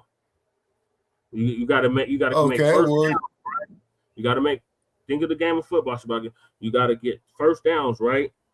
You got to get first downs. You got to get yourself into the position where you can score that touchdown, right? So what is and keep advancing 10 yards to get to first without penalties. Correct, Shabaka. So what is it going to take for us to get to that point where we can score that touchdown? Okay. Number one is cohesiveness within ourselves. Because the team has got to be cohesive, right? Yeah. Right. Yeah, it has to be work as a unit. The team has got to be cohesive. Yeah. Right. It's got to be cohesive. Right. Okay, exactly. So how do we get that We're not working as a unit. How do we get that cohesiveness with the generations after us? By example, reinvesting in them. You keep saying by example, Shabaka. Like, could you provide like specific examples? Okay, Like, yeah. To be specific, first thing we need to do is abandon totally this alphabetized agenda. We need to abandon the Barack Obamas and the Kamala Harrises, because the dump is telling you what he's all about. The dump is telling you what he's about. His supporters is telling you what they are about. Well, they're all about this, Shabaka. There's no one that's better than the other. The Democrat. How do we convince our elders this? There's no difference between one of them. They both. Okay. Well, Brother Che. Okay, but Brother Che, we've been telling them for years, man, that they two sides of the same coin, because after all, it was the Democrats that brought you the Ku Klux Klan. So if they don't get it by now, Shabaka, wouldn't you surmise that it's a waste of time? They don't get it after all this time of us telling us. Why should we continue to waste our time trying to convince them? That's the ultimate goal or answer that we're looking for. Okay, then you just have to wait for them to transition, me included. Wait, hold on, guys. I'm actually typing this in the chat GPT. I think chat GPT might have the answer. Just hold on for a second. But in the meantime, that up, Michael. I'm gonna finish this clip. Yeah, finish the video. Yeah, and we're going to end the show after this. Okay. Yeah, because we've been on 4 hours now. MLK and Juneteenth. You don't accidentally add a president's birthday. This was deliberate, it was symbolic, and it was strategic. And we're gonna sit by and we're gonna do nothing. And we're gonna eat fried chicken, and we're gonna eat fried fish, and we're gonna line dance, and we're gonna have our boots on the ground. Because one thing that you can't do is you cannot remove the history that beats within the hearts of the people that are the descendants and those who are still alive, who were part of that civil rights movement and who are the benefactors of such. We're gonna still party, we still go kick it, we still gonna remember anyway. But let's talk about that you cannot stop.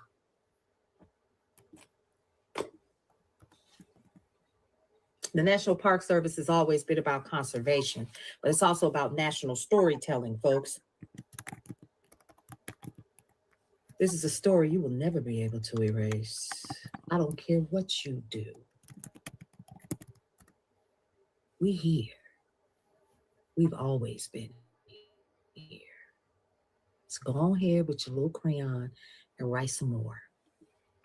Because while you're doing that, we're going to continue to still tell our stories. And y'all still going to try to take that too. Okay. Yeah, she's the same generation as you. Y'all say we love to make stuff about race, but then y'all always doing something to make us gotta point out that it's all about race. So number 47 said, no more freebies to the national park on Martin Luther King Day and Juneteenth. Y'all wanna go on them days? You gotta pay for it, because it ain't free no more. Now, why did he just happen to pick those 2 days? You know why? Because they represent Black history. And he don't want nothing that got to do with Black history. But then he says, since Flag Day is on my birthday, y'all get in free on that day if you want to. Let me explain something to you about Black folks. We don't care. We do not care. On Martin Luther King Day, if we had planned on going to national parks, we just won't go. Because guess what we'll do instead? It's always on a Monday. We'll just take that day off, enjoy the day off work, catch up on some rest, do some things around the house, run some errands or something. We don't care nothing about that. And we sure don't care about you not allowing us to national parks on Juneteenth, because we weren't going to no national parks on no Juneteenth anyway. We too busy having line dances and cookouts. We don't care nothing about that. We barbecuing and having us a good old time. We don't care about that. And your birthday, we don't even want to participate in our own friends and family's birthdays. What make you think we want to pay to go to somewhere for free for your birthday? Damn. We don't care. You got to find some better way to make us mad, because that ain't it. We do not care. We could care less. You keep trying to poke the bear, but it ain't working. Because we don't care. Y'all drop y'all comments down below and like, share, comment, and repost. As some of you might have heard, the Donald Trump administration has removed Martin Luther King Jr. and Juneteenth from the list of free entry days at national parks. They'll be replaced with Donald Trump's birthday. What's up, crew? This is a real thing, people. This really happened. Yeah. A little bit of racism mixed with like dictatorship. You know, we're getting like, you never know what he's going to throw at you. You got to stay on your toes. And there's some people trying to argue, oh, it's not because it's his birthday. That's like the birth date of the army or some shit. But when you go over to the NPS website, it says June 14th, Flag Day / President Trump's birthday. And literally say President Trump's birthday. That's a real thing. There's no Juneteenth listed anymore and no Martin Luther King Jr. Day listed anymore. And the thing is, he could have just added his birthday. There was no need to remove Martin Luther King Jr. Day or Juneteenth. Blacks for Trump. Stitch this video, please. Explain to me why this is a good thing for Black people. Please, just, all of the Black MAGAs y'all know in Black, like if y'all know any of them or if you're one of them and you're like, keep making music about hip hop. I don't want to hear you talk politics. Suck my dick. Tag, comment your reasoning below why this is a good thing. Tag all the Black MAGA dudes you know. Let me know why this is fire. Like why this is for the advancement of our people. You just don't see it. Like, you feel me? Explain it to me in the comments. Make sure you explain it like I'm 12.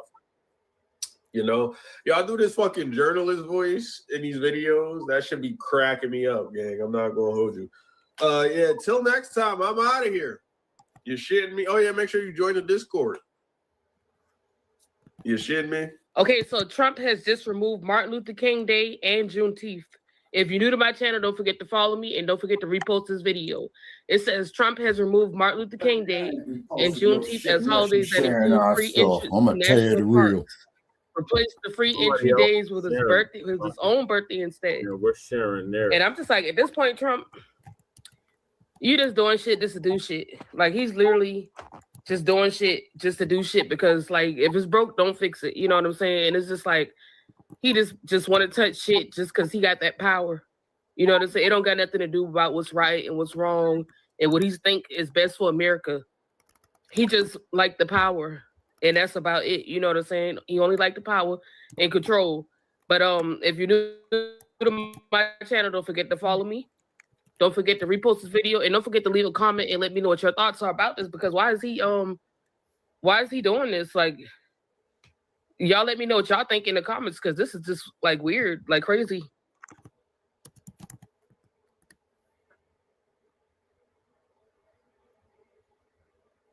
Well, Trump is Trump, okay, and he's doing what he does best, okay. At this point, anything that Trump does, I'm not surprised, regardless of how redundant, unintelligent it may be. You say, and so those out there listening to us, please like and subscribe to Front Line Blacc News and follow Shabaka's Black Experience Enhanced. And go to the like page of Shabaka's Black Experience Enhanced and like that. And that is generally where we put up our latest information, you know, about upcoming platforms and shows that we'll be doing. Yeah, so anyways, go ahead. I think Lisa was having technical difficulties on that video, so that's just how it ended. But yeah, okay. Well, you see, Brother Che, that's how they do it. You know, when people is dropping a reel here, all of a sudden we're having technical difficulties. I call it selective difficulties, if you know what I mean. Well, Jesse. At the end of the day, Shabaka, we don't control none of these platforms. Go ahead, Michael. Oh yeah. So anyway, so when I on ChatGPT, when I try to find the talking points that you were addressing earlier, how to convince the generations ahead of young Black American free millennials, Gen Zers to, you know, embrace limits-based policies and continue to fight for cash and reparations, what legacies to say. I couldn't find ChatGPT could not give me talking points or persuasion, but it did give me like strategies or what to say. Yeah, I'm sorry it was not helpful. I tried my best, but What I think strategies it gave you. So it says talk about let me see. So with them it talks about the purpose of why lineage-based policies are very important, talking about the precedent why integration never worked in the past, coming from the baby boomers, silent generations, as well as I'm trying to remember what it said. Teaching the elders the policy history, teach legal exclusions, teach administrative decisions, teach economic mechanisms that you mentioned, Shabaka earlier. Let me see, talking about eligibility, who qualifies, why them, who administers it, when does it end, how does it coexist with universal policy or does not. It goes on, and then as well as, let me see, I'm trying to, sorry to take a long time. Let's see here. And then also emphasizing, it also explain the moral, legal, and historical case for lineage-based treatment policies. I'm trying to remember. Offer movement building strategies that are ethical, transparent, and non-manipulative. Help refine language that is educational rather than persuasive to a specific group or generation. I hope, Jesse, I hope it answers your question. I hope it helps. I know it's not very much specific when it comes to talking. We got to teach them where they went wrong. Yeah, but anyways, in the private chat, and of course in the public chat as well, I think you saw the title. But it says below is the same bill reformatted to match Colorado Legislative Legal Services LLS drafted convention, including CRS, section numbers, capitalization, clause structure, and bill layout. This is suitable for submission to LLS for final, technical review for reparation. We would hold off on this until they complete the study. Right, but I'm saying just prematurely, and then they hit it down to bare bones. Right, and I figured that all of you could use that. It is a good template. Yeah, it's a good template to use as a way, because at least you have that as evidence. I use Shabaka and several Black American freedmen when the next state assembly session resumes back to office. It will be in January. Right, January. Right. But the study won't be completed until 2027. Right. We wouldn't be able to introduce this till 2028. 2028. Right. Hopefully it's not going to be. Hopefully it won't be until 2030. I just hope in the 2020s. I don't want 2028 to end so fast. But anyways, yeah. But anyways, in the model bill, I found from ChatGPT. But I have to warn you. It should be 2028 or 2029. Right. But anyways, when I found the model bill in ChatGPT, I have to warn you. It provided most of the correct information, but also on ChatGPT, Shabaka, Jasmine, and several others, you guys can also provide comments to make edits in the ChatGPT. But other than that, it provides most of the correct information when it comes to lineage, bill numbers to introduce. Here's the following findings: Black codes, convict leasing, etc. Right, and it also gives a timeline when this bill needs to be introduced and then when it needs to be implemented, and also provides details about lump sum cash payment reparations. Whether you want to do an option of lump sum, multiple payments of reparations, or national trust fund. So this one's definitely more specific than the one is being introduced, Jesse, in the state assembly in Colorado. Yeah. Okay, you know what, Mike? You just made me think of something, man. Sir, sorry. Okay, no. You just made me think of something. Brother Che, I want to see what you have to say about this. The reason why they keep doing this, man, and keep dragging it all out, right? They gambling, man, is that the ones from my generation and the ones before me are going to be checking out, which is a biophysical fact. Right. Your generation, Brother Che, and Michael's generation and the generations after you, they're going to be scared of you. And I'm going to tell you why. Just slap me in the face because it is high tech, your knowledge, the access to the information, like to quote Captain Kirk, everything is functioning at warp speed, which is the speed of light. Right, yeah. Like all this information we have now, you have to have like encyclopedias, lots of periodicals. Oh yeah. Books, Oh yeah. You had to physically go to the library to dig it up, decimal system. You have to navigate all that. Now we have it at our fingertips with these devices and chat. Yeah, exactly. And Gemini and Crocc and all that. And then keep in mind, they got to do checks and balances on them, is because, Brother Chad, I think you and I, man, one time a couple of years ago, went over some of this crap, man, and found all kind of lies in it. Accurate. It's not 100% accurate, but it'll lead you in the direction. Like if you start research, it'll lead you in that direction on where to go to get further information. Right. Yeah. And just I noticed that you said that your computer won't allow you to pull it in, the information I post. Is it because of the connection issue, or is it because it's too long for the text? It's either because I'm not signed in to Chat GPT or I don't have the app. Oh, okay.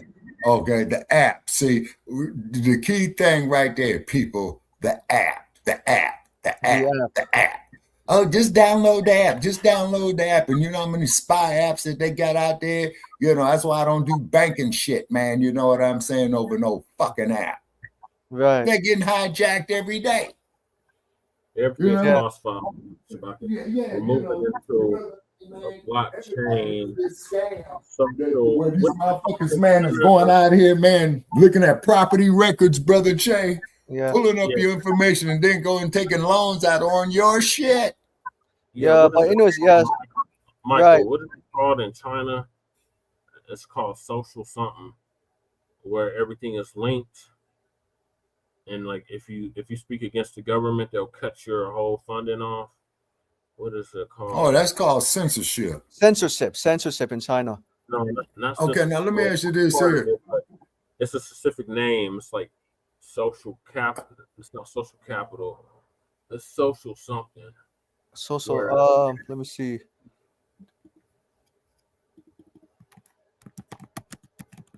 Well, like your bank statements, your banking accounts, your credit, right, into your social number or something like that, like not your social security number, but it's all tied into the same thing.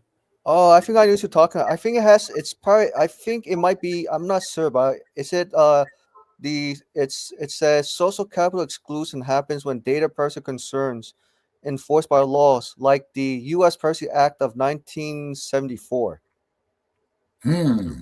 What is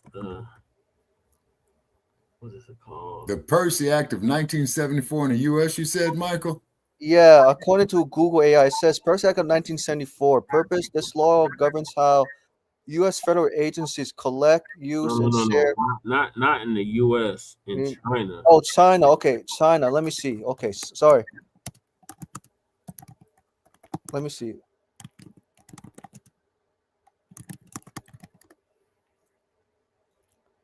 Oh, and let's see. Wait. Oh, it's called ending. I think it's called Ending Medical Censorship and Corruption in China Act of 2020. No, something else. Something else. It has something to do with your like social capital. Social capital. It's like a FICO score or something, but it's all tied in. So like your house is tied into it, your education's tied into it, bank accounts, your employment is tied into it, copyrights, right, intellectual property. So it's where the government basically comes in without asking for permission. In other words. And they could check all your assets. It's like a social score or something. Social score. Let me see. Social score and privacy.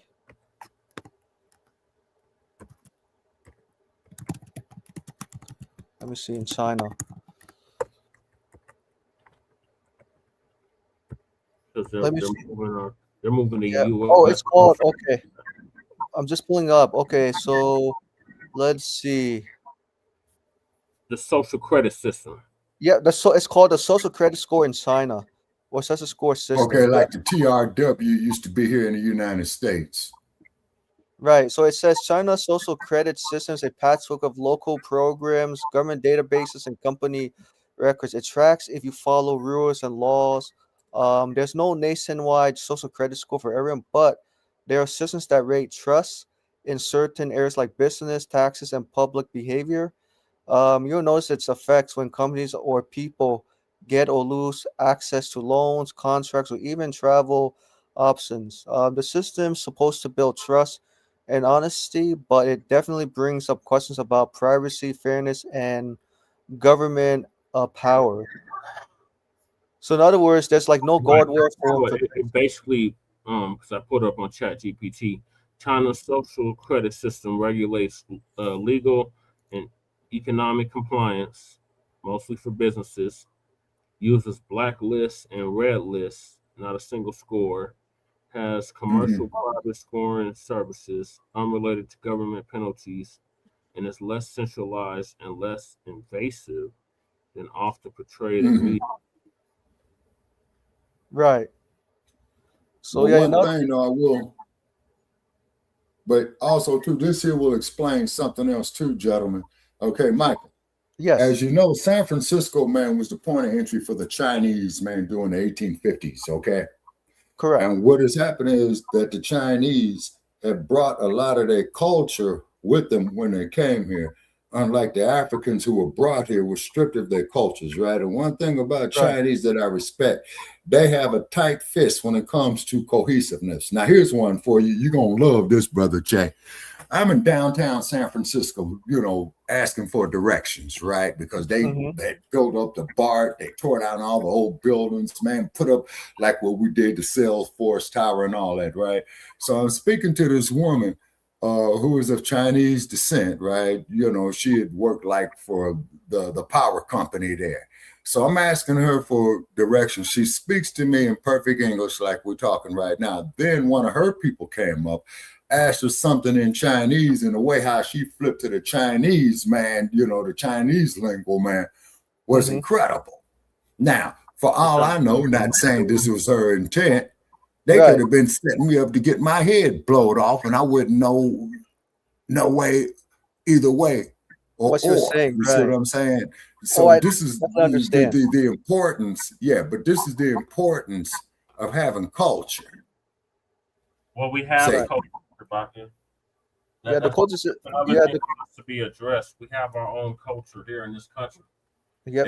Okay, but hold on, but Brother Che, riddle me this. You know, just forgive me for being the devil's advocate right now. Suppose if you and I had to discuss something in the presence of others, right, that dealt with the Black community, okay, how will we communicate? How will we do that? I'm just putting, how we do it. I mean, I'm just putting it out there. I don't know the answer to it. There's a lot of ways. We have our own languages, Shabaka. We have, first of all, we got the African American vernacular language that we can communicate in. Second of all, we have the Tut language that we can communicate in. We got Pig Latin we can communicate in, and we got Patois that we can communicate in. So we got several languages that we can communicate in, Shabaka, not just English. Yep. Right. Okay. All right. Okay. That's a fair assessment, Brother Che. That's why I fucks with you, man. You're very intelligent, you know, and I know the word is intelligent. Hey, Jesse, how about Gullah Geechee? Is Gullah Geechee a language or a tribe? No, it's a language, Mike. I believe so. Both. Both? Yeah, because it's mainly spoke down there in the Carolinas. Now, for research that I was doing on that right there, do you remember the motion picture Blacc Panther, Michael? Not the second one, the first one. First one, I don't recall, but I definitely remember Bobby Seals leading it. The one that came out in 2016, Michael. Oh, 2016. Right. Yeah, I didn't see the 2016 yet. Or 2018. Okay, that's 2018. Yeah, that's the first. Yeah, that's the first Blacc Panther. But there was a scene where Chadwick Boseman and Michael B. Long had this fight, to see who was going to become the king of Wakanda. So Michael B. Jordan lost. So Chadwick Boseman is going to say to him, well, man, you can come join us. And he says, no. He says, do to me what our ancestors did off the coast of North Carolina. Do you know what that was, Michael? What's that? When our people realized, when they came in on that ship Change, realized that they could not get back home because there was no internet, no airplane, no steamship or anything like that. They simply backed themselves off into the Atlantic. And the point is, I'd much rather be dead before I become somebody else's piece of property. Yeah, but see, also in that movie, Shabaka, they demonized the FBA character, which was played by Michael B. Jordan. Yeah. Yeah, Killmonger. Yeah, Killmonger was demonized. But he's basically what they was showing you was how the diaspora treats us in that movie. Okay. But one thing I did dig about Killmonger when he was in that museum in England, he said that, because he's asking a tour guide, what is this right here? And she goes up there about some other shit. And Michael B. Long says, no, this is from Wakanda. It's vibranium. And guess what? I'm taking it. You know what I'm saying? Which he did. You see, so then he was working with them Boers. You see what I'm saying? Out of South Africa. You see what I mean? And then, of course, you had this business here about Langley, Virginia, and all that. And the undertone of the movie, although this is all fantasy, it was from a comic strip, is that like you saw often in the second version of it where they killed Angela Bassett's character off, is that the whole world thought, or the whole, how should I say, European mindset world thought, figuring that Wakanda is just supposed to give the world the vibranium. But guess what the vibranium is, people? In today's terms, the silicon. Silicon. Right. That's what the vibranium is. And where's the silicon at, Brother Che, that we did, man, from one of our past episodes? In the continent of Africa. Exactly. In the southeastern part. Near the gold, near the bauxite, near the titanium. Yeah. Yeah, it is. So just control. Go ahead. So we got to control that. You see what I'm saying? What we're talking about over here in America. Right. We don't control any of that. We got too many tethers in the mix for us to control any of that. Which is the neo-colonialist. They let the Chinese go over there and control stuff. They let the European go over there and control stuff. They let the Indians control as well. But they don't let us any control of any of that. So I don't know how we're going to get control of any of that if we're talking about. Okay, well, Brother Jay, then that is a mighty, mighty task, is because, as you know, after you, that's going to be up for my generation to figure out. Yeah, and the generations after you, is because you remember the sister man who was up there. I think she was a representative of Cameroon during Trump's first regime. Nice looking sister too, by the way. She was up there in Paris, France, and she says, Donald Trump refers to African countries as shithole countries. But if it wasn't for these shithole countries, the European economy wouldn't thrive, then the American economy wouldn't thrive. Right, and the Chinese economy wouldn't thrive, because what the Chinese have been doing is that they've been giving up these bullshit ass loans, knowing that the African nations are going to default on them, which they did. You see what I'm saying? Now the Chinese is over there seasoning. You see what I'm saying? So this is what I'm saying is, hopefully they're facing it, and we're not getting that opportunity to do the same, Shabaka. They're not trying to trade. Exactly. No, hold on. It's not. Yes. So what? How do we deal with that, Shabaka? That has to be dealt with. Okay, you're right. Okay, so what it is, man, is that you're gonna have to come up with some type of force to countermand it. Somebody's gonna have to get on the drawing board. Say, hopefully, like I said, that me and Jay Dizzle had talked about, hopefully Traore is doing the right thing. Hopefully, but then somebody put up in a chat room saying that he's bowing down to the Russians, which is a mistake. It's hard to be in a losing position, Shabaka. Hope is for Yeah, exactly, brother Jay. Exactly.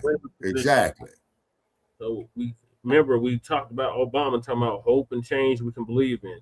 Never told us. Right. Never hold us. Yeah, I remember that. And the hope and change did not translate anything tangible for Black American Negro freedmen, especially when it came to You're right, Michael. Referring to lineage-based policies.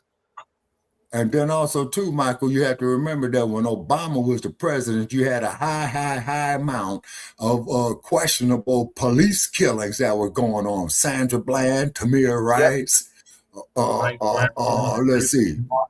And I'm talking about way before George Floyd. Yeah, it was a guy who Trayvon Martin in Orlando, Florida. No, Trayvon was in Buffalo, Washington, I believe. But the one in Florida, man. No. Trayvon Martin was in Florida, Shabaka. Yeah, it was in Florida. Yep. Yeah, the one that George Zimmerman killed. Exactly. Yep. Okay, gotcha. Then there was the little boy with the toy gun that killed in Buffalo. Tamir Rice, that was in Ohio. Okay, Ohio. Okay, see, now this is what I'm saying. It is happening so much, I'm losing count. Then, of course, Alan Bluford up there in the Bay Area. Then, of course, with Mr. Ezekiel Ford down there in Los Angeles, where they handcuffed him and shot him in the back. Remember they shot Oscar Grant in the back of the head on the BART station. Absolutely. Yeah, at the Fruitvale BART station that I did a video from there, and then PewTube cut it to shreds. So I just went on and deleted the damn thing, and that really pissed me off too. And Philando Castile. Philando Castile. I know his cousin. We had on a show, Chris Shimada, LaJoss Castillo. That was his cousin. Okay, and then I never forget. And I heard everything you said, Brother Che, and I never forget. I saw the live feed that Diamond Reynolds had did, had put up as the situation went down, and where the woman got the strength to do that is beyond me. And then, of course, as you know, Brother Che, when she went and testified in the courts, she had a mental breakdown, and she screamed and hollered at the press saying, "Where are you black men at? And can't you see that they're killing us?" You see what I'm saying? Yeah, so praise be to Diamond Reynolds. You know what I'm saying? She's not going to be right after that, man. And then the little baby was in the back seat too. And then they don't prosecute Yanez. And then what they do with Yanez, they submerge them somewhere. And the Asian community came out for Yanez too. Yep. Oh man. Yanez. Who's Yanez? I never heard of him. Yanez. He's the one that killed Philando Castile. Oh, okay, that's right. I'm not surprised the Asian communities have that kind of like anti-black racist views. I'm not surprised they side with Yanez, because the entire Asian communities are pretty much on code of white supremacy majority, but a good majority. I say 80 to 90%, but only 10% who say white supremacy is horrible, needs to go, and it's time for lineage-based policies for Black American Negro freedom. And that 10% usually grew up around us. Wow. Yeah. Damn. I'm sorry to hear that. Yeah, and unfortunately, majority of Asians cannot get in code with the minority of Asians who want to do right by Black American freedmen. So that's why, so that's why in my community, it's very hard for collective Asian people to be united for solidarity with substance, to make sure that Black American Negro freedmen get cash payment reparations, land restitution, anti-Black American Negro freedmen hate crime bill, protections, and other potential policies, because the entire Asian community still has not fully recovered from the colonization from European nations or Western nations.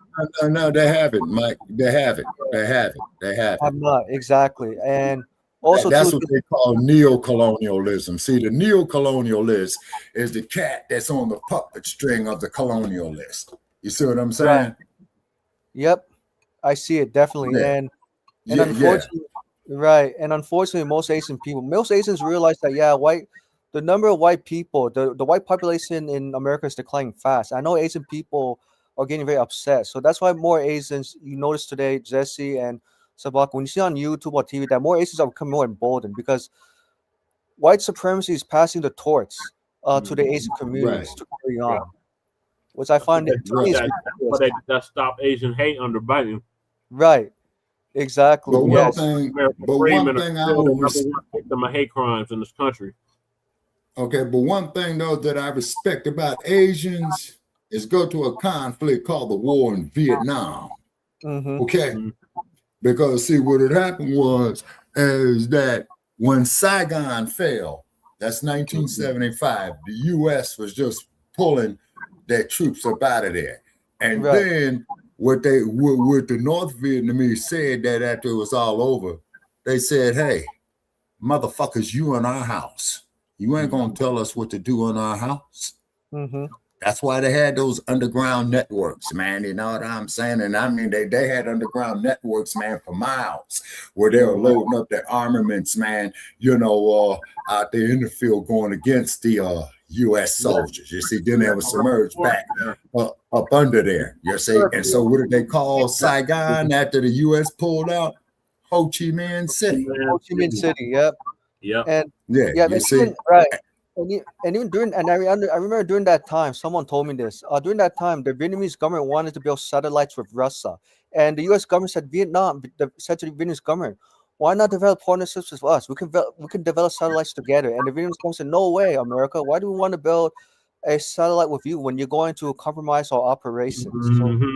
So that's why I think that's why the Vietnam War, why there was a case for why the president LBJ made the case for Vietnam War, because of the Vietnamese government did not want to have partnerships with America when it came to like satellites communication, because the Vietnamese government's like, we don't want to build partnerships with the U.S. government because the U.S. government didn't do anything great to other countries. So what makes us think that the outcome is going to be different from the past? Right.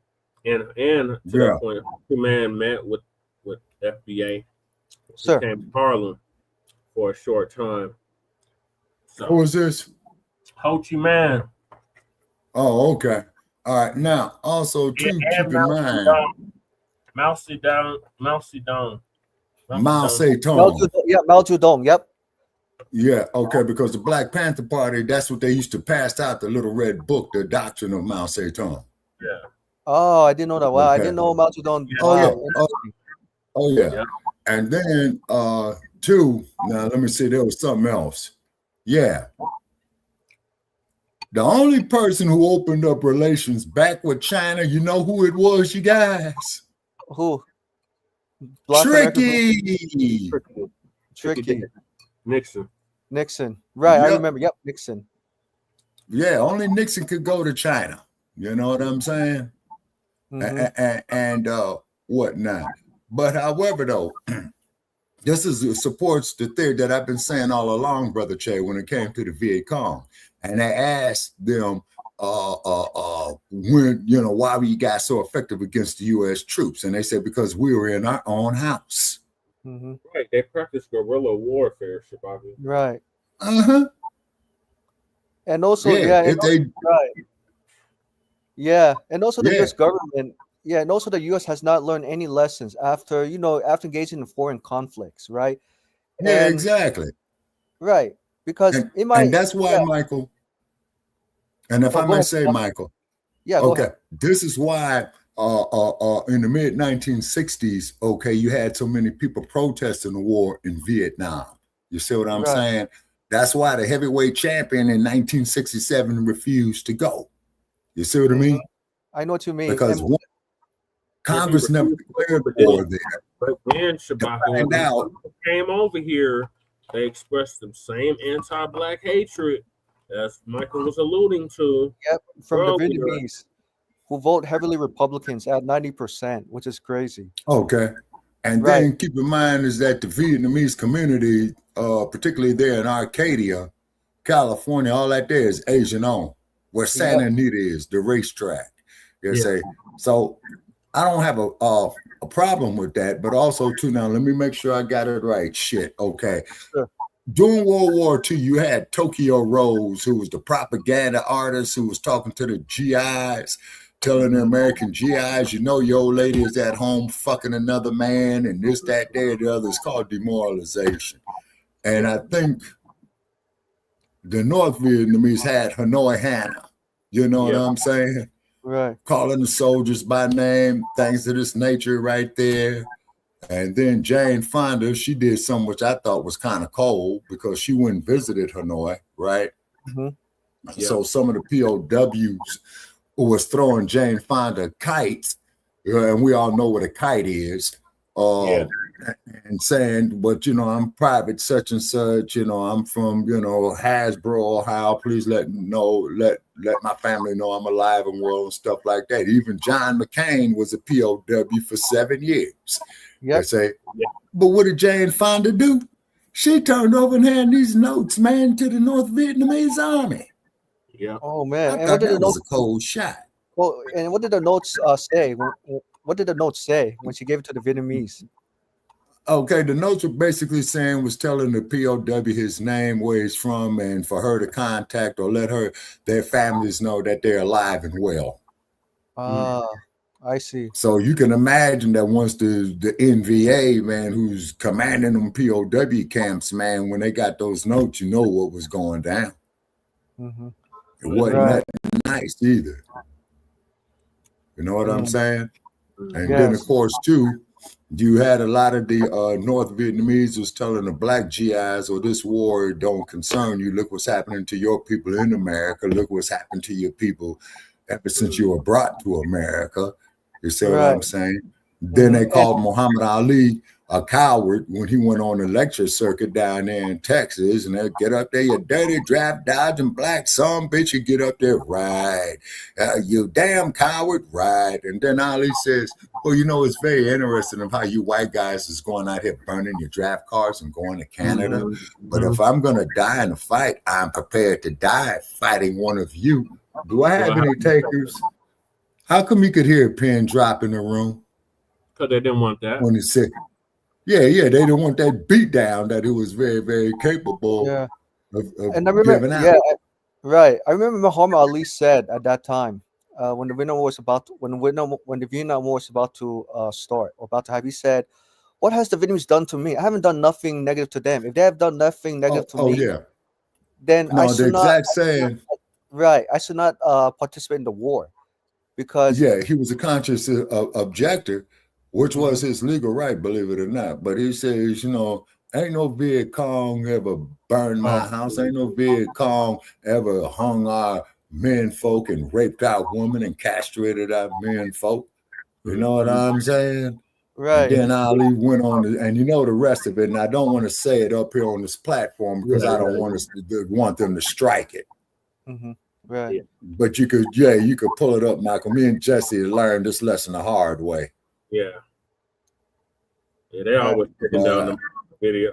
Right, exactly. So therefore, just have to Google the cat. You know what I'm saying? Yeah, because also I read too during the Vietnam War anti-Vietnam War protests, LBK was marching to DC to get a check for the people and saying the Vietnam War was un-American. It's not about. Oh no! Whoa! Hold on, Mike. Yeah, you're close. Yeah, Dr. King did speak out against the war in Vietnam. Yes, the Vietnam War. That was in late 1967. At the same time that Ali was doing his thing, and Dr. King did give praise to Muhammad Ali. You know what I'm saying? Because from what I understand is that Dr. King was against the war in Vietnam because Congress did not declare the war. And then MLK said, well, you have to respect Mr. Muhammad Ali, for refusing to go. And so, and then you get these other individuals saying that he was a coward. And like Ali said, well, hey, let's get up in a ring and glove up and I'll show you who the coward is. Which he would have done. We need to make our closing statement because we almost had 5 hours. I was not expecting to be on this long. I know, because I know, Jesse, all of us are very passionate about making sure that you and your brothers get lending-based policies, including cash payment reparations. Sorry, we went overtime. Oh no, it's all good, Michael, and thank you for joining us, man. You always are welcomed, man. Yeah. Then also too, you so much for that yeah, and information. then also All right, absolutely, go ahead. and then Go right, ahead. and then also too, yeah, keep Googling Shabaka's Black Experience Enhanced. We rebuilding the platform, so we Sir. appreciate that brother Che of letting us come up here, on the platform right here. So we rebuilding it. We got a lot of work and knowledge to do. So Shabaka's Black Experience Enhanced should be back up on its own platform within about 90 days. I'm gonna try to make it less, but it's gonna take about 90 days because oh boy, they throwing some hurdles and some nails on the floor for me. You know what I mean? And what have you. So thank everybody for tuning in. Thanks for having me, y'all. Definitely follow the like page of Shabaka's Black Experience Enhanced on Facebook. Please do not put any insults or derogatory comments because the only thing I'm going to do is block you. But if you got something to say that's positive, great. Definitely follow the hashtag Resurrection of the Mental Dead. Okay. We created that hashtag and Facebook gave us credit for it, but I'm going to update that to make sure that they ain't trying to hijack it. Then also, too, we do have a like page by the same name, Resurrection of the Mental Dead, And then, by the way, Brother Che, did no dumpster. Don't we have a Facebook group by that name, too? Yes, sir, that is correct. And then didn't a dumpster man a few months ago keep using the term brain dead and mental dead? Yep. Yeah. Hey, Dump, we might need to be hauling you in the court, man. You know what I'm saying? We're going to need some of your casino revenue, man. Trump derangement syndrome. Mm-hmm. Yeah, Dump. You know what I'm saying? Yeah, and you're going to sit up there and using brain dead and what have you, man. Shabaka, Trump been talking more and more like FBA every day. Yep, I heard that Trump. I heard that Donald Trump has learned from Tariq Nasheed how to be bold, how to be a gangster. Yeah, and fight well, for. Yeah, well, I got my reservations about Mr. Nasheed is because every time I try to come up on his platform, he don't talk to me. But Brother Chase says I got to get him. Yeah, you got to get him. Yeah, early. he says. Yeah, he says I got to get to him early. He usually he'll either do a Twitter space at 10 o'clock your time, or he'll do a TikTok live at 10 o'clock your time. Oh, okay. Well, anyway, I tore down my TikTok page. It got too stupid. You know what I'm saying? Well, It differentiates. Like 1 week he'll be on TikTok, the next week he'll be on Twitter. Okay, well, he got money, man, so he's paying premium pay. He's paying the premiums for those platforms. And for you to be a righteous content creator like Mr. Nasheed, you're going to need your annual budget of at least $30,000, that I've been finding out, as well, too. Because what you have to do is you have to prepay these platforms to become a content creator. But like I said, me and Brother Paris, we've been grassrooting it. And we're picking up some momentum. Yeah. We're picking up some momentum. So, like I said, I'm up here at the drawing board here in Las Vegas to bring back Shabaka's Black Experience Enhanced, even bolder than before, and it will still be in conjunction with the Front Line Blacc News. Also, too, we'll be looking for public figures to come on the platform. So we got to dress up our language and stuff like that. And we got to become all spit and polishes because they will fly away. Okay. It's because I've had some public figures before, and then, they had checked me on that, and they said, well, man, we don't mind working with you, but just clean up your act. So that's what I'm going to do. You see? Hey, Shabaka, I like your stream. I like your fire personality because he's off the chain. Yeah, because Shabaka, you have a lot of frontline experience. Yeah, that's what I'm speaking from. Meaning marching on the street, protesting for substance. You understand the history. I've done all that. I've done all that. Been to jail behind it. With you have a lot of experience, and I give you kudos. And same for you, Jess. Both of you have. Yeah, both of you have combined experience. I give you guys 100% credit for because it's needed. Definitely for absolutely policies with social media and on the boot on the, what's it on the boots on the boots. I'm sorry, on the ground. Boots on the ground. Boots on the ground. Thank you. Sorry, I'm losing my train of thought today. Sorry. Boots on the ground. Right? Because like Shabaka, you know, getting in it. Yeah, to me, Shabaka, yeah, you know, Shabaka, you kind of remind me of a linebacker named Ray Lewis. Reading the, I remember Ray Lewis for the Carolina Panthers. I mean, the Baltimore Ravens. Ray Lewis used to play for the the Ravens. Ray Lewis I remember Ray Lewis. Yeah, you kind of remind me of both, of a player and a head coach. You'd be a perfect head coach for the Las Vegas Raiders. I'm sure they could use Yeah, maybe you turn them around.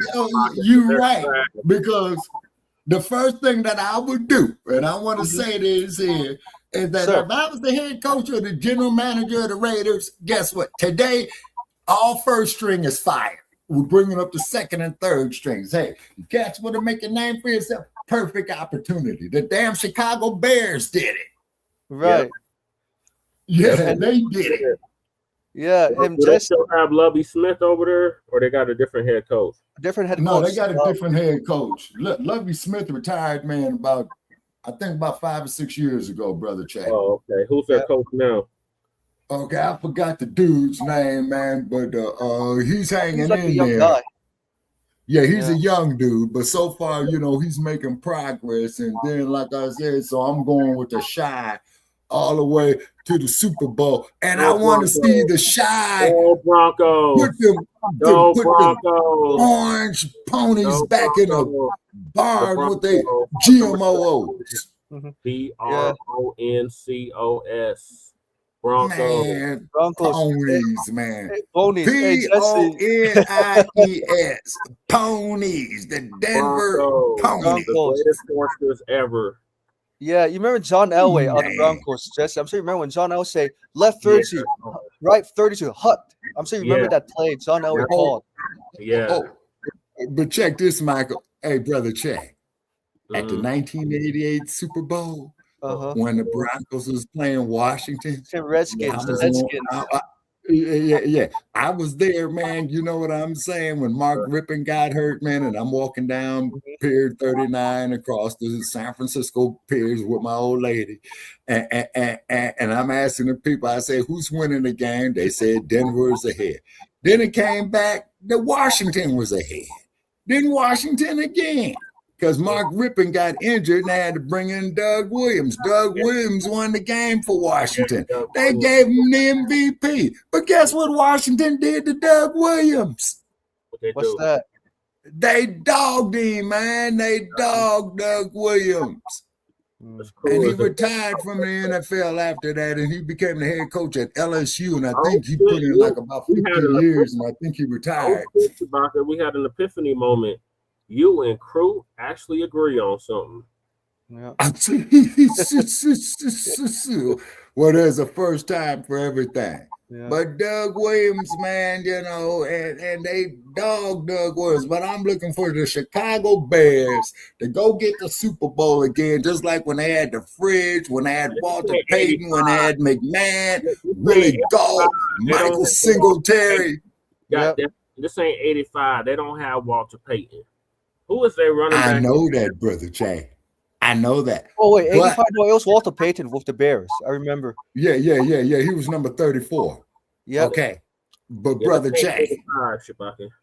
Okay, but Brother Jay, they still left notes in those vaults because they don't tear up them play notes, man. They don't tear up them playbooks. They archive them. Really? Oh, wow. Yes. Cool. They don't have their hands cut out with our defense. Well, man, like I said, putting the ponies back in the barn and keep the master in the back. GMO ponies. You know what I'm saying? The desert to nowhere. No, man, no, the Bears out of the Shy. They're in ice. They're in the Great Lakes. Raiders is done, man. Like I said, Raiders do one or two things. Get out of town or change your fucking name. Period. Hey, do you remember Tyrone Braxton? He used to play for the Broncos. To get by the Lambs. I remember the name Tyrone Braxton. Yep. He used to play strong safety. For who? Okay. Denver Broncos, Jesse. Oh, yeah. Yep, he sure and did. And then I do remember that the Broncos did one good thing when they gave the Raiders Lyle Alzado. Oh, Lord. What was that? Yeah, Lyle Alzado was very, very productive here in the silver and black attack. And so was that damn white pirate Romanowski, Shabaka. What is your point? Okay. They ain't done nothing in my lifetime. Okay, well, actually, hold on. You're right, brother Chase. It's been damn near 40 years since they won the Super Bowl back when they had Marcus Allen and Bo Jackson, man. I was younger than you when they had them dudes. And I remember Tom Flores was the coach. And I'll never forget the day. I'll never forget when the Raiders lost the AFC Championship game in the LA Coliseum, because had they would have won, they would have been playing the Bears for the Super Bowl, and the Bears is smashed. Okay, and the Bears. No, they played the Patriots the last time they won the Super Bowl. Yep, in 1985. Bears player. Yeah, well, wait a minute. A Bears player. Oh, okay. Yeah, and there was a Bears player. Yeah. There was a Chicago Bears player who's played with them from 1982 to 1992. He played as right tackle. His name is Jim Anderson. He played. Okay. Yeah. He was traded in the middle of the 92 season to the San Diego Chargers. Helped the Chargers get to the postseason first time in 10 years. Chargers get short-circuited, man. They don't in our division. They ain't got no ring. Yeah, and this is what happened. So after 92, Jim Anderson went to sign with the Green Bay Packers in 1993, the same time that that Reggie White signed with the Packers as well. And Jim Anderson's was known for Super Bowl. He was an expert helping the team to get to the Super Bowl and win, which he did with the Packers. He won 2 out of 3 Super Bowls. He said his name was Jim something. Yeah, Jim Anderson. He played right tackle with the Chicago Bears from 1982 to 1992. And then he played with the Packers from 1993 to 98, retired. And then 2 years later, he came out of brief retirement and joined the Pittsburgh Steelers. But at age 40 years old, he was the oldest right tackle player. Go live here soon. I'm going to wake her up so she can do her live. Yeah. All right. Tapping in. I'm gonna wrap this up. Appreciate you coming in. Cool. Yeah, thank you so much, Jesse Shabaka. Learned a lot from you guys. Yeah, we did 5 hours today, folks. Yeah, that's unprecedented. Shout out to the crew for coming through. Shout out to Sister Angelica Elena. Please come back through, sister. I'm sorry, you and Shabaka got into a short little argument. No. If we disagree, please let us disagree agreeably. Who else came through? Mac 285. Appreciate you always coming through. Twin. Yeah. Always a pleasure to have y'all hyping up the page. Jay Militant. Make sure y'all sub to Jay Militant's channel. We be with Jay Militant. He does a lot of wrestling talk, and then he does sometimes he does some gang politics, some current events. Yeah, Jay Militant's very diversified. Yeah, he has a very diverse channel. So make sure y'all check him out. Yeah. Crack Netta for coming through. And who else? Yeah. Jab. Shout out to the Jab Marie for coming through. Mm-hmm. Oh, yeah. Anybody that was speaking and not speaking. So peace, love, light, reparations and separations and Black empowerment. Chan Krumah signing out from the Mile High Income. Shabaka signing out from the City of Lost Wages. And Michael signing out from the CMV. Yep. Yes, sir. So we appreciate Front Line Blacc News, season 6, episode 4, part 1. So we'll see y'all then. In the meantime, make sure y'all like and subscribe to all of our platforms. Frontline Blacc News on YouTube and Facebook. The Revolutionary Agenda, which Lady Chase should be doing sometime this afternoon, this evening. on YouTube and Facebook, and Shabaka's Black Experience Enhanced on Facebook and Twitter. So peace, love, light, reparations, delineations, and Black empowerment. Chan Kruma, like I said, signing out from the Mile High Income and illegal migrant flooded city in the sundown town known as Aurora, Colorado. Peace. Peace. All right. All right. Okay.